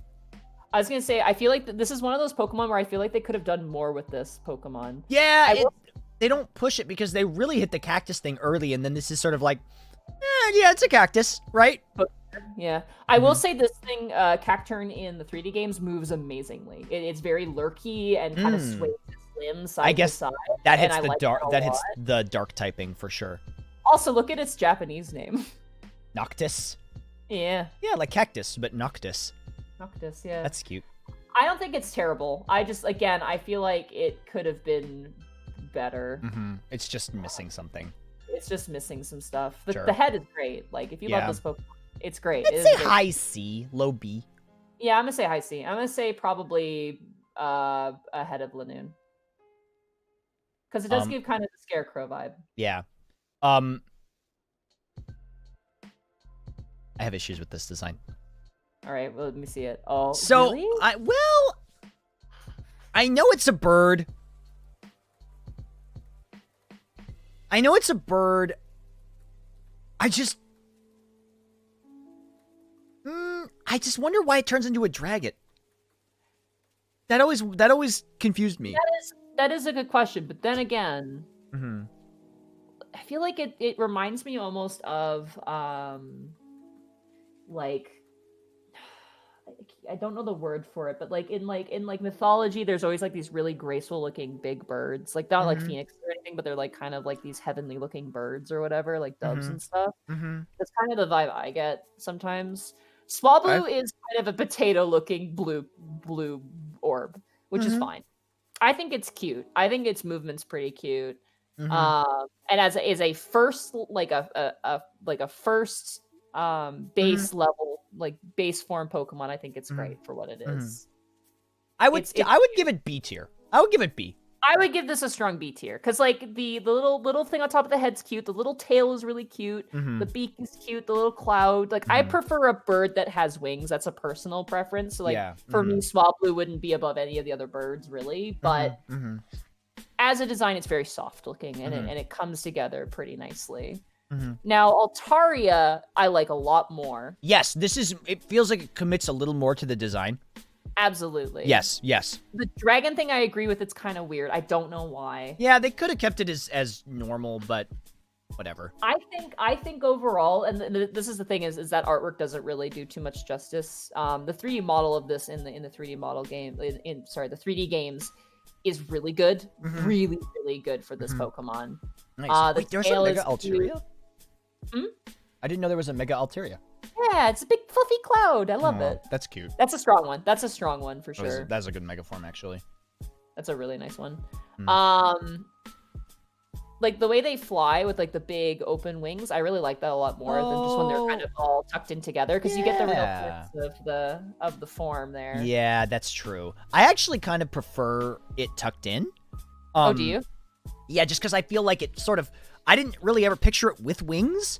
I just thought it sort of flew in the cloud and just sort of moved around. Floated there? Yeah. I still like both either way. I just like having the clarification of how the whole thing kind of comes together. Sure, yeah. Yeah. I'm going to say for Altaria, I'd say at least an A, somewhere in the A tier. Somewhere in the A tier, not A+, because I feel like it's got some things it could have. It's not incredibly super like... Oh, that's a Mega Altaria. I would put it about here. Maybe above that. Maybe like here? Yeah, let's put it there. That's a good place. That's like solidly A. Yeah, it's good. Solidly A. Yeah. Okay. All right. I love Zangoose. Okay. I think Zangoose's design is really cool. This bitch a Digimon. This is a Digimon. Gatomon wasn't the same after season 2. I know. After season 2, Gatomon was never the same. This is one of the Pokemon where the 2-claw works because you can see it has a thumb. Oh, I never noticed that. Holy shit. This is the 2-claw Pokemon that I love because it's so clearly those are its weapons. Like those are its Wolverine claws, and then it's got the thumb for like actually like angling things. I love the patterning running over the eye and running through the body. I think sort of that's slash really on cool. its chest, very cool. It's a slash. Like the whole thing is slash. Like that's what I always think of with this Pokemon. I love the feet that they don't have too much detail. The focus is on the arms a lot, because that's its main weapon. I love the eyes. I love that they're red. I love that they're not white because they would completely meld in with the body. Oh yeah. The tail works great for a mongoose tail. Yeah. I think Zangoose is great. Yeah. I feel like I like Zangoose is a Pokemon where I wish it was stronger, so it yes. would be more. Yes. Like, that's my thing. Literally like, the only reason I ever had a Zangoose was for False Swipe. Now, here's the question. Okay. S or A tier? I say A. You say A? I'm gonna say A. I'd even say A plus. Oh yeah, A plus. Actually, yeah, I was gonna say From A. the design alone, I say it's a really good design. I'm gonna say above Aaron, honestly. Okay, I agree. Yeah. Now conversely, I hate this design. I feel like there's just too much. I feel like they did too much. It's way too much. Yeah. Yeah. Because honestly, if this thing had more, like, if it shared a bit more of the simplicity of Zangoose, the rivalry would have been really cool. Honestly, like it would have been like they would have had kind of like different forms, similar kind of like patterning and design. That would have been really really cool. It's these gold feet nubs on a snake. And like the circles on like the scales and stuff. I hate that's... To me, its biggest downfall, and I don't know if this is a personal thing or not, is the fact that it's always in that shape. Yeah. It's always in this like squiggle shape. It's always an accordioned up, yeah. Yeah. The one thing I will say that this design is great, and this is the thing, like as much as I don't like the scales on the back and especially the little nubs on the bottom, I love the head. The head is good. That's a strong choice. Head, yeah. And the tail is it's great. I love the tail on this design. The blade, so much. Yeah. It's like a big like sword dagger thing. It's great, but it's too much. Yeah, I would have preferred to see these like purple, like these purple slash kind of marks. I would have preferred to have seen that throughout the body than this. Well, this. Yeah, I see that as tying it into Zangoose. Where it's sort of the slash mark on its the slash mark on its chest. The slash marks, yeah, for sure. Like I'd rather have that than all this yellow stuff because then you can see why, like you can see the rivalry, and it's kind of like they both have slashing weapons, which is cool, and yeah. But overall, I think it's a much weaker design than absolutely than Zangoose. 100%. Yeah, I would say like C. You think C? I see. I don't think it's in C. I still think it has really good color balance, the yellows and the purples. I'm gonna say probably B, but I'm gonna say B behind Manectric, honestly. Like here? Actually, behind Nincada too, but it's better. It's better than Medicham. You think it's better than Medicham? Oh yeah, absolutely. Okay. All right. I'll take that. Okay. It's not more focused. Ah, god damn it. Ah, fuck. Oh man. Okay, hold on. There's one thing you need to see. You need to see Shadow Lunatone Realm. from the front, Shadow Realm. Shadow Realm. Shadow Realm. I gotta find Lunatone from the front because it's really funny. Oh, I can't find a picture. There it is. Look at Lunatone from the front, dude. I'm gonna send this to you. It's fucking funny. Ah! I hate it. God, I have two reasons for these being in Shadow Realm. One, why? Yeah, seriously. Why? Why? Do we really want to put both of them in there? I would be okay putting both of them in there. Lunatone I like better than Solrock, just because at least it looks like it's just weird. I don't get them. And I know we're not talking about gameplay here, but fuck Lisa and Kate with these things. Yeah. Oh my god. And the other thing, fuck that one rando NPC guy in Sword and Shield who has a Solrock and he never uses attacking moves in raids. He only ever uses like comic power. And yeah. The worst. Okay, so Lunatone, Shadow Realm? I feel like Lunatone, at least out of the two, is more interesting. I think he should be at the top of Shadow Realm, like the most likely to maybe escape if he's lucky. Yeah. Solrock is bad. It's not as bad as Illumise, but it's also not that bad. Yeah, I don't think Solrock is good. These guys don't look like friends. Like, you know what I mean? Remember when I said like Pokemon like should look like they could be your friends? Yeah. These guys don't look like they ever care about me. Yeah. Or my adventure or my feelings. I don't. Up, it's just such a strange concept and so weird. Why does it have eyelashes? I like Lunatone because it has like the big open eyes, which I like a little bit more because it looks a little better. But like Solrock looks like it's gonna fucking kill me. Like Yeah. I see you. I'm looking right at you.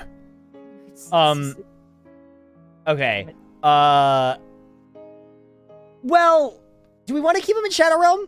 I don't know. Actually, I don't think that's too mean for them. I think they should go in D tier, low D tier. Actually, no, they shouldn't be worse than fucking Cascoon and Silcoon. Fuck that. Yeah. Do you think Put them they're above those two? I think they're better than Plusle and Minun.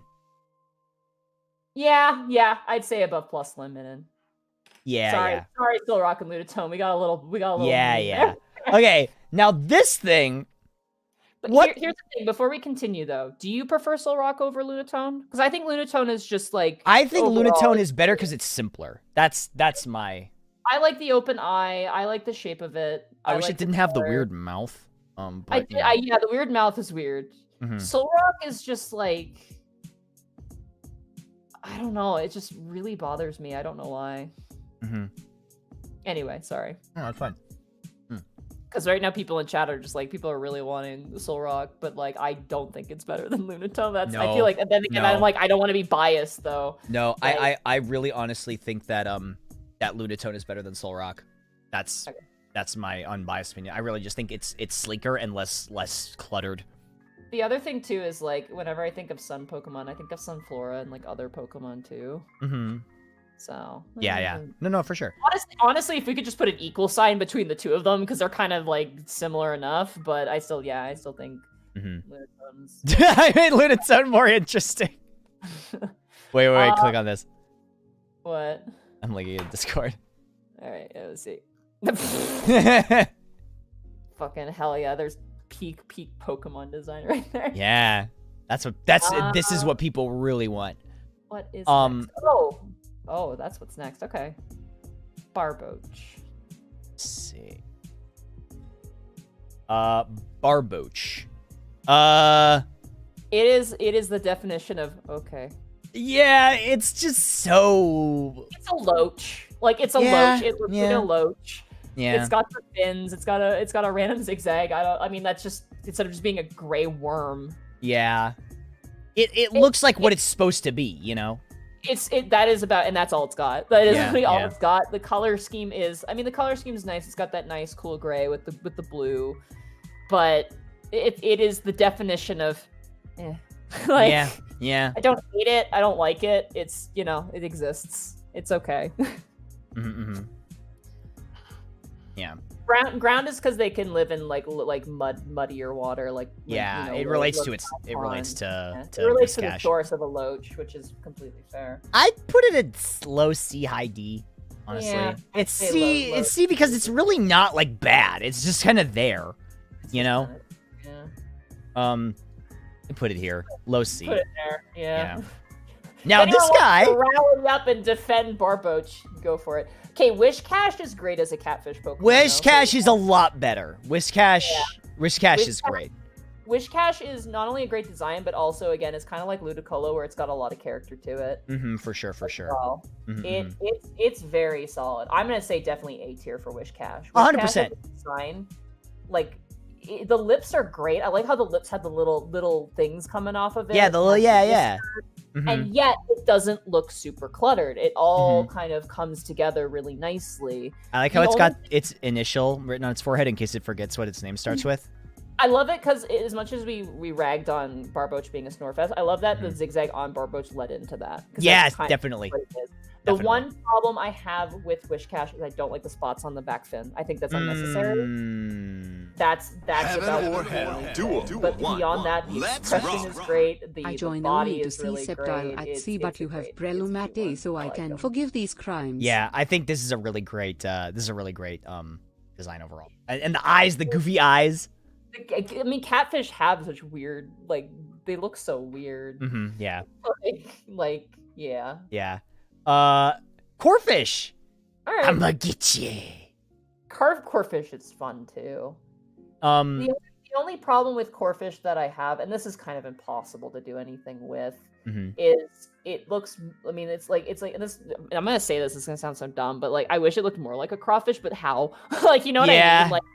it looks like I see it. I think lobster, but then I'm like, crawfish look like tiny lobsters. So how Everybody in my chat saying because Corfish is in Explorers of Sky, and his little thing that he always says is hey hey hey. So like I committed to that voice for like all of his dialogue, but I didn't think he'd have to talk that much. So here I am having to like say paragraphs of words as Corfish in that voice. It just devastated me. I like Corfish because it has a great color. Mm-hmm. I love the 3 spikes. I love how the carapace looks. I like how the carapace is like the chest and the up to the mouth. You don't know where the mouth is, and I like that a lot. Yeah, So, shades of crabby a little bit. It's exactly, and it's like I think overall Corfish is great. The eyes are okay, but overall I think it's a very compact Pokemon, and it really works for this design quite well. Yeah, it's B. I would say solid B. I'd say solid high B. I would probably put it in front of. I put it in front of Spoink. Yeah, in front of Spoink actually be pretty good. Crawdont. Now, Crawdont's interesting because that blue stripe is actually its mouth. There are teeth in there. Oh, what? No! Yeah, that's its mouth. Oh, how weird. Let's go down. There's a screenshot there, I think, with his mouth open. Up a little bit. Oh, this one? Up a little bit more. Not that one. Up. Oh. Right Oh, it's like above. Oh, okay. his mouth there. So his mouth is like part of that armor. Yeah. Oh, okay. Interesting. Yeah. I think he starts to get a little busy. I wish he didn't have these like midsection claw things. I kind of get it because of what they're referencing for sure. Yeah. I kind of wish he didn't have the stompy feet and instead had claws. Like he still had. The Oh legs yeah, like big pointy claws. Okay, I cool. wish he had a longer body with like a more claws. But I understand why they didn't do that because that would have been probably a nightmare to animate. The star throws me off. I get that it's sort of like the spikes, but it's a dark type, and the star doesn't say dark type to me. Yeah, no. Honestly, Nothing, I actually, forget nothing. that this is dark type. There's nothing here that suggests dark type at all. Nothing, honestly, except the eyes, like the creepy eyes, like nothing. We've had things like, I guess Cacnea. Was Cacnea dark type? Cacturn was. Cacturn was, yeah. Was just grass. Yeah, I believe so. I should know this. But, yeah, I feel like I wish they did a little bit more with the dark motif. The star is definitely, I don't like that at all. I feel like it would have been better if it had like maybe more like wicked or nasty looking like spikes on the head, maybe instead. Something like that. 'Cause, like you see like a little front claw, and like even the claws themselves have these additional like, you know, dangerous looking spikes on them. It would have been nice to have like more of that on the head. For sure. Yeah. But this is another one where it's like missed potential. I think Corfish is definitely better than this one for sure. Because Corfish kind of encapsulates the Pokemon a bit, like the idea and the theme of the Pokemon a bit more. Yes. I like that it definitely feels like a crawfish, right? You know, it's a crawfish. Yeah. This one feels a bit more like a crawfish in a weird way. Yeah, but it just doesn't hit that typing for me. And when that's marks against it, I think, honestly, because it should tell you something about the Pokemon. And obviously, I know it's a water type Pokemon because it's a crawfish. But it's not saying we're tearing down Crawdont for dark type. We should tear down Altaria for dragon type. Altaria we kind of did. Altaria feels really mystical. That's why my excuse is why it's dragon. Because dragon to me is not just like a dragon; it's also like a mythical thing. Which Altaria does feel kind of mythical. I should have clarified that probably back then. Yeah. I'm gonna say, I don't think he's a bad design. No, he's not bad. He just has some weird missteps that could have been avoided. B, I'd say high B. High B, you think? I think Corfish is definitely better. I would put him maybe behind Vigoroth, maybe. Or Skitty. One of the two. I put him above Skitty. I put him above Spoink. How dare you? How dare you? You you see red bits around his mouth, kind of looks like a monster mouth. I mean, I guess, but that doesn't really tell me dark type, you know? It's the blue. All right. These guys are neat. These guys are neat. Yeah, I know they're not. I know people don't particularly like them as Pokemon, and I understand that. But they look like old. I can't remember what art we studied it in art school, and I should remember this. Oh, the Jozu period? No, wait. Oh God, I can't remember what. It's a specific artwork of a specific region. Yeah, I know exactly what you're talking about. Yeah. What's it called? It's like the Coil Pyramid or Coil Period or something. It's like I think it's Indian art specifically. Is it? No, maybe not. God, I remember seeing these and studying these in art school. They were like clay dolls.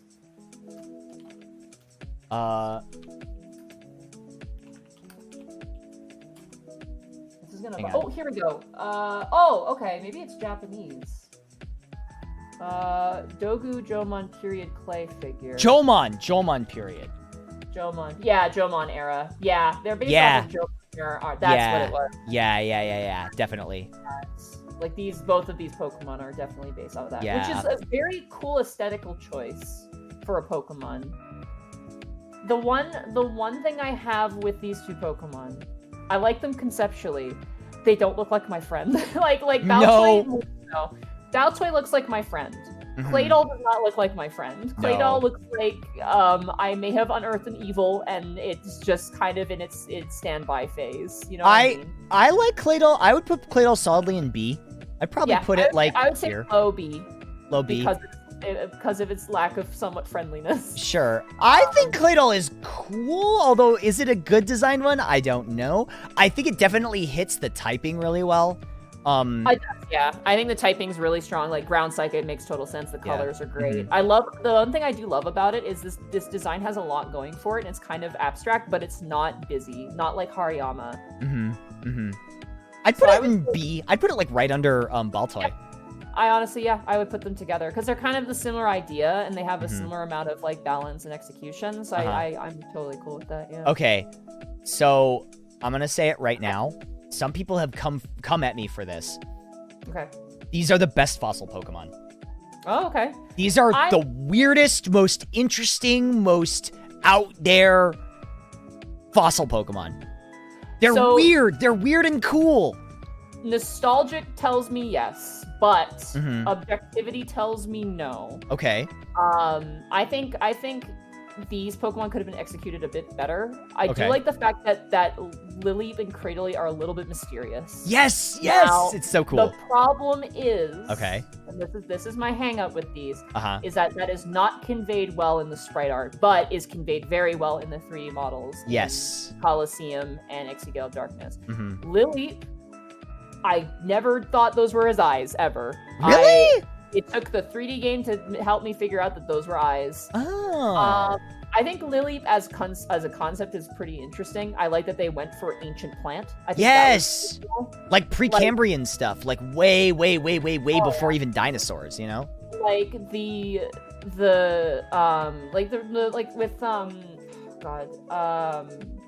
when it came to like 4th gen, when they started making the fossil Pokemon less like, more like dinosaurs, more than fossils. That's where my distinction is different. I think as a fossil Pokemon with the ideas of like, fossils, I think it's great. For sure, absolutely. My biggest issue, especially in more recent games, though, Sword and Shield had a very quirky take on the fossil Pokemon, which I kind of enjoyed. But like a lot of the fossil Pokemon became less like fossil Pokemon and more just like dinosaur Pokemon. Yeah, which I will say, Tyrunt and Tyrantrum are dope. Those are awesome designs. They're dope as hell. I like Rampardos so much. Oh yeah, Rampardos is cool. This was like I would say I mean Lileep. Honestly, I would feel like the Gen 1 Pokemon did it a bit better with Kabuto and Ammonite, just because those are more notable fossils that are like more accessible. I will say out of the two, I think Lileep is definitely better than Armando and Anorith for sure. I think just in terms of like concept. And definitely these Pokemon their evolutions are way better than their first forms. 100%. Yes, I would say Lileep is. I'm gonna say low B if I were to be honest. Okay, I'd put him here. I'd put it here. Okay. Yeah, I'd say that's fair. Lileep is I think the colors are great, but again, it's that purple pink, which I think is the yellow does break up a little bit. I see you sneaking them up. No, I don't know what you're talking about. Now, Cradily I like a lot. Cradily is really cool. Now, there's a few reasons why I like Cradily. The one thing I don't like about Cradily, but I can forgive it because of Lileep, is the pink things around its neck. The frills, a little phallic again. Yeah. But I get why that's there. It's because it's what Lilip had. Right. Of majority. course. What I really like about Cradily is the fact that it goes for green and pink, and it works. And then It's a yellow. plant, Green, you know? pink, yellow. Yeah. And I also love how the patterns on what I thought used to, when I was a kid, I thought those were the eyes, and I didn't realize the yellow thing was the face. Yeah. I like that they have the 2 on the head, and then they have the one going like elongated on the bottom. I thought that was really cool. I wonder if there's any other interesting pictures. Yeah, it's kind of spooky looking if you think about It is pretty spooky looking, yeah. Yeah. I like this thing a lot. I don't know. I just think like ancient ocean stuff is really interesting and cool. I like how it looks very otherworldly, which I think is how the fossil Pokemon should be. Because like even Omnite and Kabuto looked very otherworldly, which is, a fossil is from another world. It's from an ancient world, which I like. I think these Pokemon encapsulate that very, very well. Whereas other Pokemon like Rampardos don't really do that as well. They look like, they're from that time, not really from the past, if that makes sense. Sure. Yeah. Especially Bastiodon. Oh God. Bastiodon does not look like an ancient Pokemon. It looks like it was born yesterday. So, it looks stupid. But I would put Cradily high B. You know what? Yeah, I would say probably ahead of Shiftry, not ahead of Swampert. Yeah, I'd agree with that. I'll agree with that. Details to it. Okay. This thing is cool. This thing absolutely looks like it's from an ancient time. It looks like the old early ancient times. Yes. It reminds me. I mean, obviously it came out afterwards, but Spore. Spore. Yeah. In that one part of the game where you add eye stalks to yourself and stuff. Yeah. Anomalocaris. Anomalocaris. That's what it's based off of. It was the first apex predator. Yeah. I think. Now, this is one where it looks really good in the sprite, but unfortunately, it was really shafted in the 3D games. It looks terrible in the 3D games. Oh, really? It's not super great. It's yeah. It's boring. And the other thing I will say is, like, unfortunately, this is kind of one of the more forgettable fossil Pokemon, but I think it is charming. I will say I do like the army colors to it, like the kind of army green with the reds and the grays. I think that really makes it look kind of old. Yeah. I would say it's weaker than Lilip, but then again, design-wise, I think it's stronger than Lilip. I don't know. I'm torn. We could put it on par with Lilip. Let's just put on par with Lilip, because they're both, I mean, obviously they both had similar design. I'd say above Lilip, honestly, looking at the colors and the actual, like, the quality and the, I'm gonna say above Lilip. Yeah, I could see that. Now, Armaldo is pretty fun. I think Armaldo's fun. I hate the eyes. The eyes are the worst part. I hate the eyes. Everything else about, in my opinion, also it's a weird typing, rock bug. Everything else in this design to me works.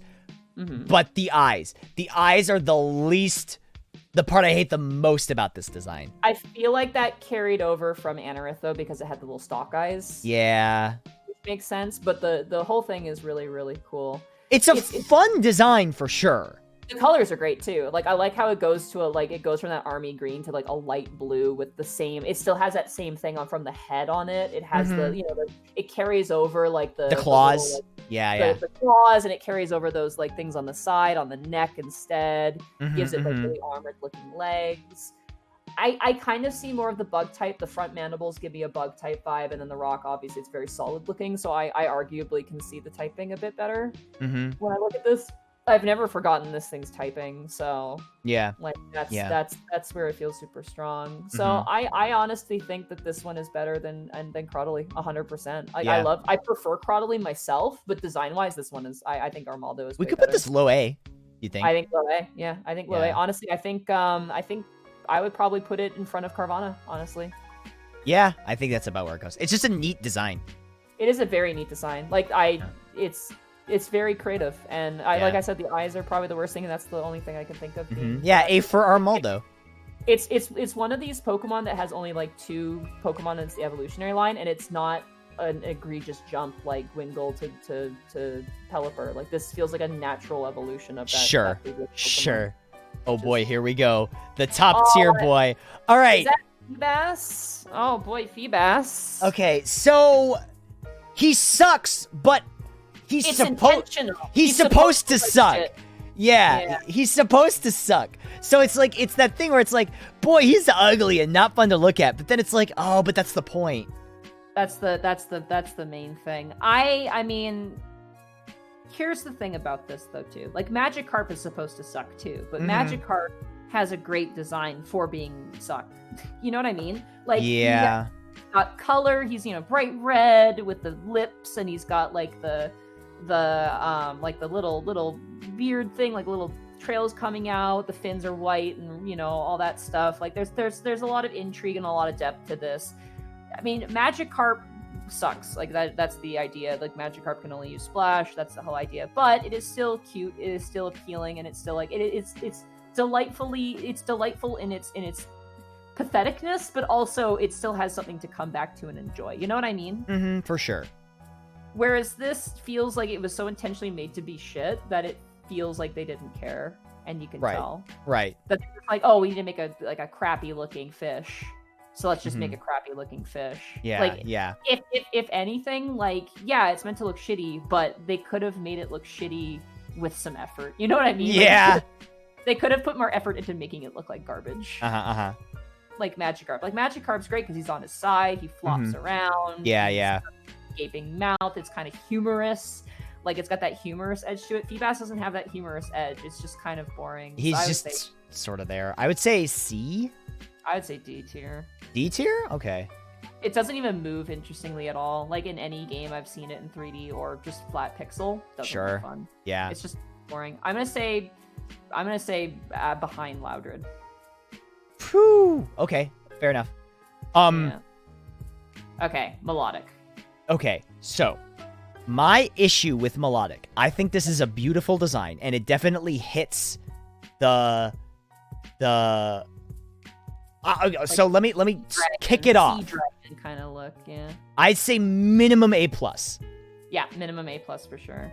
Now, wait, what's your holdup? I'm curious what your holdup is. I want to know what this is. It's a fan. So I was actually just about to say that in the 3D games, Melodic actually puts that in front of her face. Well, I know it is. I know it's supposed to be like a fan, but why is this like scaled, but then the rest of it isn't? Well, it comes out to like a fantail, like a. Well, no. I know, but like, why is the back half of it a different color than the front half? That is a good point. I feel like it's good to break it up, because if it had the whole thing be like that, it'd be super, super messy. I think it is kind of into that mermaid sort of idea, because it kind of has the and then it has the mermaid end. Yeah. I do like that it looks like stainless glass. I think that's beautiful. Oh, stained glass, yeah. Yeah, it's got like a stained glass thing. I love, like, usually I hate these sort of antenna motifs and like the kind of hair coming down, but it really works. It does, yeah. It's the really tender Pokemon. Aw. Legal tender? Yeah, legal tender Pokemon. Fine, mermaid. I would be willing to put this in S tier. I think this is fantastic design. S tier. I think low S tier would be fine, because there's some of the things with the head I feel like could be slightly adjusted. Like, but it's a very memorable design. It's very memorable. It has fantastic animations in the 3D games for sure. That really encompasses the whole theme of it. I know this doesn't matter. I love the shiny of this Pokemon too. Yeah, I have a shiny Milo. My friend from France traded it to me, and it's named Milo Bellos because that's what its name is in French. Yeah. Really yeah. Melodic's pretty good. Let's see. Okay. So, can I say something about cast form? Yes. This is where, like, Swablu is a great design for being, the way it is. Why didn't cast form get the cloud treatment, rather? And why That's a good question. It should, you know what, if it looked just like a little tuft of clouds with little eyes poking out, that would have been great. I really would have preferred for it to have a cloud bottom instead of the weird double testicle thing that's going on. Yeah! I hate that so much. It looks like it's got some boobies. It's so, like, it's really uncomfortable. I never once noticed that. I'm gonna be 100% honest with you. I never noticed that. Can I show this on Twitch? Jesus. Right? I love its alternative forms, though. Oh, yeah, for sure. I think the alternative forms are great, but the base form is just not great. It's boring great. and it's got titties. I don't know. It's boring and it's got titties. I'd put it in D tier. Yeah, I'm gonna say put it in D tier. Like in double D tier. Hold on. Here's double D tier.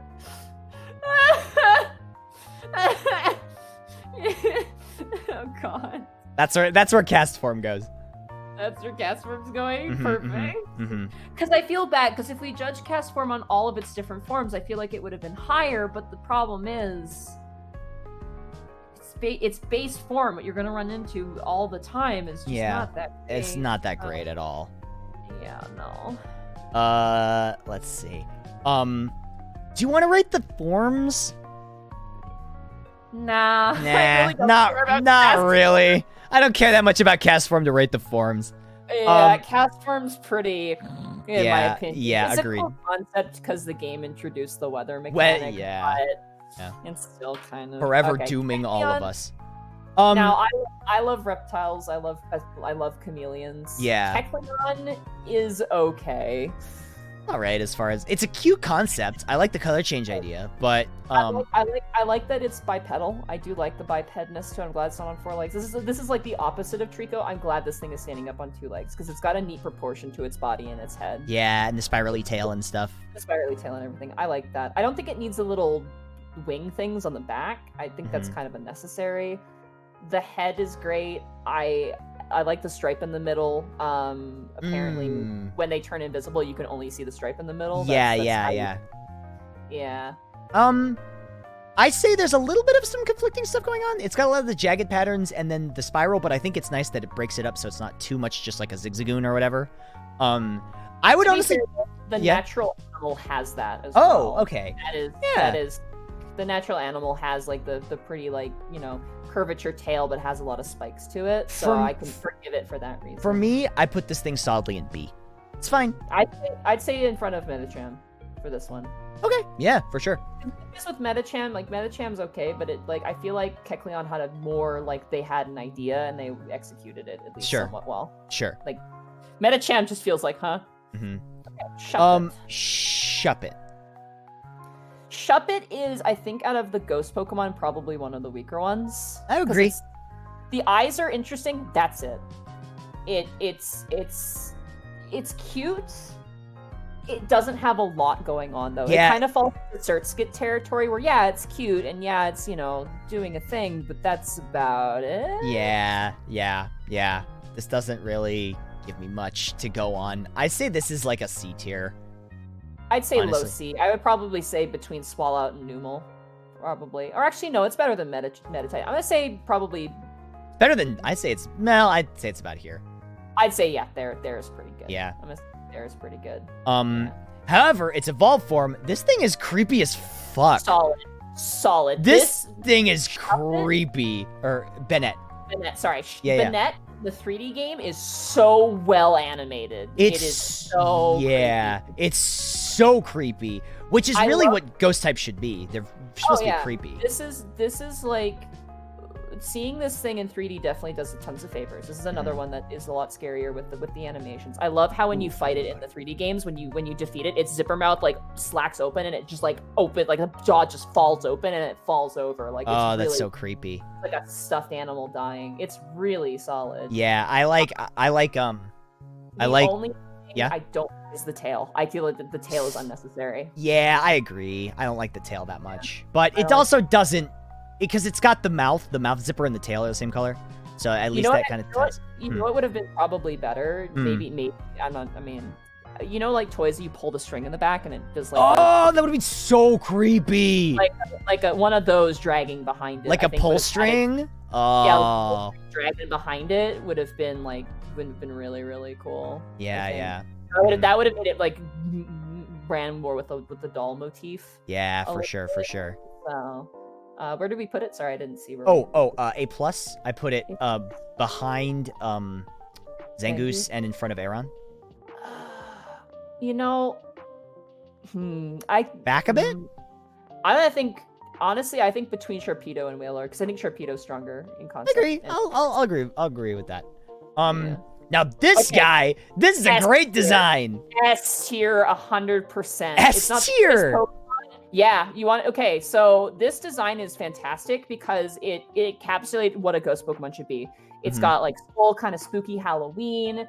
The coolest thing about it is that it's a really condensed boy. It's cute in a weird way. Mm-hmm. The animation for this thing is fantastic because oh my god!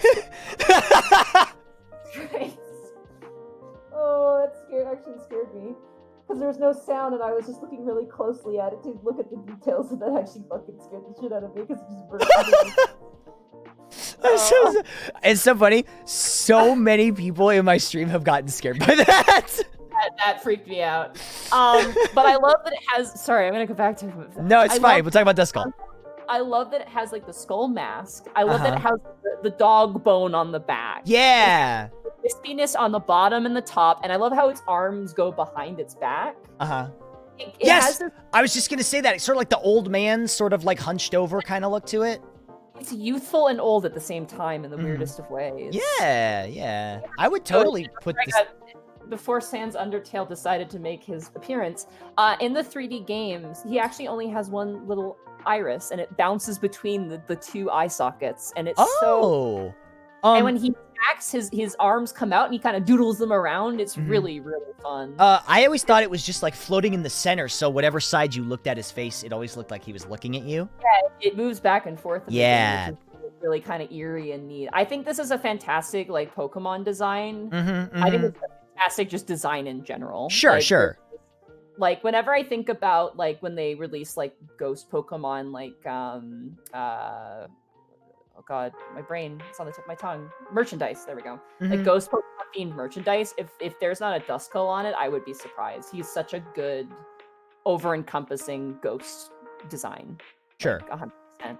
In a weird way, it feels like he should be in Wind Waker, but he's not. And he's very clearly a Pokemon. But Yeah, I can see that. I think like not a Pokemon I use very often because I think it's okay, but design-wise, this one's for you, goths. This is a strong. Hell yeah. His evolved form, on the other hand, I used to love this Pokemon. I don't think it's as strong. It's not that strong. No. It's stronger in its sprite work. It's not great 3D wise. It's very like it's weird. It's like Duskull was cute, cool, cute ghosts. This one's like mummy, skull, Cyclops. There's a lot of things, like too many things I think they were focusing on. Yeah. It's like I wish they had kept more of the skull motif for it than just like the doofy teeth. The only problem is skull motifs do not translate well internationally. That's why. Oh, yeah. So, it makes a lot of sense. I feel like I wish it wasn't like didn't have legs. I wish it was like floating or had something else. I could see that. I think the only thing worse than this design is its evolved form. Really? You don't like Dust Noir? I think Dust Noir is fucking... No, that's fair. I was gonna say I like Dust Noir because it has better proportions to it. Like I like that it has arms and like it has those things that I think Dusclops shouldn't have. Yeah. I like the name and the fact that it is like I do like the idea of it being a Cyclops. I wish it would like be more Ghost Cyclops rather than like Mummy Ghost Cyclops, like all those things all at the same time. Sure, yeah. It's trying to do too many things. It's a lot of things all at once, which I think is made it lose focus and makes it look very, strange. So I would say I would put it in like... It's not terrible. It's not like the worst design. It's just C. It's one of those that had potential, could have been better. I'm gonna say probably put it like here. This is where I'd put it. I think that's fair there. Yeah, right there. Okay. The Pokemon I constantly forget exists. I love Tropius.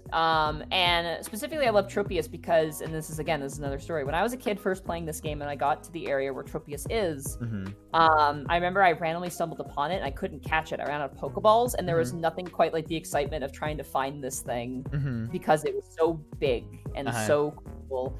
This is such a great jungle Pokemon. Yeah, I see that. I love that it has food on its neck. It's like kind of a what are they called? Not a Brontosaurus. Is it Brontosaurus? Yeah, yeah, it's like a Brontosaurus. Yeah, kind of like a Brontosaurus. I also really like that this is a flying grass type. Yeah. I love that a lot. I think my biggest issue with Tropius is once again the little one toe foot that it's got, but then its back leg's got 2 toe feet. Why? Why? That's very strange to me. I don't know why they went with that choice rather than just making them both like. Yeah. I do agree. I wish they had the 2 feet on each feet. That would be a lot better. But as far as the actual design goes, there isn't too much wrong with it. He's not busy. I love that he has the food on his neck. I love he's a tree, but he's also like an ancient like creature. Yeah. I like that a lot. I like the typing. His animations in the game are really great. His little feet when he moves are really cute. Yeah. And his neck sways and the fruit swings around. I see. This is honestly a solid B for me. Like, I think it's a solid B too. I think it encapsulates the environment in which you encounter it quite well. Honestly, I'd say A. Honestly, I would say A between Ludicolo and Lotad. Honestly. Okay, sure. I could do that. All the grass types at the bottom. Let's see. Yeah, that's fair enough. Now this thing. Yeah. Always the thing I forget all the time. I always forget about Chimecho in this generation. This thing is. I mean, okay. So from a purely design point, it's not that bad. There's nothing heinously wrong with it. I get what they're going for. It is cute. This is another one of those in that category of we have this cute design. What the fuck type do we give it? I don't know. It's weird. Psychic. Sure, let's give it psychic. Let's make it psychic type, I guess. I feel like this would be like a better ghost type, but then. Yeah. But that's just like personal bias. I mean, I think there is no other Pokemon quite like it.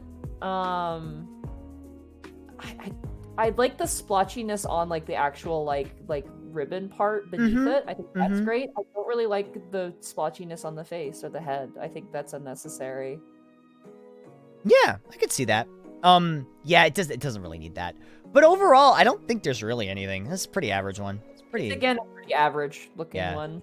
I would say like B. There's really nothing wrong with this Pokemon. Yeah. I'd put it like here. It's like, kind of boring. I would put it next to Poochyena. Yeah, that's fair. Okay, this thing.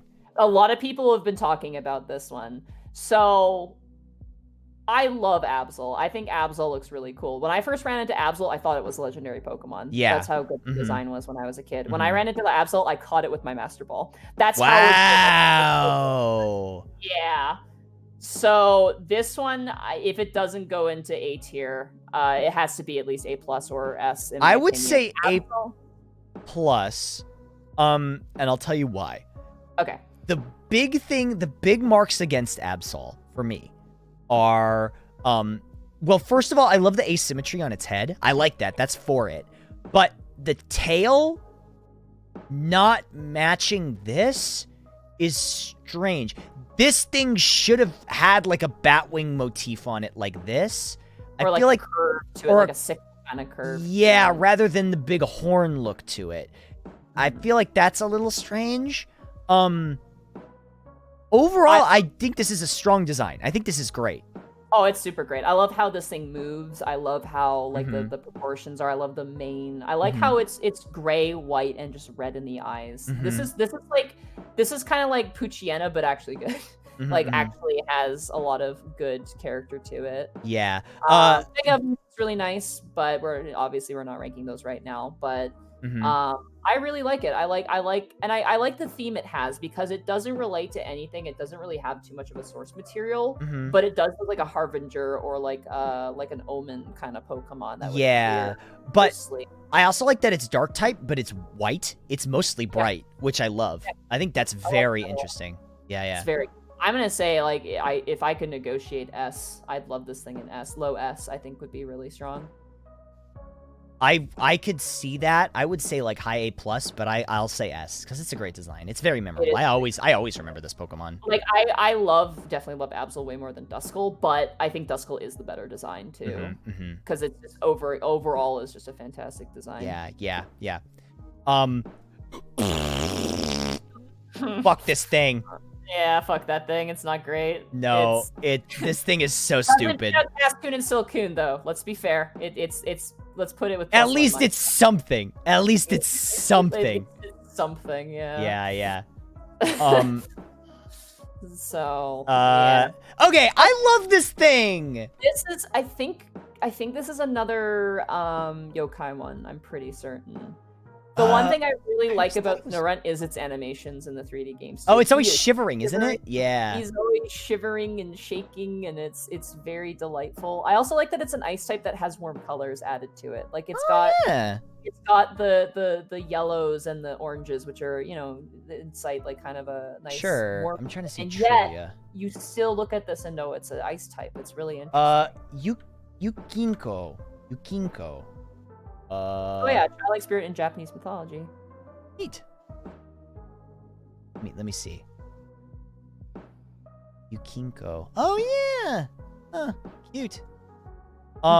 Snow Child. Yeah, it's cute. I think this design is great. I think this is easily an A tier. Yeah, I think A tier as well. I would say A tier. I would say probably. I'm gonna say next to in between Armaldo and Carvana. I think would be a good place to put him. Absolutely. Unfortunately, its evolution is so fucking weird. Look at this jawbreaker, motherfucker. What is this? Why did it turn into this?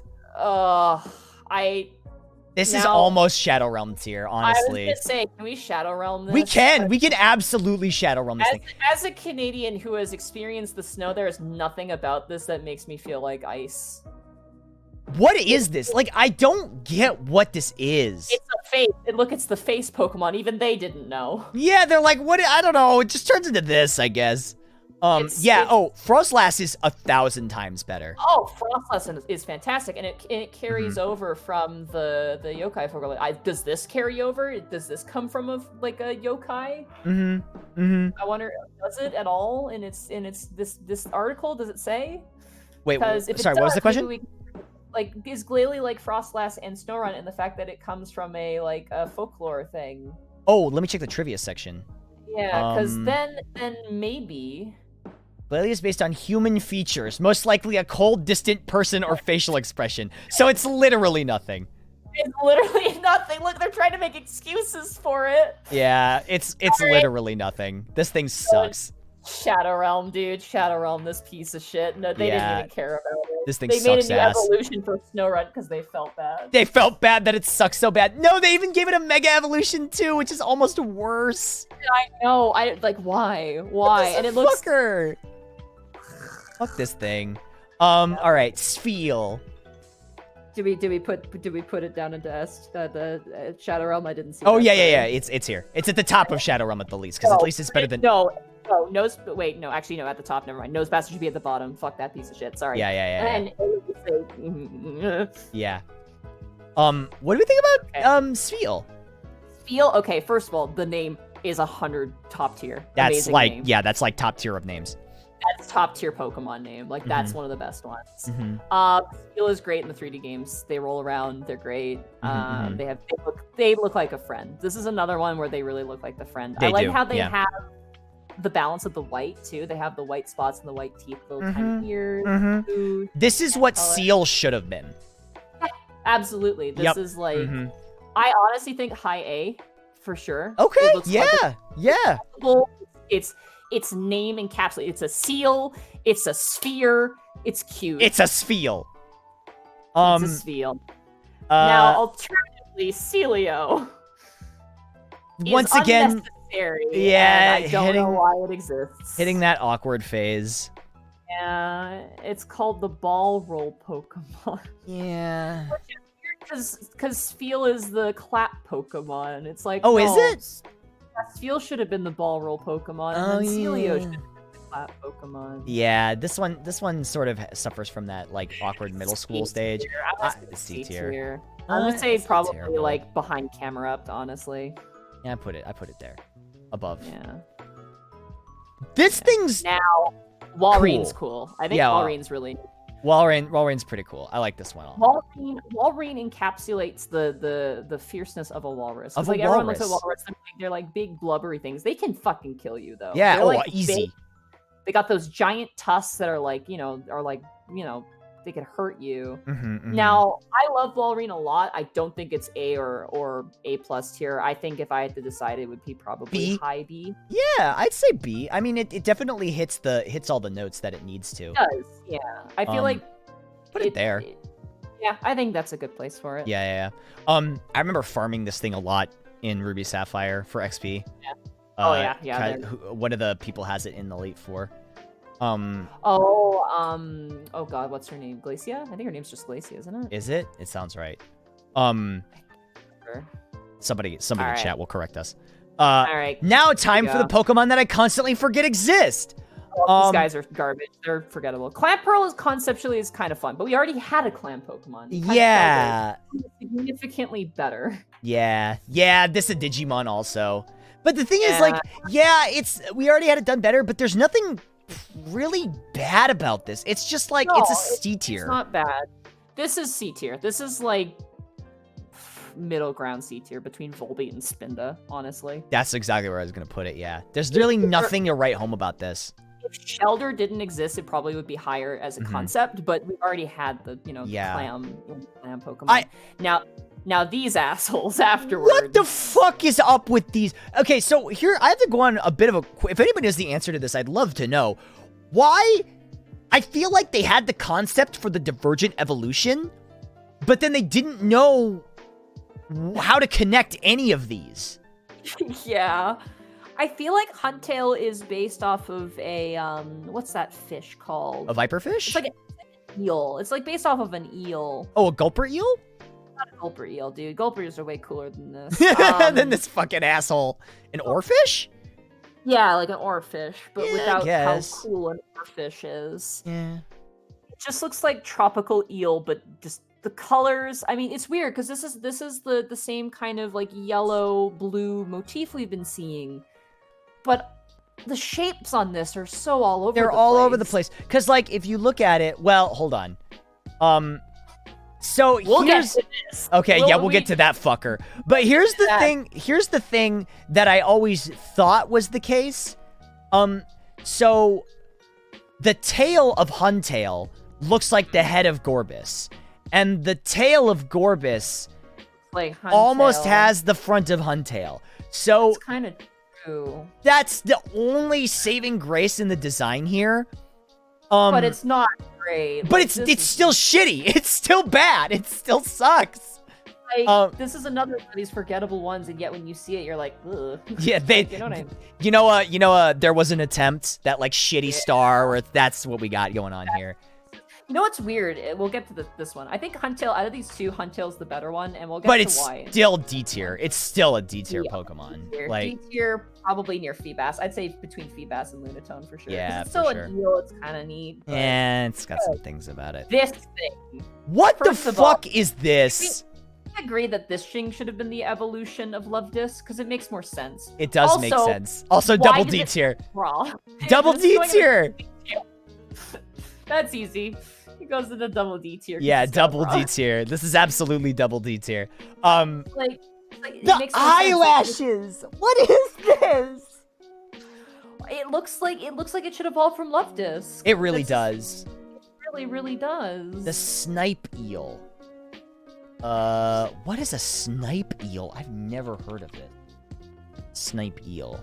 It's probably an eel Ugh. that shoots water out or something. Ugh, freaky. Oh, it kind of looks like that. Ooh, that thing's eerie looking. I don't like that at all. But anyway, so put that shit in the garbage. All right, so this thing's cool. I like that this is based off the Coelacanth. I do like Relicanth quite a bit. A lot of people hate on Relicanth, but I think Yeah. it's a great design. You know what's weird? Usually when there's something in a design that just deviates just slightly, we usually want to remove it. I really, really like that one red speck on it. Oh I yeah, this don't- thing right here. I don't don't know why. It doesn't distract from the design, and it actually makes it look like, in a weird way, older for some reason. Mm-hmm. Huh. I don't know why. Yeah, I mean the coelacanth is sort of patchy as it is, right? Still kind of patchy. It's kind of, someone mentioned in chat, it looks like the map. It looks like it's a map, right? Yeah, for sure. It's you are here on a map, the light brown islands. Huh. I like the head being the way it is, kind of scratched up, like it's old. Yeah, the longevity Pokemon. I like Relicanth a lot. I think Relicanth is a very, very huge concept. Solid B, I would say. I would say solid B. I would say probably in front of Roselia, honestly. Yeah, I'll put it there. Actually, I would say behind Roselia. I think it's better than Corphish. Yeah, I'll agree with that. It's at least a little more interesting. Yeah. I don't think I ever got this book. I don't think I ever caught this. Really? I don't think I did. Let's see. Oh, I have to go to the dentist apparently. That's gonna suck. Also, shout out to how you get the Reggies, because you need a Relicanth and you need a Wailord for that. Oh, true. That was the wildest thing. Hey, all right, this thing sucks, dude. Sucks shit. Let's make a Pokemon that has like absolutely shitty stats, looks boring as hell, and will constantly just use Attract on your Pokemon, extending out fights and making them tediously boring. It's should we Shadow Realm this is banished. I would say it's here. No, Illumise is worse than that. Okay. Illumise gives you heart scales. That's true. Its only saving that grace. is its only saving grace. Illumise is a waste of fucking programming and code lines. Seriously, we're almost done. You believe it? Are. Dude, it's been 5 hours. It has been. I realize it's 9, and I'm like, oh, I was gonna do things today, but no. Sorry, I'm sorry. No, I want to do this. Okay. So. Okay. There's some design elements of this guy that, once again, the whole ear. Why? These next 3 Pokemon are gonna be so fucking hard for me, because like I love these 3 Pokemon so much. Oh, ooh, okay. We might have words about the second one, but we'll talk about this one for now. Okay. Bagon. First of all, with Bagon, I like how the head is a good foreshadow to Shogun. I do like that a lot. Yeah, that's nice. I like the blue because that's a foreshadow to Salamence. I love the underbite. I love the form, but I agree the ear hole is shit. I think that needs to go. I just don't like it. I think it looks weird. They should just not give it that. It should just not have holes on the side of its head. It does look like a dragon Pokemon, which I do like too. Yeah. Yes, very much so. I would say this is like a low B for me. Really? I would say probably B. I would probably put it between Shiftry and Roselia, honestly. Yeah, okay. That's fair. He looks like he'd be stuck. He's kind of got the Larvitar energy, if you know what I mean. The only thing is the yellow never comes back. That's my only issue. It does come back in the eyes of Shogun, but overall for this, I think it's fine here because there's not a lot of it, and it's subtly used. So. Okay, this thing. Okay, I know you don't like Shogun. I personally like Shogun, but I totally get it. I think this thing's design is so whack. It's so whack. There's a million better ways they could have done this. And I would say think this kind of falls into the Pupitar level of bad middle evolution for the Dragon. Yeah. I'd say I'm gonna let you place this one because I think there's anyway I'm not gonna be biased here, so I'm gonna let you place this one wherever you want. I'm gonna place this. Okay. Not Shadow Realm, please not Shadow Realm. No, it's not Shadow Realm. It's like low C for me. Okay. It's like low C, like C minus. All right, now the granddaddy. Okay, this thing's cool. This thing is cool. Cool. Salamence in the 3D games with that long sweeping tail, the snapping head, the wings is so cool. It's so. They did Salamence a disservice in the newer games by having him in that stagnant flying animation, and I know why they did that, but they ruined that Pokemon. But in the 3rd generation game, Salamence was nothing but cool. I'm gonna say like high A or S. I said A+. I put him top of A+. I think the only thing that really doesn't make him S is the fact that, one, he's a dragon, but he doesn't really bring anything new to the dragon table. fair. And 2, the wings. The wings just being flat slabs of flesh really bother me. And I think, would say yeah. the really long neck kind of bothers me too, but the wings definitely are the weakest thing. That's its about weakest Salamence, thing. for sure. Yeah, they could have done something way cool. I think this is an A+ design for sure. I think Salamence is an A+ yeah. design. Absolutely. I think Salamence is. I like that they didn't go like with Tyranitar and Dragonite with like the big like the bipedal thing. They had the quadrupedal with a very interesting body shape. I kind of wish the neck was a little shorter. But yeah, also the Mega is not great. I don't like the Mega at all. It's based off Devilman. That's how his wings are. Then Devilman also has stupid wings. Okay. Beldum. Man. He's getting there. Yeah, imagine if someone presented you the severed arm of another Pokemon. It was like, do you find this cool? That's how I feel about Beldum. Yeah. This is like low C tier. I put him at like bottom of C tier. Put him in C tier. He's not heinously bad. He's just like why? I'd even argue for D. I could even put him in D tier. I don't think, yeah, I think D tier would probably be a better place. I think behind Shroomish might be okay. Yeah, I'll do that. Like even the movement in the 3D games doesn't really do him too much. Even either. this thing kind of sucks. Like even Metang is not even that cool. Metang is great in the 3D games though. His animations in the 3D games are probably the best out of these 3 Pokemon in this evolutionary Really? line. 100%. He is really good in the 3D games. Mm. When he gets hit, like he gets smacked back and his arms like fold around like kind of robot-like, and he kind of jettisons himself forward and then detaches his arms and like kind of snaps them together. It's really cool. Oh, that's neat. But definitely not as good as who's coming up next. So I would say for him, I'd say high C, low B. Low B I'd say seems low B. I'd say low B. Sure. I'd put him above some of these.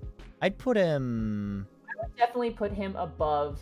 I would put him above Nincada, honestly. Yeah. Yeah, that's perfectly. Okay, this dude. I think this is an S tier design. This is a fucking sick design. Absolutely. This is an amazing design.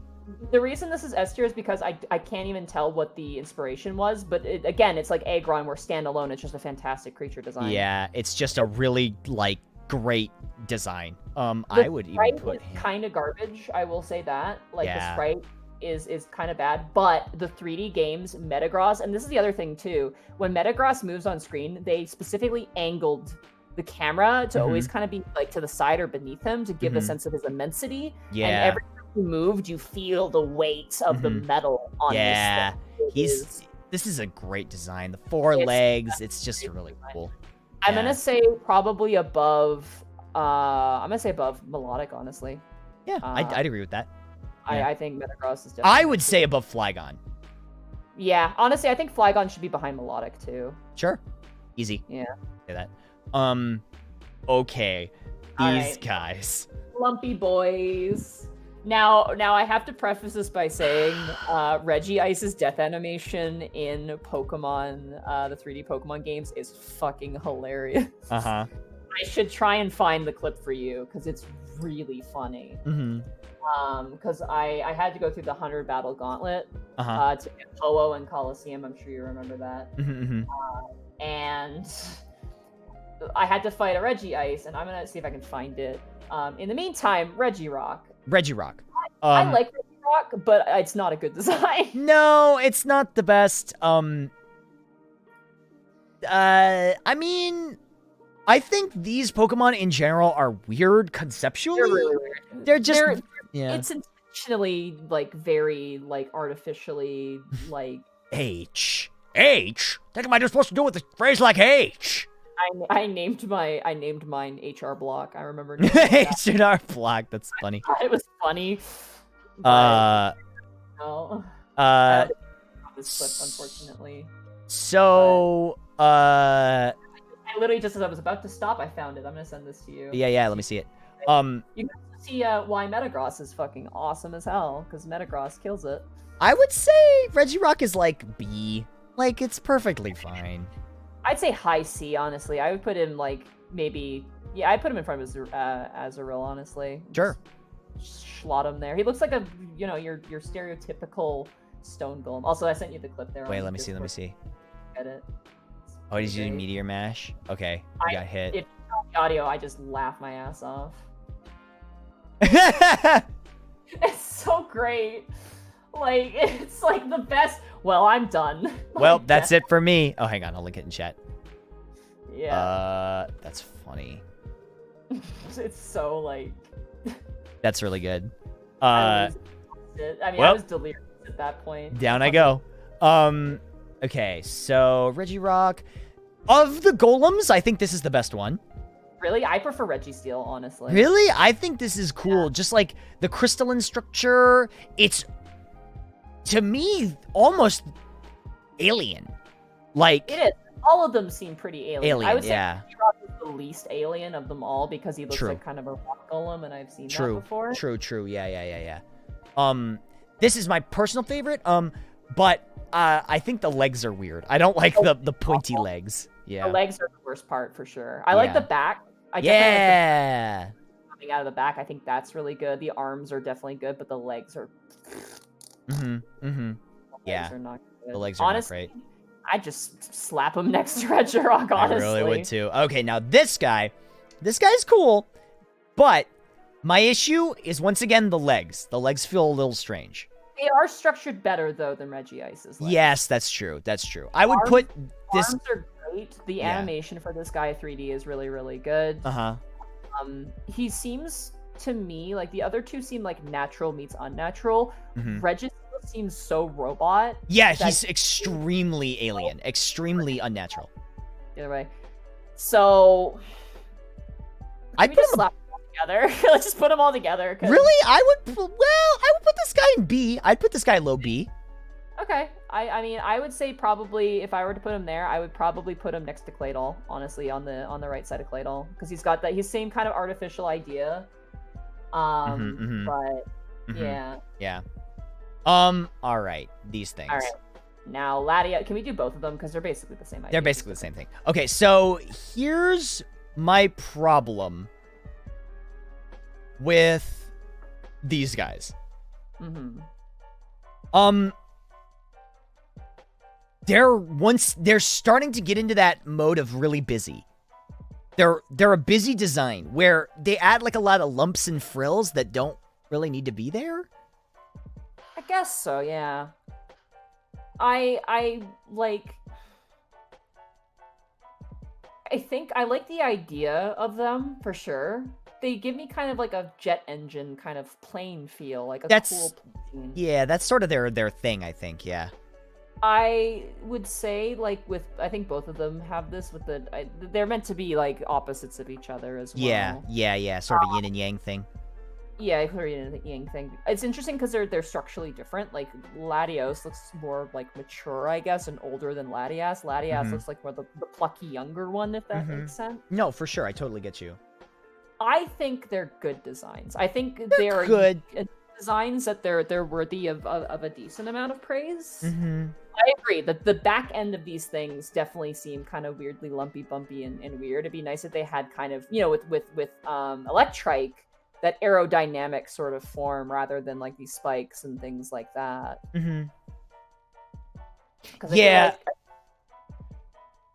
Yeah, I think it's also interesting, like, I think Latios is cooler, but I mean, they're basically the same design. They're basically the same design. I think Latios has more of the spikes at the back end, and then Latias has like the longer singular like things coming out. Yeah. Which is the only difference, and besides the color, because I believe Latios has the diamond in its chest too, but it's red instead of the. Yeah.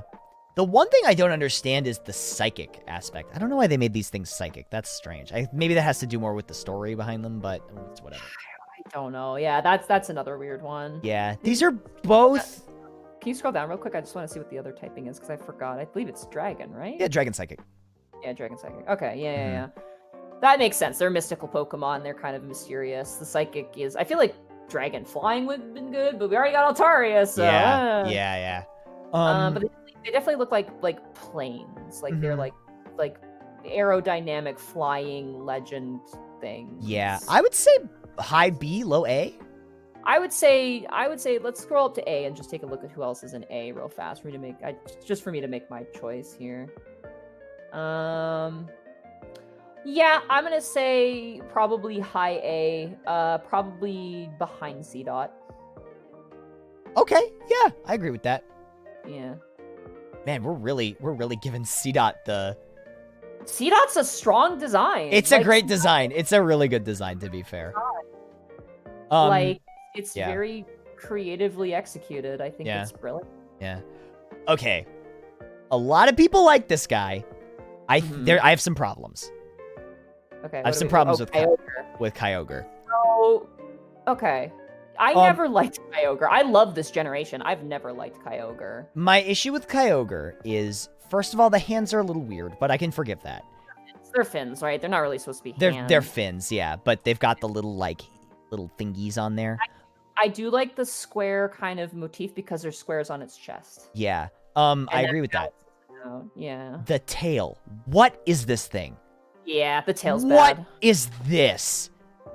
If they had just gone with a straight up whale tail, With the same motif as the Yes. front fins. this would have been easy S. Easy S. Easy S. Yeah. But the I still think it's tail. great. Oh, it's still not a bad design because it's definitely based off an orca. It's like totally based off an orca. Oh, it's totally orca, and it Yeah. totally works. But the tail is terrible. The tail Yeah, is like I hate it. I hate the tail. it could have been so much better if it had a more solid tail. I feel. Mm-hmm. I honestly would say high A plus. Honestly, Yeah, I would Definitely give it. I would give it A. I'd say high A. I feel like the tail is how you set it apart from just a whale. Really? Not the finger fins? The giant finger fin wings? Really? Not these? These? Not the tail? Okay.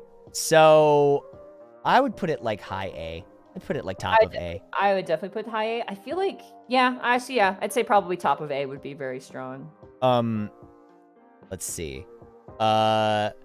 This thing is S tier. This is one of the best. Absolutely. This is one of the best designed Pokemon in would history. be like the coolest set of armor to have. Like, I know we got 2 kaijus up at the front, but Yeah. let's be fair. Groudon's head is so... I've never seen a head that looks that cool. Yeah, with with the that ridges and the big hands. They didn't. The thing that I like the most about Groudon is they didn't back off on the hands, because sometimes what they'll do is to soften up a design. They back off on like they back off on one aspect of it. There is nothing backed off on Groudon. Everything is like cranked to 100. The eyes, the teeth, the claws, the feet, the tail. Even the tail has claws. It's really cool. The thing I really like about it is that the outside is very like I said, kind of that almost like when you're at a video game, you're in like the sacred temple, and it's got like the wall motif of the sacred temple, but on the chest and on the bottom of the body, it's all of that earth tone. So you get the sense that it's still, it's still a living thing. It's still, it's wild because this Pokemon looks, mean, but yet I feel like I could go up and hug it. And it would hug me back. It has some qualities to it that are like, definitely pretty. The red is brilliant. The white, the black lines throughout the entire thing. Oh, the black lines are so nice. It's where Kyogre's great, but it would have been great if it had this sort of like, this sort of same thing where like the entire back part of it, the body and form, had these sort of breakups, like more of these red lines in the body too. Like it has it kind of in the fins, but it's so like not, like they went really far with this one. With Kyogre, they could have gone even farther, but they didn't. And obviously Groudon was my first legendary. I killed it by accident, by the way. I thought it was a ball. I didn't realize you could catch it. I think Groudon is a fantastic design for sure. Yeah, it's awesome. Overall. As a legendary Pokemon, I think it's a fantastic design. I like how well the colors, the pattern, like the texture works with the physical form of the body. I think it all comes together very nicely. If I had even one gripe with this design, actually, hold on. Kyogre's just water, right? Yeah. Yeah, they're just water and he's ground. If I had one gripe with this, it does not look like a ground type. Yes, Nothing I would really absolutely agree with that. I would says absolutely agree with that. ground type.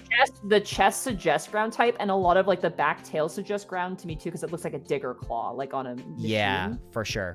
That's the one thing that it gives me. And again, those kind of pangolin claws for digging. Yeah, yeah, But yeah. the red does betray it a little bit, but I also think that's because the marketing as well. They had to Sure. market Got to do the red and blue. red, But and- he does become fire type in primal form.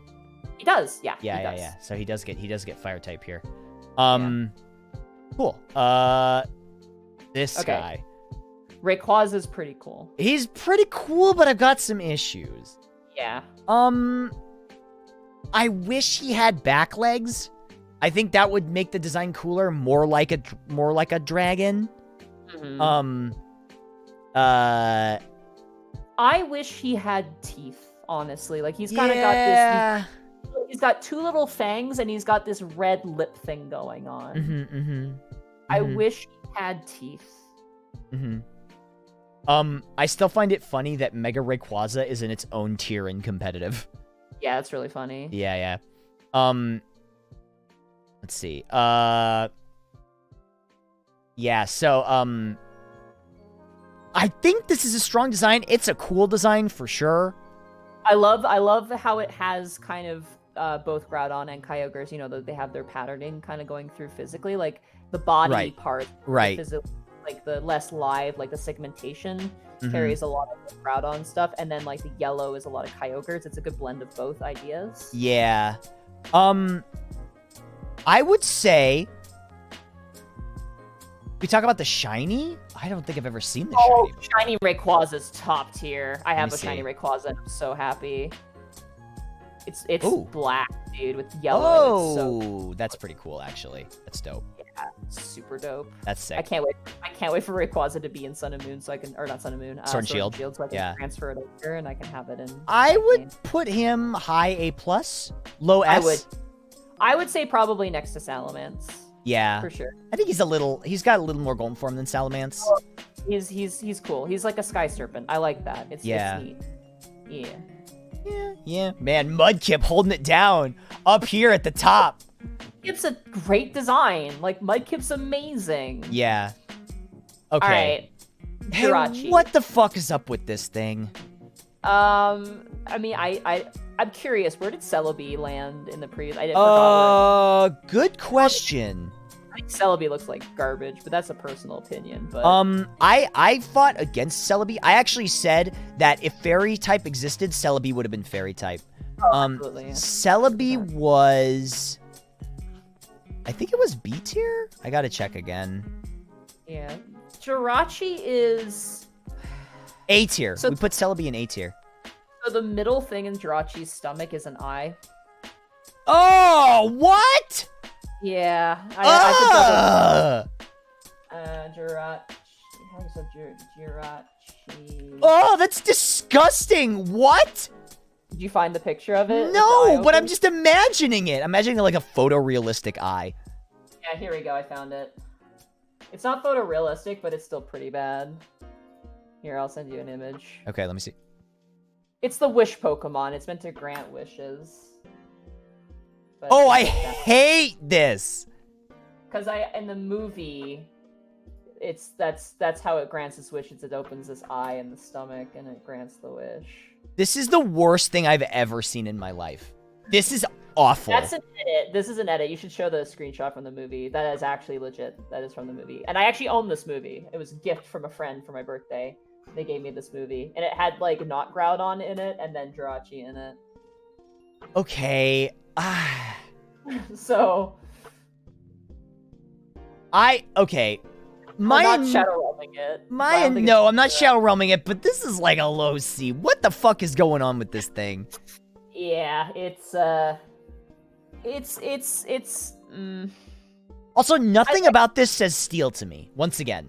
Oh yeah, no, absolutely. This would be one that'd be fairy type for sure. Yeah, 100%. I do like the charms on the star part of it. I think that's cool. I think that puts it above. I would honestly put it behind Camerupt. I wouldn't put it right at the bottom. I would put it behind Camerupt, honestly. Sure, I would agree with that. And the last one. Spaghetti Boy. This one's Now- cool. This is sick. This design fucking rules. Spaghetti Boy is great because can I just gush for a second? Go ahead. In Omega Ruby and Alpha Sapphire, I had no idea you were going to catch Deoxys in that third, like the little extra chapter story mode. I didn't have a clue. So when that triangle appeared and did the weird, you know how it moved around and it like diddle-doodle, diddle-doodle, you know how it moved around the screen all random and eclectically? That was actually in reference to the secret island where you could originally catch Deoxys in the game. Because when you went to the island, you would have to click on this triangle and it would move around the island. You have to walk to it and click to it and it would hop around the island in a specific pattern. And then Deoxys, you would fight Deoxys. So when they did the remake and it's just that triangle in space and it just starts moving around, I lost my fucking mind. That's so cool. When the music was so good. Yeah, like, this is a I know dope. we're pitching Pokemon on design, but this thing has probably one of the best like legendary battle themes. In the game, at least the most memorable one in my opinion. This is a dope. Actually, so the only Pokemon movies I've ever seen are the first Pokemon movie, Pokemon the movie 2000, and Destiny Deoxys.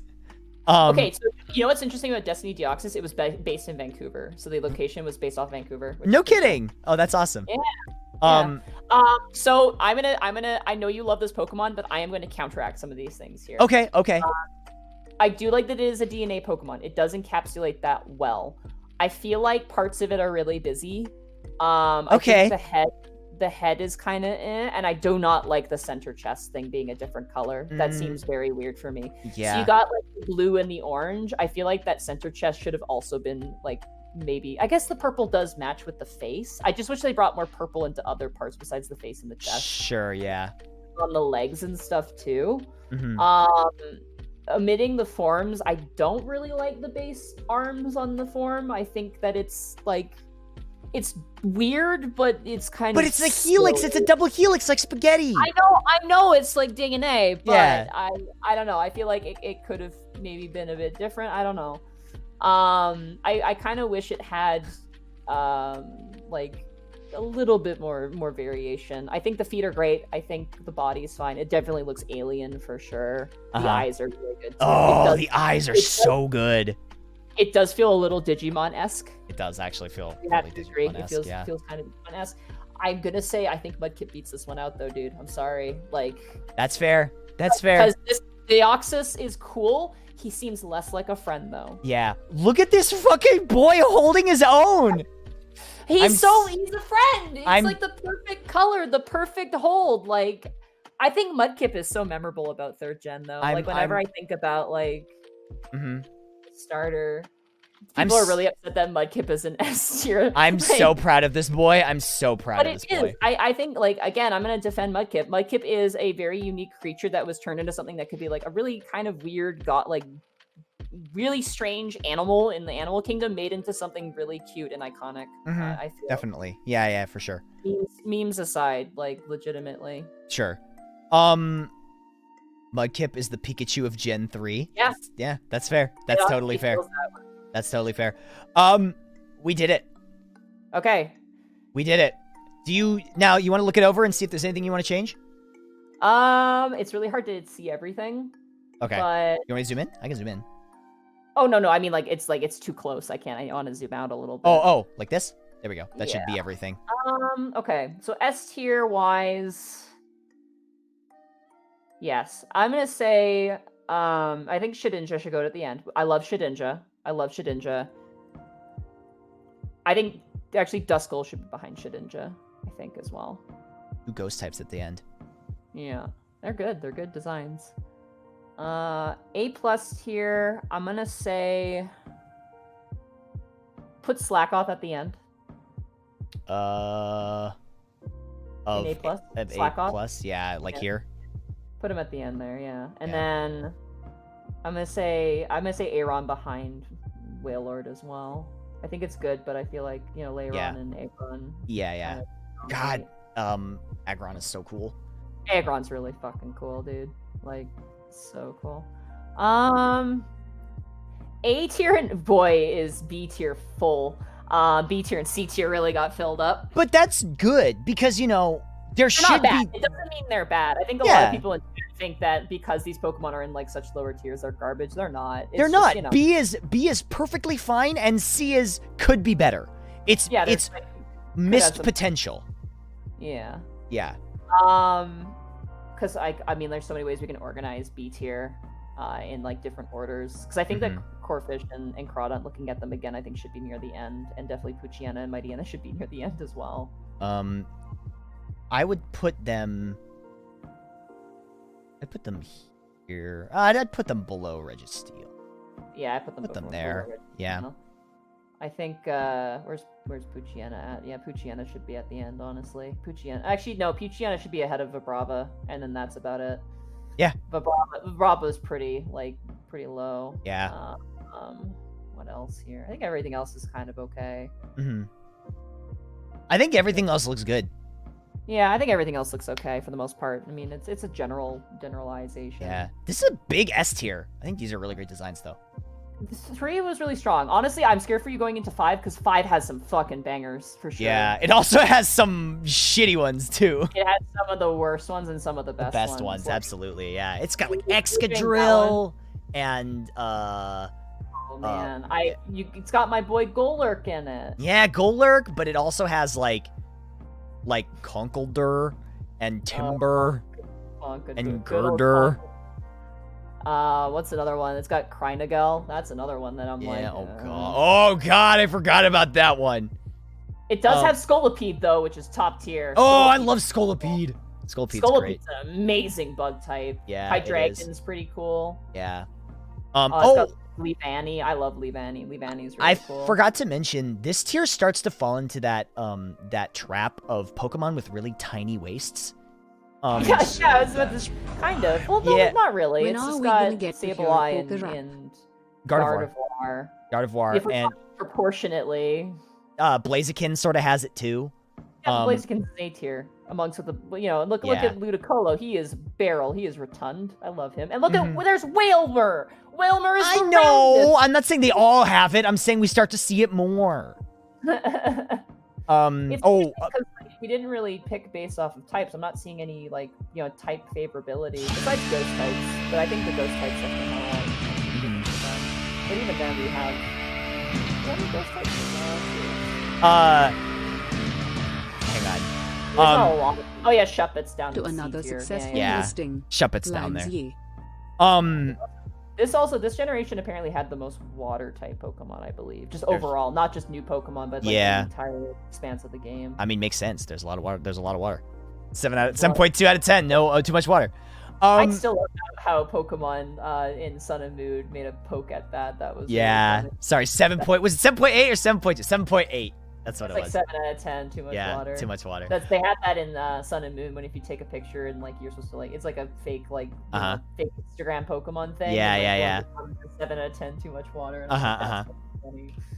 But God. I also love our double D tier. I think that one's very accurate. That's perfect. Yeah, absolutely.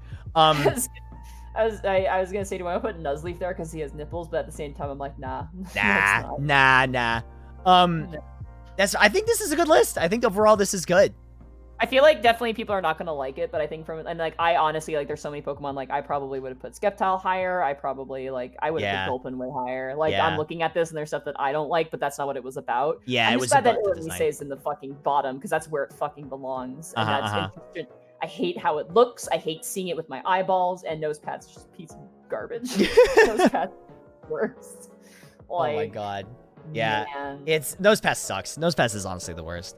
You know what the worst part about Nosepass is when you want to complete your Pokedex, it's in one area of one cave that you have to go find it at. Yeah, it's I don't even remember. Yeah, I don't even. I couldn't even tell you where it is.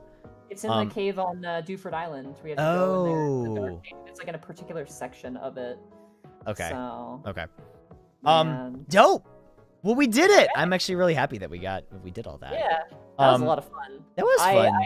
It was fun going back and forth, and it's always so cool to go back and look at these Pokemon more closely because I've played. Oh god, I can't even tell you how many times I've played through either Emerald or Sapphire or Colosseum. I mean, Exegale of Darkness. I just beat those 2 games, and it's it's also again, thank you for letting me use those as a kind of a launching point because I feel like those games to me I feel are mainstream Pokemon games for 3rd generation.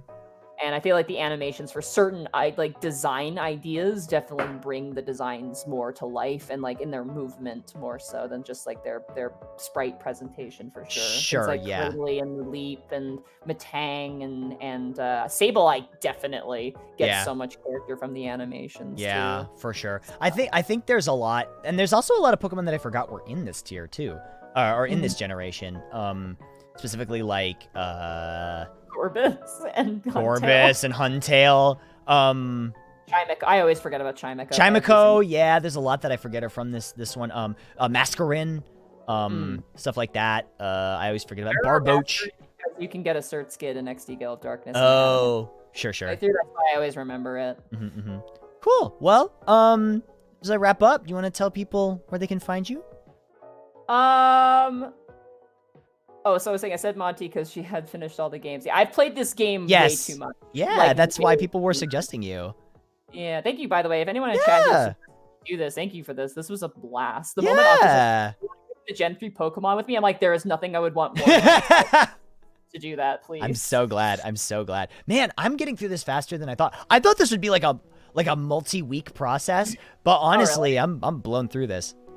Yeah. I mean, the nice thing is I think as you move on through, especially once you get to the X and Y and like the Sun and Moon, there's gonna be probably a lot less unique Pokemon as you go forward, which will probably be a lot easier, based on at least my experience. So yeah, no, this was a lot of fun, and I hope my insight made sense. Also, my arguments. I was a little biased on Illumise, but let's be fair, it looks awful.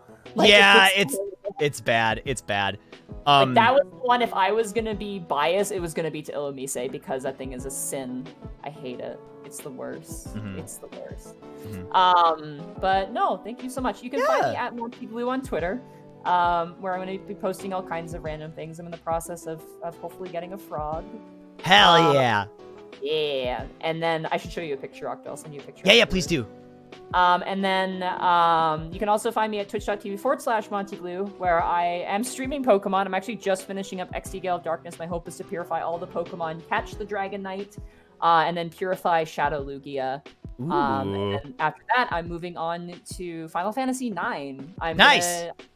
I played and beat all of Skies of Arcadia, which was the first time I ever got to finally 100% like play through Skies of Arcadia. I never had a chance before. Final Fantasy IX is one of those games where I get like part of the way through, but then life comes in and is just like, hey, and I'm like, yeah, oh, it's not a short game by any stretch of the imagination. Oh, it's long as hell. Yeah. So I'm probably gonna play it with a bit of a guide just to help me, because it kind of suffers from old Final Fantasy syndrome, where it's got like secrets and stuff, and like you can get trapped in boss fights. There's a bit of a difficulty curve to it. But I just want to experience my boy's Vivi and Steiner, my dude. Yeah. Like, my boy Steiner he's great. He's the best. It's actually super fun. I played through Final Fantasy X-2 recently, and if you just go through that game like just doing the story, it is so short. That game's like 10 hours. If you just go through just the story, it's probably like 10 or 12 hours. If you do like all the side stuff, that's where all the actual content is. All the time comes from, Yeah. So yeah, you can find that. That's going to be on Sundays. And then this week it's going to be Pokemon. I just want to get it finished all up. And then on Thursdays, twitch.tv/MontyGlu, I'm going through the Devil May Cry series blind. It is a roller coaster of emotions. Oh boy. We played and beat the first one. It's up on my YouTube, which is also MontyGlu. And I'm currently playing through the third game. We kind of skipped the second game. We watched the cutscenes. I knew it was bad because after every single cutscene, Connor pointed at the screen and went, "This part sucked." And I'm just like, if Distortion Devil Connor says that the game sucks and he's the Devil May Cry man, I believe him. Look, like I believe him. I'm gonna back you. I'm gonna back him up here. That game sucks ass. So yeah, you can catch me playing Devil May Cry 3. It's been a lot of fun. And then if you like D&D, you can catch me DMing for The Unexpectables at twitch.tv/The Unexpectables. Wednesday we have The Unexpectables, which is tomorrow. And did you move off of Taka's channel? What did I miss out on? We have a whole separate channel now. Yeah. Oh, that's awesome. I didn't know you got your... Oh, that's so cool. we're running two shows now, because on Wednesdays we have the Unexpectables, Fridays we have the art stream where we go through the art, and Saturdays we have the Prince Division, which is basically fantasy, like fantasy detective, so modern fantasy detective story. Dope, that's awesome. About a police division that basically prevent princes and princesses from being captured by mythical creatures in the city, which is really fun. Oh, that's awesome. Yeah, they just dealt with dragons. They cool. had to rescue a person who was kidnapped by a dragon. So if you want to check that out, definitely check it out. It's a lot of fun. Yeah, awesome. Hey, thanks so much for joining me. I really appreciate that. Thank you. Octo, thank you for inviting me. I needed Yes, this. of This is course. so nice. Thank you so much. This was so fun. Yeah, it was super fun. Yeah, awesome. I'll probably talk to you later then. I just hope people don't come at me just like, how dare you put so-and-so in here? Listen, It's just like, I'm sorry. I'm gonna throw you under the bus on Twitter. I'm gonna put as a tagline: any decisions you don't like, blame on MontyGlu. Oh, please don't act like that. My weak Canadian heart cannot take that shit. Oh man, please no bully. All right, dude. I'll catch you later. All right. See you later, bud. Bye. Bye. Hey, everybody. Thank you so much for watching. This was a lot of fun.